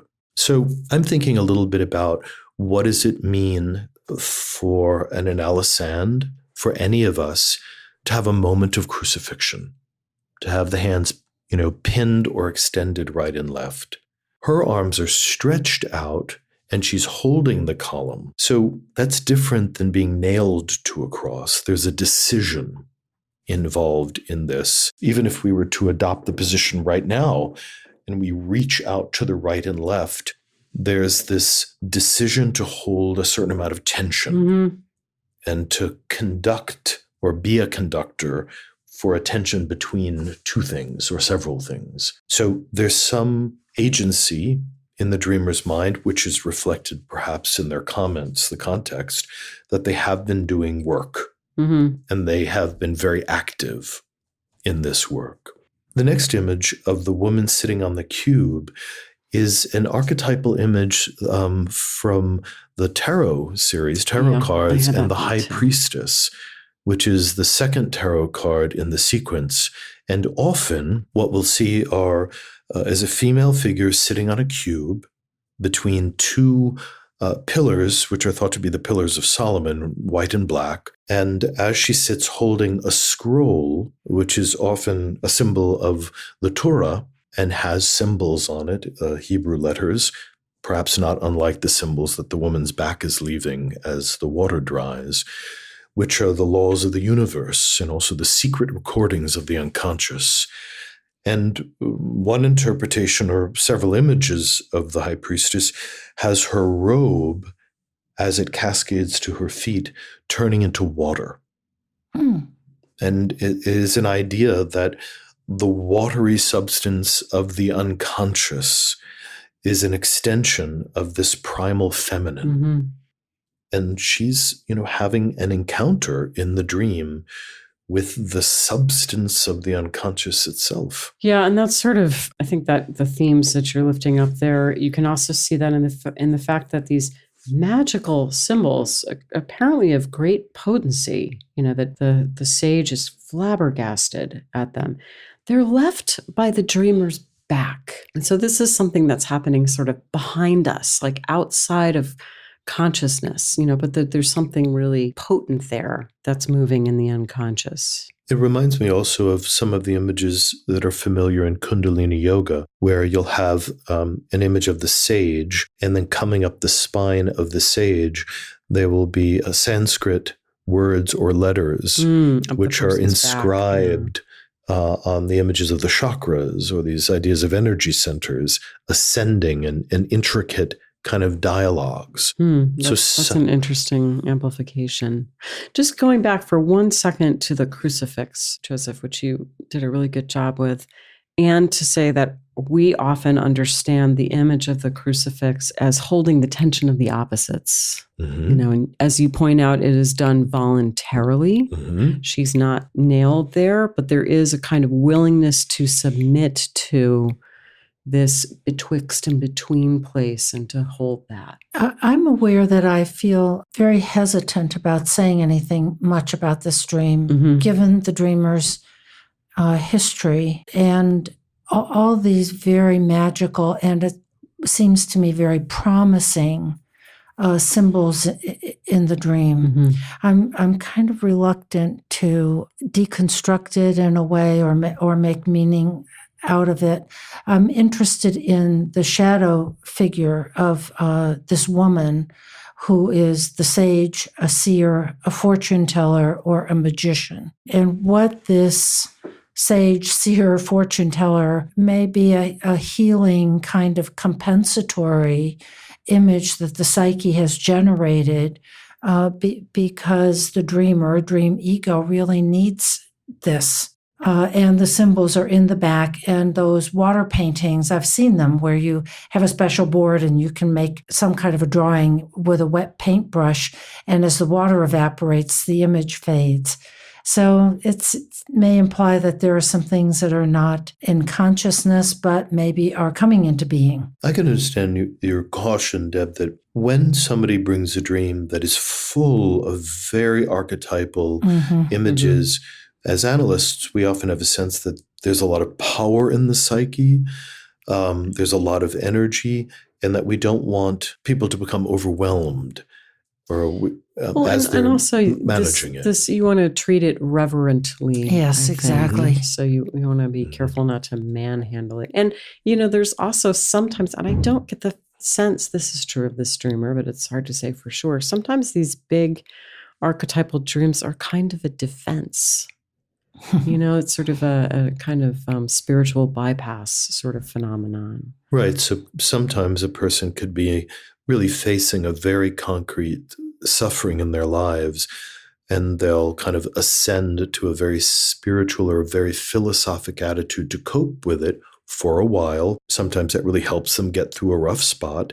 And then at another time in their life, they'll have to re-land on what happened when perhaps it feels safer to really experience the feeling. But I think something that's encouraging, Deb, based on your respect for the dream, is the idea that an enormous counterweight has constellated in the second half of the dream. So she talks about this big metal circle, which is linked into the granite with a ring on it. And if we think about it as a counterweight, just like a counterweighted window. So these old windows were extremely heavy, so they would run a rope from the bottom window up along the sides and down into the casing of the wall. And inside the wall, there would be a very heavy lead weight.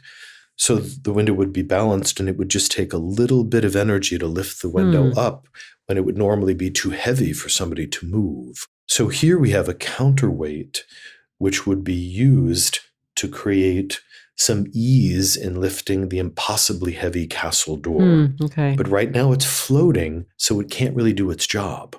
It's not supposed to be floating. It's supposed to be as heavy as a castle door. But her magical power in the dream prevents it from actually being as weighty as it would need to be effective. So this goes a little to your idea about whether or not it's difficult at the moment to allow the counterbalancing weightiness to land, but its potential is there. Yeah, and it skips on the surface.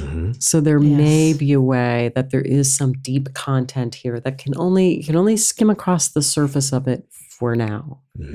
And land in the lap of the shadow figure, the woman who's back on the altar. So something needs to be spiritualized, perhaps, for now. But there is someone to hold it. There is an energy in the psyche that can hold it. Yes.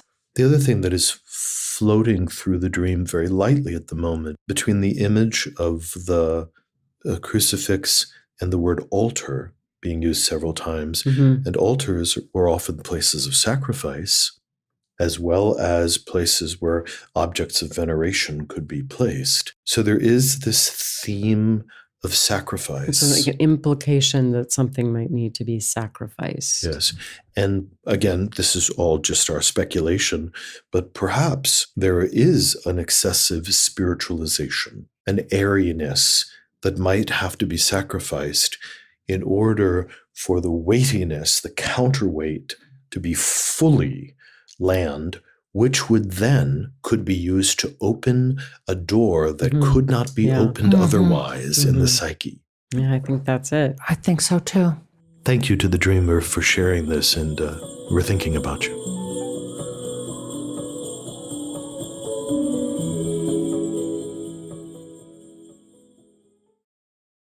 Today, in the middle of a holiday season that may be backdated as far as Halloween, through Thanksgiving and on into end of the year celebrations, we're going to talk about holiday hauntings, of all the things from the past that's kind of arise once again to haunt us a little bit, replay themselves, come back into life as we return home for the holidays.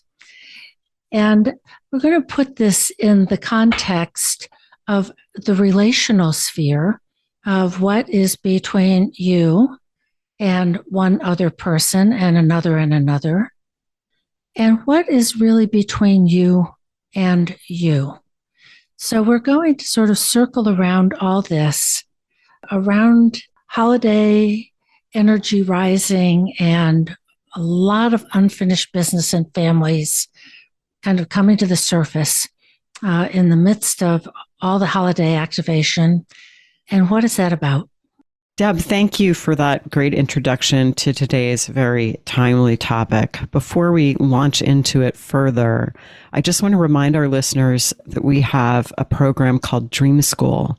So if you like what we do with dreams on the podcast and you want to learn how to work with your dreams in that way, we show you how in Dream School. And there are all kinds of rich resources over there, including 3 live events every month with each of the 3. Each of us gives a live event every month, so you can get more of us. And so if you want to take a look at Dream School, just head over to our website at thisjungianlife.com and click on the Dream School tab. I love how you brought up the differentiation between what's really happening between 2 people in the room and then the old material that can haunt us. Mhm. Old memories, old wounds, stuff that rattles in the closet that perhaps we had thought we'd left behind, and perhaps we all have outgrown. Yet there's something about all gathering together that all the bones begin to rattle. Yes. Well, we all have unfinished business. And those hurts, disappointments, wounds, and sort of insults to our personality get reactivated once we're back in a situation that's the same constellation as what we experienced as a child. You know, we all have a sense of what unfinished business is, but what it really boils down to is that when there is something undone, something is in the way, kind of creating a little static. And it makes us less able to really have connection and contact in the present because this repeating pattern is kind of overlaid in the moment. And we haven't had the resources to deal with it. And oftentimes when we go back to a familiar family setting, we think this is going to be the time when I'm finally going to get this issue settled with, let's say, a sibling. We're finally going to have it out. We're going to get it done. And we tend to automatically go into the relational sphere. And the question is, where does this really belong? And do we have some choice about that? You know, I think I'm maybe just going to pick up on that, Deb, and speak about it in slightly different terms, but I think I'm pretty much saying the same thing. You know, Jung had this notion of complexes, and Jung said that they were a web of feeling-toned associations. So when we're children and we have similar kinds of interactions with our mother, for example, that aggregates into our mother complex. And complexes can alter perception when they get triggered. They can disturb consciousness. They can cause us to act in ways that aren't typical for how we normally act. They can constrict the range of choice, of behavioral choice, because it's almost like they present us with this old script that may not, in fact, be relevant to the actual situation that we're facing.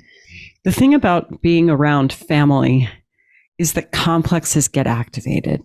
Our family is often where we got our complexes to begin with. So going back into that environment, these old stories reemerge and we find ourselves kind of back in this old script.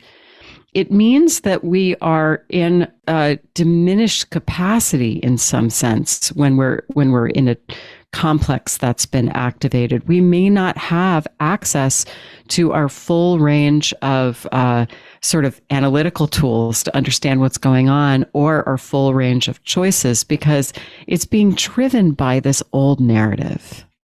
I think in some fairy tales that center around Christmas, the holidays, the solstice, the deep winter, there's often a play between the hero, the heroine, and these creatures that will just descend upon the family home. And this is delightfully demonstrated in some of the Northern European fairy tales. And they often show up as trolls. So when I think about coming together for a holiday meal, and everyone who's so civil in their professional lives and their other interests gather together around the table. And then, a couple of wines later, it really can feel like the trolls have descended from the mountains and are creating incredible havoc. So what I'd like to do in honor of that, I'd like to read The Cat on the Dovrefell, which is a short Norwegian fairy tale. Once on a time, there was a man up in Finnmark who had caught a great white bear, which he was going to take to the king of Denmark. Now, it so fell out that he came to the Dovrefell just about Christmas Eve, and there he turned into a cottage where a man lived, whose name was Halvor, and asked the man if he could get a house room there for his bear and himself. Heaven help me if what I say isn't true, said the man. But we can't give anyone house room just now. For every Christmas Eve, such a pack of trolls comes down upon us that we're forced to flit and haven't so much as a house over our own heads, to say nothing of lending one to anyone else. Oh, said the man, if that's all, you can very well lend me your house. My bear can lie under the stove yonder, and I can sleep in the side room. Well, he begged so hard that at last he got leave to stay there. So the people of the house flitted out, and before they went, everything was got ready for the trolls. The tables were laid, and there was rice porridge, and fish boiled in lye, and sausages, and all else that was good, just as for any other grand feast. So when everything was ready, down came the trolls. Some were great and some were small, some had long tails, some had no tails at all. Some, too, had long, long noses, and they ate and drank and tasted everything. Just then one of the little trolls caught sight of the white bear who lay under the stove. So he took a piece of sausage and stuck it on a fork and went and poked it up against the bear's nose, screaming out, "Pussy, will you have some sausage?" Then the white bear rose up, growled, and hunted the whole pack of them out of the doors, both great and small. Next year, Halvar was out in the wood on the afternoon of Christmas Eve, cutting wood before the holidays, for he thought that the trolls would come again. Just as he was hard at work, he heard a voice in the wood calling out, "Halvor! Halvor!" "Well," said Halvor, "here I am." "Have you got your big hat with you still?" Yes, that I have," said Halvor. "She's lying at home under the stove, and what's more, she's now got 7 kittens far bigger and fiercer than she is." "Oh, and we'll never come to see you again," bawled out the troll away in the wood. And he kept his word, for since that time the trolls have never eaten their Christmas rose with Halvar on the Dovrefell. So what we need is a bear. Also, I'm a little stuck on the fish being boiled in lye, which honestly doesn't sound very appetizing, but never mind. That's a cultural difference I'm obviously not totally understanding. I think it's called lutefisk, and it's chased with really strong vodka to just be able to get it down there. Well, that sounds better. Well, a couple of things strike me in the fairy tale. One is that Halvar is preparing the feast, that even though they're all going to be trolls, he can't stop them from coming, and he's out there cutting wood and laying out an entire feast. So there's this interesting collusion between Halvar and the trolls. You know, if he really didn't want them to be there, you'd think that maybe he would just close up the house and not have any food left, so they wouldn't be so encouraged. But I think that speaks to the ambivalence that we have about holidays. Well, and this story is a little ambivalent because, you know, it's almost a little sad that they're not going to come back. But also, if I've got the story right, it's not Halvor who catches the bear. It's a man up in Finnmark caught the great white bear, and Halvor and his family left after preparing the feast.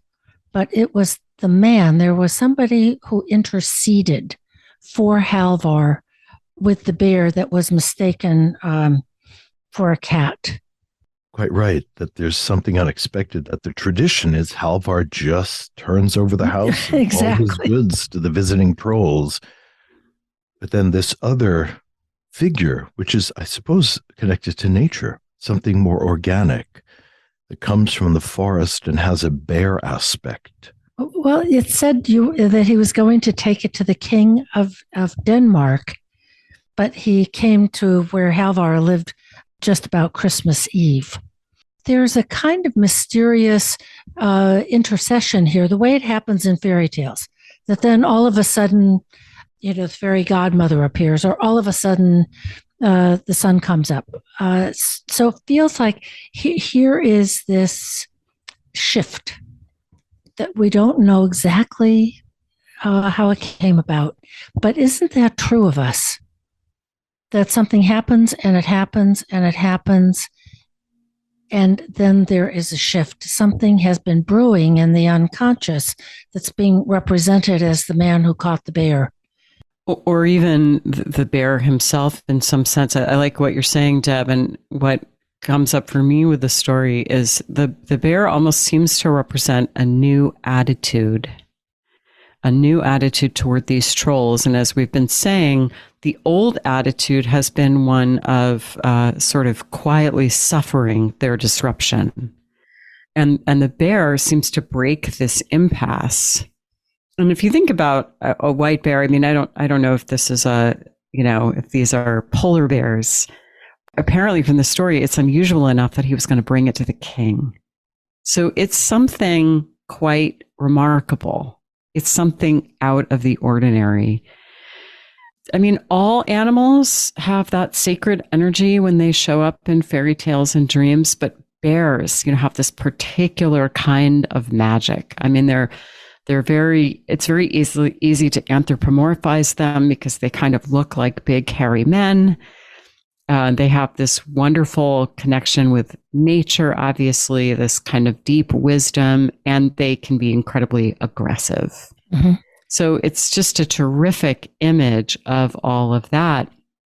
And when I think about what the new attitude might be around our trollish family, is that we can take a different stance. We don't have to remain in the position of looking for something from them that, of course, we know we will never get. It's not even so much that we need to smash them with our big paw, right? As that we can orient to the situation differently so that our expectations are informed by reality rather than just informed by old hurts. And it seems to me that this is a tale about confluence or compliance. That it's going to be same old, same old. Every year, Halvor leaves the house after preparing everything for the trolls. So he is compliant. He doesn't oppose. There's nothing he can do. This is just the way it is. Until he has this bear. And all he does, the bear rose up and growled and hunted the whole pack of them out of doors, great and small. So actually, what Halvor musters is he differentiates using the symbol of the bear. All the bear does is growl and chase them. Nobody's maimed. Nobody's raked with giant bear claws. There is just a differentiation so that the cycle of sameness is changed, which is what Jung calls a new attitude, taking a different stance, having a different perspective. And it comes from an instinctual part of the psyche represented as a bear, which, as you said, Lisa, does have sort of human anthropomorphized qualities. And the bear is going to be brought to the king of Denmark. So there's already a connection between the energy of the king archetype and the energy of the bear. So there's a certain sense of sovereignty, of rulership, and ordering principle that is demonstrated through, in the fairy tale, appropriate aggression. So when these primal forces, the trolls, who are, I think, identified in mythology and the fairy tales with a kind of rapacious hunger and a disregard for custom, a selfishness. In order for us within our own Christmas home, so to speak, our own rattling bones, our own rapacious hungers. The trolls are like misbehaving children inside of us, that we also need a bear-like king to show up and roar and put a little bit of control, a little bit of regulation into all of these young instinctive forces inside of us that want to just wreak havoc on things. And as you said, he just drives them out of the house. He obviously doesn't kill them, because come Christmas time, they're ready to come back for another visit, as they do every year. And they want some reassurance that they can act out again for the holidays. The thing that's important for me is at the end, Halvar, rather than being agreeable, has access to his trickster. So then he's figured out, oh, they think that the bear is a kitty cat, and now I can claim that this kitty cat / kingly bear lives there 7 times more, which gives this troll-like behavior the feeling that this isn't going to be fun to go and act out during Christmas. So it maintains a kind of order, but Halvar does have to be less childlike and less compliant and agreeable to set some boundaries there. I feel like I want to bring this into the realm of the ordinary. So maybe I'll just share an example. So someone that I work with came in recently, and it is her son's first Christmas, so a little baby. She wanted to host. So she invited her family, her parents, and got a very irrational response. Her parents were very, very upset because this kind of distant aunt and uncle were not invited also. So they wrote this kind of hysterical email about it. And it was really, really wounding for my client, as you might imagine, because she wants to have this be very special. It's her baby's first Christmas. And she wants her parents to celebrate that with her. But instead, they're kind of acting out in this somewhat mysterious way, while they're putting their own needs first, or they're putting the needs of this aunt and uncle first. It's not even really clear what it's about. But some of the things that I think we've been talking about are on view here. For one thing, I think it's so important to note how painful this is when something like this happens. I mean, it really, really hurts. And we've definitely spent a lot of time just being with the tears and the sadness and the disappointment. But then it also can be really valuable when something like this happens, because it creates perhaps a little window on what childhood dynamics might have been like. So we've been able to look at this together and to extrapolate what might have been the family reactions to her, and how oftentimes needs of other adults were put ahead of her needs. How she had to behave in a certain way, for example, to please a grandmother or please an aunt and uncle, instead of just having her own very legitimate feelings when she was a child. So it's both very sad, and that needs to be acknowledged and held. And it's also rich information about the family dynamic.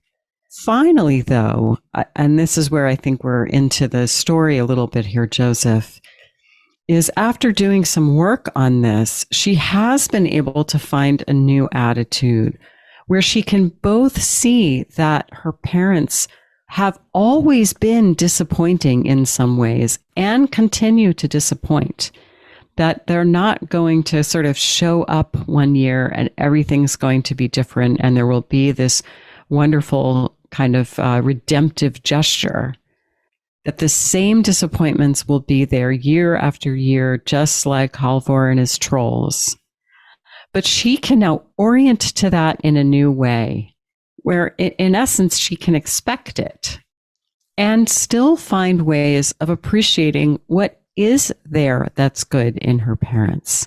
So she can reach this very mature psychological place of holding both the hurt, the anger, and the disappointment, and the appreciation for the fact that her father's very charming and funny, and her mother always really takes time to cook wonderful things that she brings for the holidays, and that the embrace can be very warm when they do come.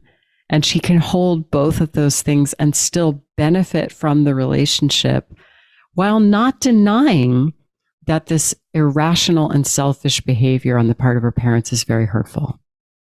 So it feels like, and that's such a great example, that the step one is the differentiation of I am separate.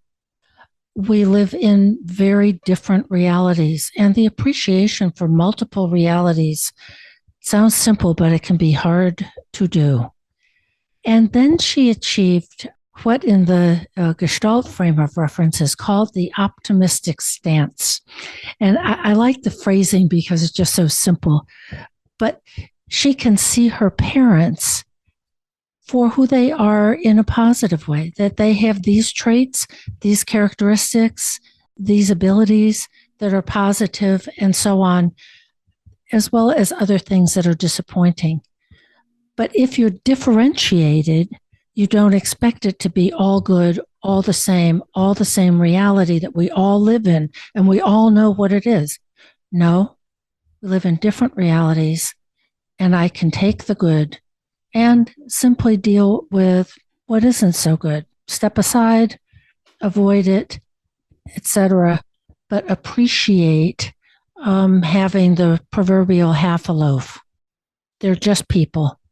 And in the story, I think the growling of the bear is important. That is a way of setting a limit. Mm-hmm. And it might look like, gee, Mom and Dad, I'm really sorry that you're upset that, Uncle and Aunt so-and-so aren't coming, but this is my Christmas and I get to have it the way I want. So you're, setting a limit is important at times. Sometimes that limit is between you and the other person. And sometimes the limit is, like you said, Deb, within your own heart, that the limit is, I'm just not going to expect this from them. It's actually quite a task to differentiate, because I think families have a tendency to want to be confluent. We are all the same. This is how we do Christmas. Aunt and Uncle so-and-so have to be invited. There have to be the usual Christmas dishes, etc. And the differentiation is just what you said, Lisa. This is my Christmas at my house, and it will be different. And that can be a real bone of contention in families, because difference can feel like rejection. If you don't do it my way, it must mean that you don't really love me. The family is coming apart. Oh my gosh, heaven forfend. Aunt and uncle aren't coming. It's really symbolic of some kind of disaster. As I'm listening to the various things that are constellated when families come together, and the idea of something haunting us during the holidays, I was thinking about how intuitive types are often haunted by the archetypal perfection that they sense as a potentiality, but never actually manifests in the lived experience. So there is a chronic patina of disappointment, even if all parties are working well enough together. So intuitive types can reach into the collective unconscious. They have a sense of the divine family, a sense of the birth of light, or even the birth of the Redeemer, a kind of religious exaltation or an exaltation of love, that my family should all love each other in an extraordinary way. And these archetypal patterns will push upon certain people. If you're hosting, it may be that you go to remarkable lengths, and there's a feast, and the linens are perfect, and the the cornucopia is extraordinary, and the religious components of the meal are all very carefully curated in this unconscious attempt to really incarnate the most beautiful potentiality. Yeah. And then the trolls show up.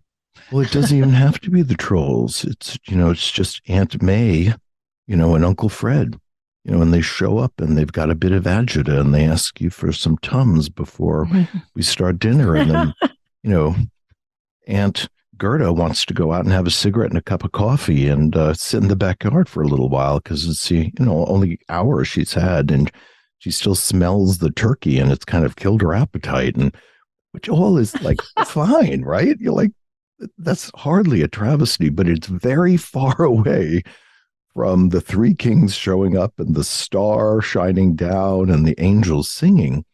And often we don't even realize we have a very extraordinary script that's moving in the background that really no one can quite live up to. So what happens is we idealize, we project a wonderful, ideal, happy, harmonious, special family with a wonderful feast. And then that projection meets reality. And it can feel very, very disappointing because, any falling away from what we really hoped for, of a magical day, a magical Christmas Eve, a magical celebration of any kind, can really be, kind of puncturing our balloon. And it goes from all or nothing to nothing. And we're still in the same solution, which is acceptance of reality, whether things are a little worse than we might have hoped legitimately, or never live up to an extraordinary fantasy and idealization. There's a way, as you had said in the beginning, Deb, that there's a person-to-person relationship based on what's happening at the moment and right in front of us. That is our duty to relate to with a certain kind of goodwill. And I do think it's this sort of 1-2 punch, right? Because there is something, Joseph, about the holidays, whichever holiday is, whether it's New Year's or Hanukkah or Christmas or whichever holiday we celebrate, there is something about expectation there. And of course, media, films, social media can add to our sense that this ought to be a really kind of peak experience. And it's hard to grow out of that.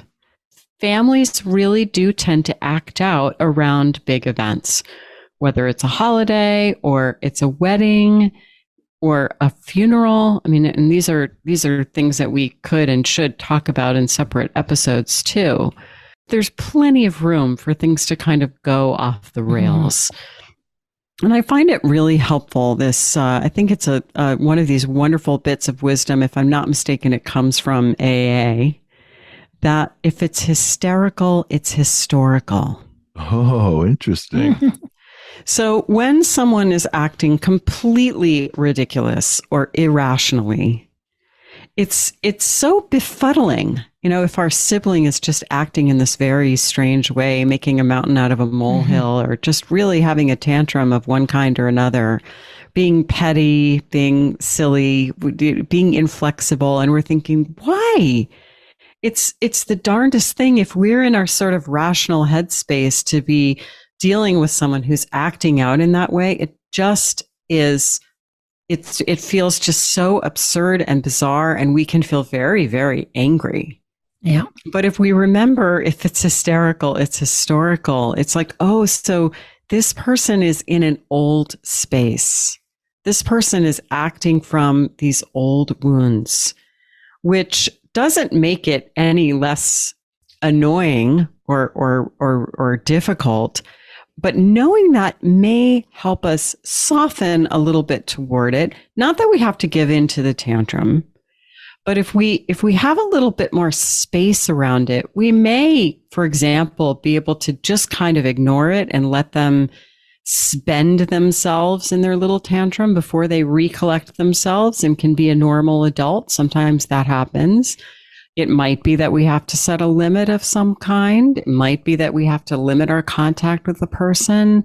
But it helps us to have just a wider frame around these sort of really disruptive troll-like behaviors that people can have.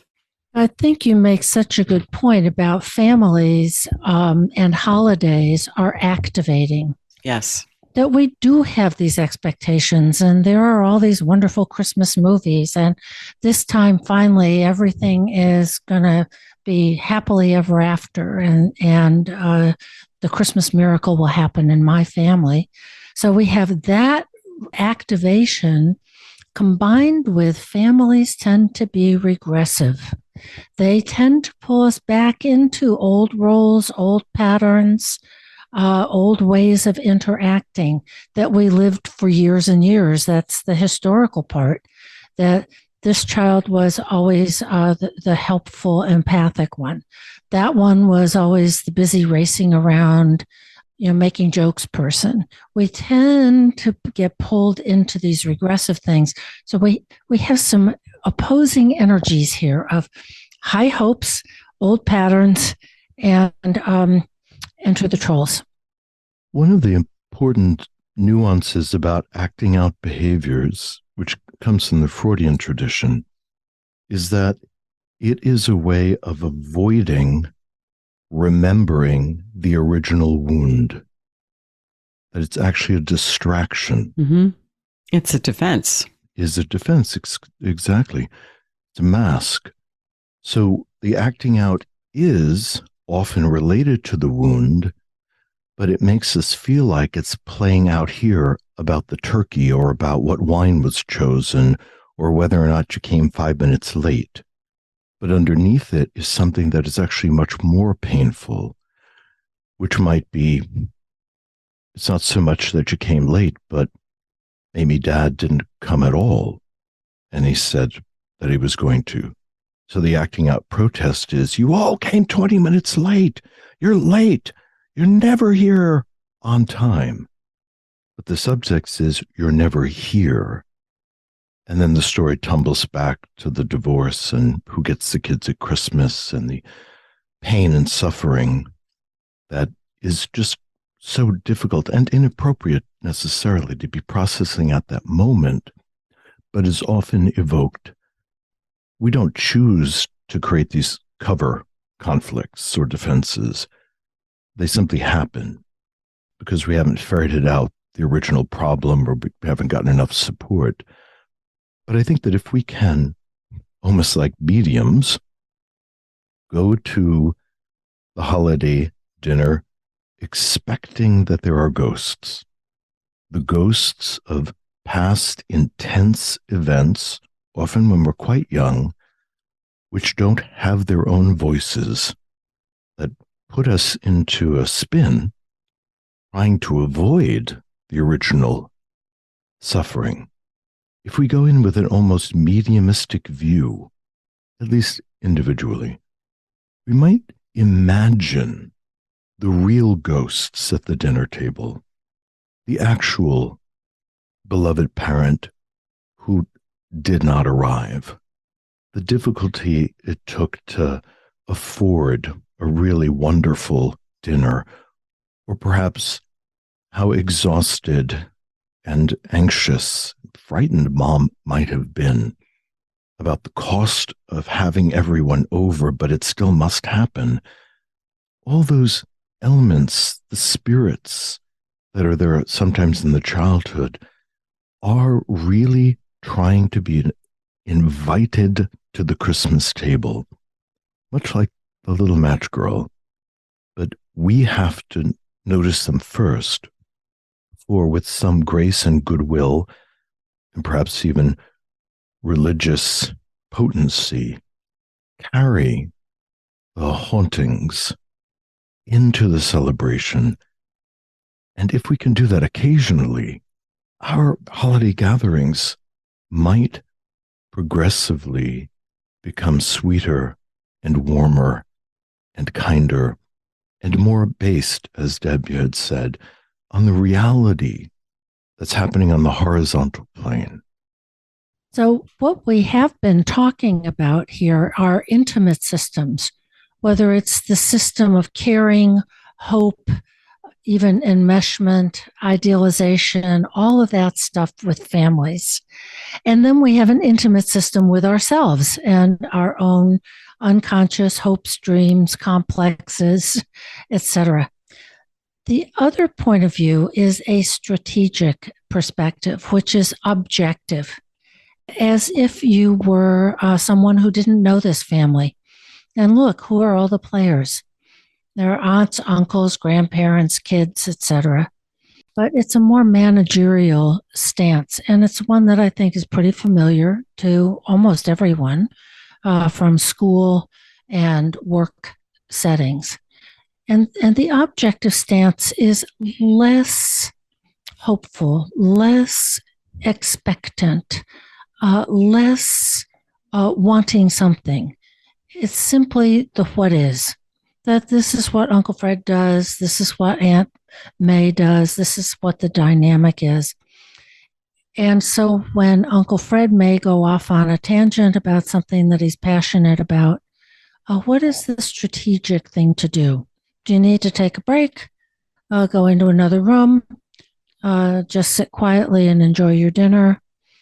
It is that kind of managerial and more distanced stance, and we all have that available to us. So both of those perspectives, I think, are possible during big family events like holiday celebrations.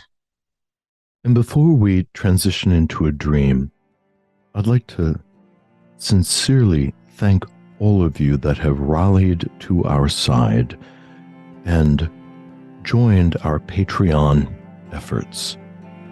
The Patreon website, which you can access as you go to thisjungianlife.com, allows you to contribute to the great effort that we put in to produce and edit and host and distribute the podcast.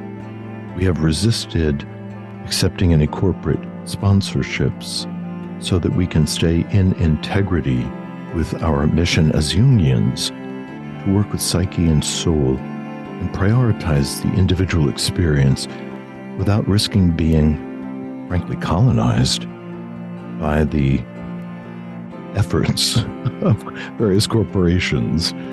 So we need your help so that we can keep that separation intact, that we can make the podcast really about you and psyche and the human challenges that we all struggle with. And with your funding, we can continue to do that. So if you would, take a minute to go to our website, click on Be Our Patron, and seriously consider joining us in this valuable effort. Thanks a lot.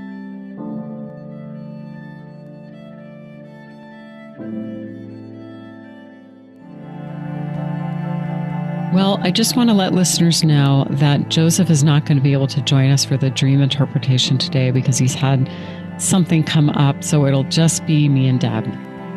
Today's dream comes from a 28-year-old woman who is a social worker. And here's the dream. It's nighttime and I'm at the airport with my mom in line for security. I have my cat with me, and as I'm about to go through security with him, I suddenly realize we are outside on the tarmac. I'm worried about pulling him out of his carrier because I know that if he escapes my arms, I'll never find him out here. I can't bear to lose him, and the thought fills me with dread, and I start to panic. Upon seeing this, the TSA worker lets me keep him in his carrier. I make it through and get on my flight. Upon landing, I find myself in Berlin. I make my way to the hotel where I meet up with several friends.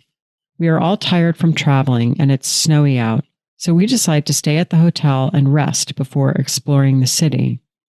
We head to the pool where the bar is very crowded with old people. One of my friends decides to go swimming even though it's very cold out.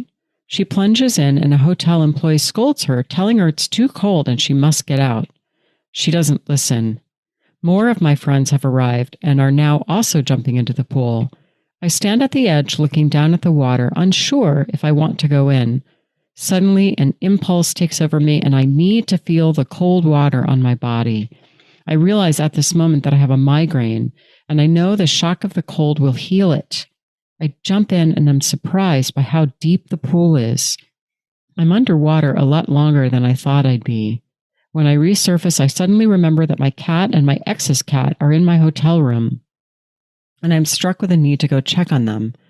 I couldn't bear to lose them and need to make sure they're okay. Back in my hotel room, I find the cats are safe, and I also discover that my ex is in the room, like he's been waiting up there for me. I get into the bed, which is large and has a fluffy white comforter, and he joins. I'm suddenly nervous as I realize we haven't shared a bed in months, and I'm not sure what to do. But we quickly fall into place, and he's holding me tight. I feel secure and warm, and we fall asleep like that. When I awake, we are back in our hometown together. And she notes, she says, my partner of nearly 6 years and I split about 6 months ago, and I am still finding the breakup very challenging. We moved across the country together, away from the only city that has ever felt like home. Since the breakup, I have become increasingly attached to my cat, as he has been my main support. The main feelings in the dream, she notes, were panic at the thought of losing my cat, freedom upon entering the pool, calm and warmth being in bed with my ex, relief upon returning to my hometown. And she notes, I have never been to Berlin, but my ex and I always fantasized about traveling the world together. Lately, I have found myself in airports and hotels a lot in my dreams. My ex is frequently in my dreams, and in nearly all of them, we reunite in our hometown. I also frequently have dreams of water, oceans, lakes, swimming pools, but this is the first time I've ever gone into the water. I had chronic migraines as a child. Lastly, I encounter old people on and off in my dreams. My only grandparent died when I was very young, and I often feel a strong desire to form relationships with old people. It seems to me that this dream has sort of 3 scenes, 3 parts. The first part is about being at the airport and the worry about the cat escaping. And that works out okay. She's allowed to keep the cat in the cat carrier. She gets on the flight. Next scene is she's in Berlin. So she's in a faraway foreign place with friends. And the significant event here is that she goes into the pool. The hotel worker says it's not a good idea. It's too cold. But all of a sudden she plunges in and she realizes that the shock of the cold water will heal her headache. So it's going to be curative. Next scene, after she's been underwater in the unconscious, we might imagine, and in feeling, saying, oops, my cat and my ex are upstairs in a hotel room. And everything is okay. She's there with her ex. Bed is large and has this fluffy white comforter, and he's holding her tight. And she's back in this city that feels like home, in this hometown. Yes. It's a wonderful dream of a problematic situation, a transition and a plunge, and then a reuniting with the ex in this way that feels especially comforting, comfortable, secure, and warm. So given the context of this difficult breakup with her ex, I think we have to assume that the ex in the dream is a part of her. Mm-hmm. Mm-hmm. Deb, that is so great that you did that. And it's so helpful, I think, when we have dreams with multiple scenes to do exactly what you did. Like, here's part 1, here's part 2, here's part 3, because what I always find is that is often the key to understanding dreams with more than one scene, or it can be helpful because you can look at what's different and what's the same. And oftentimes there are themes and you can sort of cross-reference them, and it makes it a little bit clearer what's going on. So that was really helpful for me when you did that. The other thing I'll note is that this is sort of an ABA kind of dream, because that's great. The beginning and the end both have to do with the cats. So the fear about the cat, and cats, of course, are, these feminine, instinctual creatures that are very associated with feeling, I want to say, especially when you have a cat that you love. There's kind of part 1 and part 3. Both deal with anxiety over losing the cat or cats and then realizing that everything's okay. The middle part, like you said, Deb, is really significant because it involves this scene of taking the plunge. And we might imagine that taking the plunge is the thing that somehow ensures that the cats are going to be okay. That's, like you said, it's curative. I'm just aware that there's a kind of attachment anxiety pictured in this dream. She's at the airport with her mother and she's worried about losing the cat. She's so worried about, I couldn't bear to lose him. She says that a couple times. There's this sense of the boyfriend and this important attachment relationship that's been disrupted, moving away from home and being away from home. It sounds like maybe she's been wrestling a little bit with homesickness. So there's a lot of stuff about kind of attachment and abandonment, and there being some anxiety around that. But in the end, it's okay, as you said. And I wonder if part of the reason it's okay is because she also has been brave enough to immerse herself in the cool water. I'm thinking about this, the plunge and jumping into the pool. This decision-making process with the water, it's too cold to go in, but other people are in. And that oftentimes, people who are in distress in movies, you see them splash cold water on their faces. Mm-hmm. Yeah. That we want that objectivity that is just cold. Oh, I like that. Snaps us back into ourselves. I like that. And it will cure her headache, which is, our heads are associated with all kinds of thoughts and patterns and feelings. She doesn't have a stomach ache. Yeah. She has a migraine. And that shock and bracing cold of the water is what will snap her out of it. That's great. I'm also noticing that the first scene she's going away, and then the last scene she comes home. So there's something about that. I mean, when I first read the dream, I was like, well, it's kind of regressive, isn't it? Because she goes back home. She goes back to this old situation. She goes back to home. And so I think I was just holding that kind of lightly. But as we're talking about it, I'm not so sure that I think it's regressive in a negative way. Because she's able to go. She's able to go to Berlin. It would be, if we had the dreamer here, I'd really want to know, what are your associations with Berlin? She says she's never been. But, Berlin is presumably a pretty different place. I'm making an assumption that this dreamer is probably American, so it's pretty far away. She's able to do that. She's able to go. She's able to get in the water. So being able to come back home after being able to leave is very different than not being able to leave, if you follow me. So it sort of feels like the unconscious is saying a little bit, don't worry, that feeling of safety is going to be there. Yes. There's all the linkings and sort of cause and effect of the dream that if you go to the airport with your cat, then it'll be okay. You'll get the cat on the plane with you and you'll make your flight. Yeah. If you do that, then you'll wind up in Berlin with friends. So she has a support system and this hotel pool, which is not a lake or the ocean. I mean, it's only a hotel swimming pool. And then if you take the plunge there in a contained body of water with friends, with support, then your migraine will go away. And then you'll be reunited with your ex. Your inner ex. Your inner ex. And I want to talk a little bit about that.